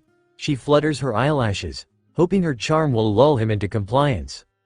Placing his pointer finger against his cheek, Luffy stares up at the ceiling, pretending to contemplate the question. "I dunno. Let me think about it." His lips split into a grin and he races to the woman. Wrapping his arms around her, he lifts her into the air while squeezing tightly. "Of course.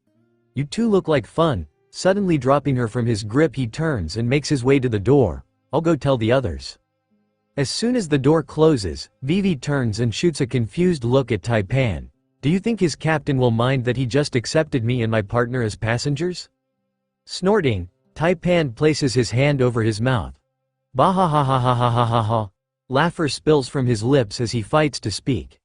Eventually, the laughter subsides. Still smiling, he points at the door. "That was that captain.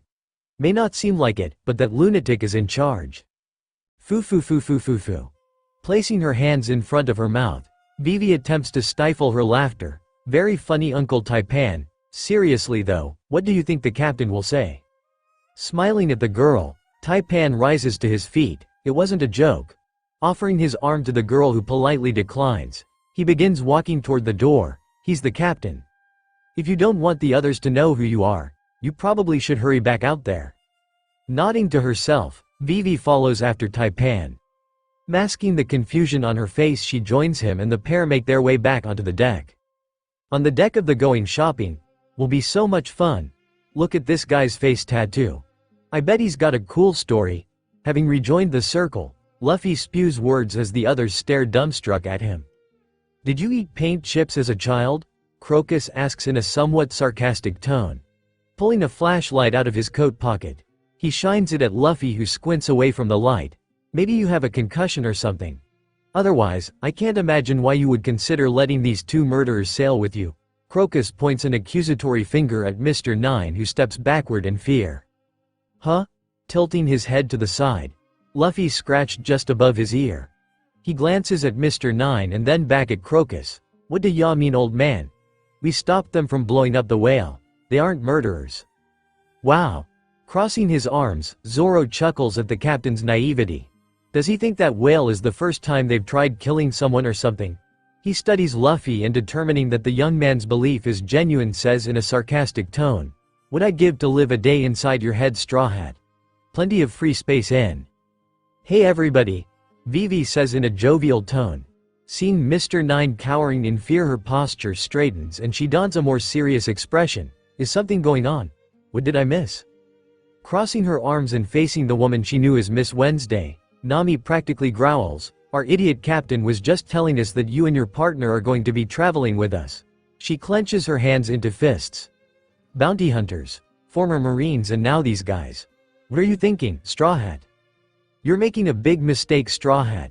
Shaking his head, Crocus glances at the log pose Nami has fastened to her wrist. "But if you insist on taking these criminals with you, I'd encourage you to ditch them at the first island you arrive at." He points at the log pose, which according to that should be Whiskey Peak. Glancing at one another, Vivi and Mr. Nine smile. Shifting her focus back to the captain, Vivi says in a calm voice, "That's perfect because Whiskey Peak is exactly where we wanted to go." "Of course you do." Shaking his head, Crocus mutters under his breath, "Bunch of criminals and s. You'll fit right in." Looking back at Luffy, Crocus lets out a loud sigh. "Anyways, I should probably let you all get going. Best to travel during the day out here on the Grand Line." Reaching into his shirt, he pulls out a book filled with post-it notes. Reaching out, he offers it to the captain. "Take this. I saw a dog running around the deck that looked like he hadn't seen a vet in years. It's all of the notes I took as a veterinarian for." He stops himself. As Luffy pulls the book from his hands, he pivots slightly away from the truth. "At my last job." "Thanks, old man." Grinning, Luffy tosses the book to Nijiko, who barely manages to catch it as it is flung through the air. "We'll make sure to give it to our doctor." "Hey. I'm sure you will." Rolling his eyes, Crocus lifts his right hand. "Anyways, I'm out of here." Without missing a beat, he turns and runs toward the side of the deck. Shanks was right. He's just like Roger. Reaching the rail, he turns and gives the captain one last look. "Take care of yourself, Straw Hat. Now get the hell out of here." Leaping over the railing, he dives into the ocean and begins swimming toward his lighthouse. He is joined by Laboon, who cuts through the water as the pair race toward their destination. Grinning, Luffy meets the eyes of everyone else in the ring before shouting, "What are we waiting for? You heard the geezer. Let's head to Whiskey Peak." "Aye aye, Captain." The others shout before scattering to their stations to ready the ships for their next journey.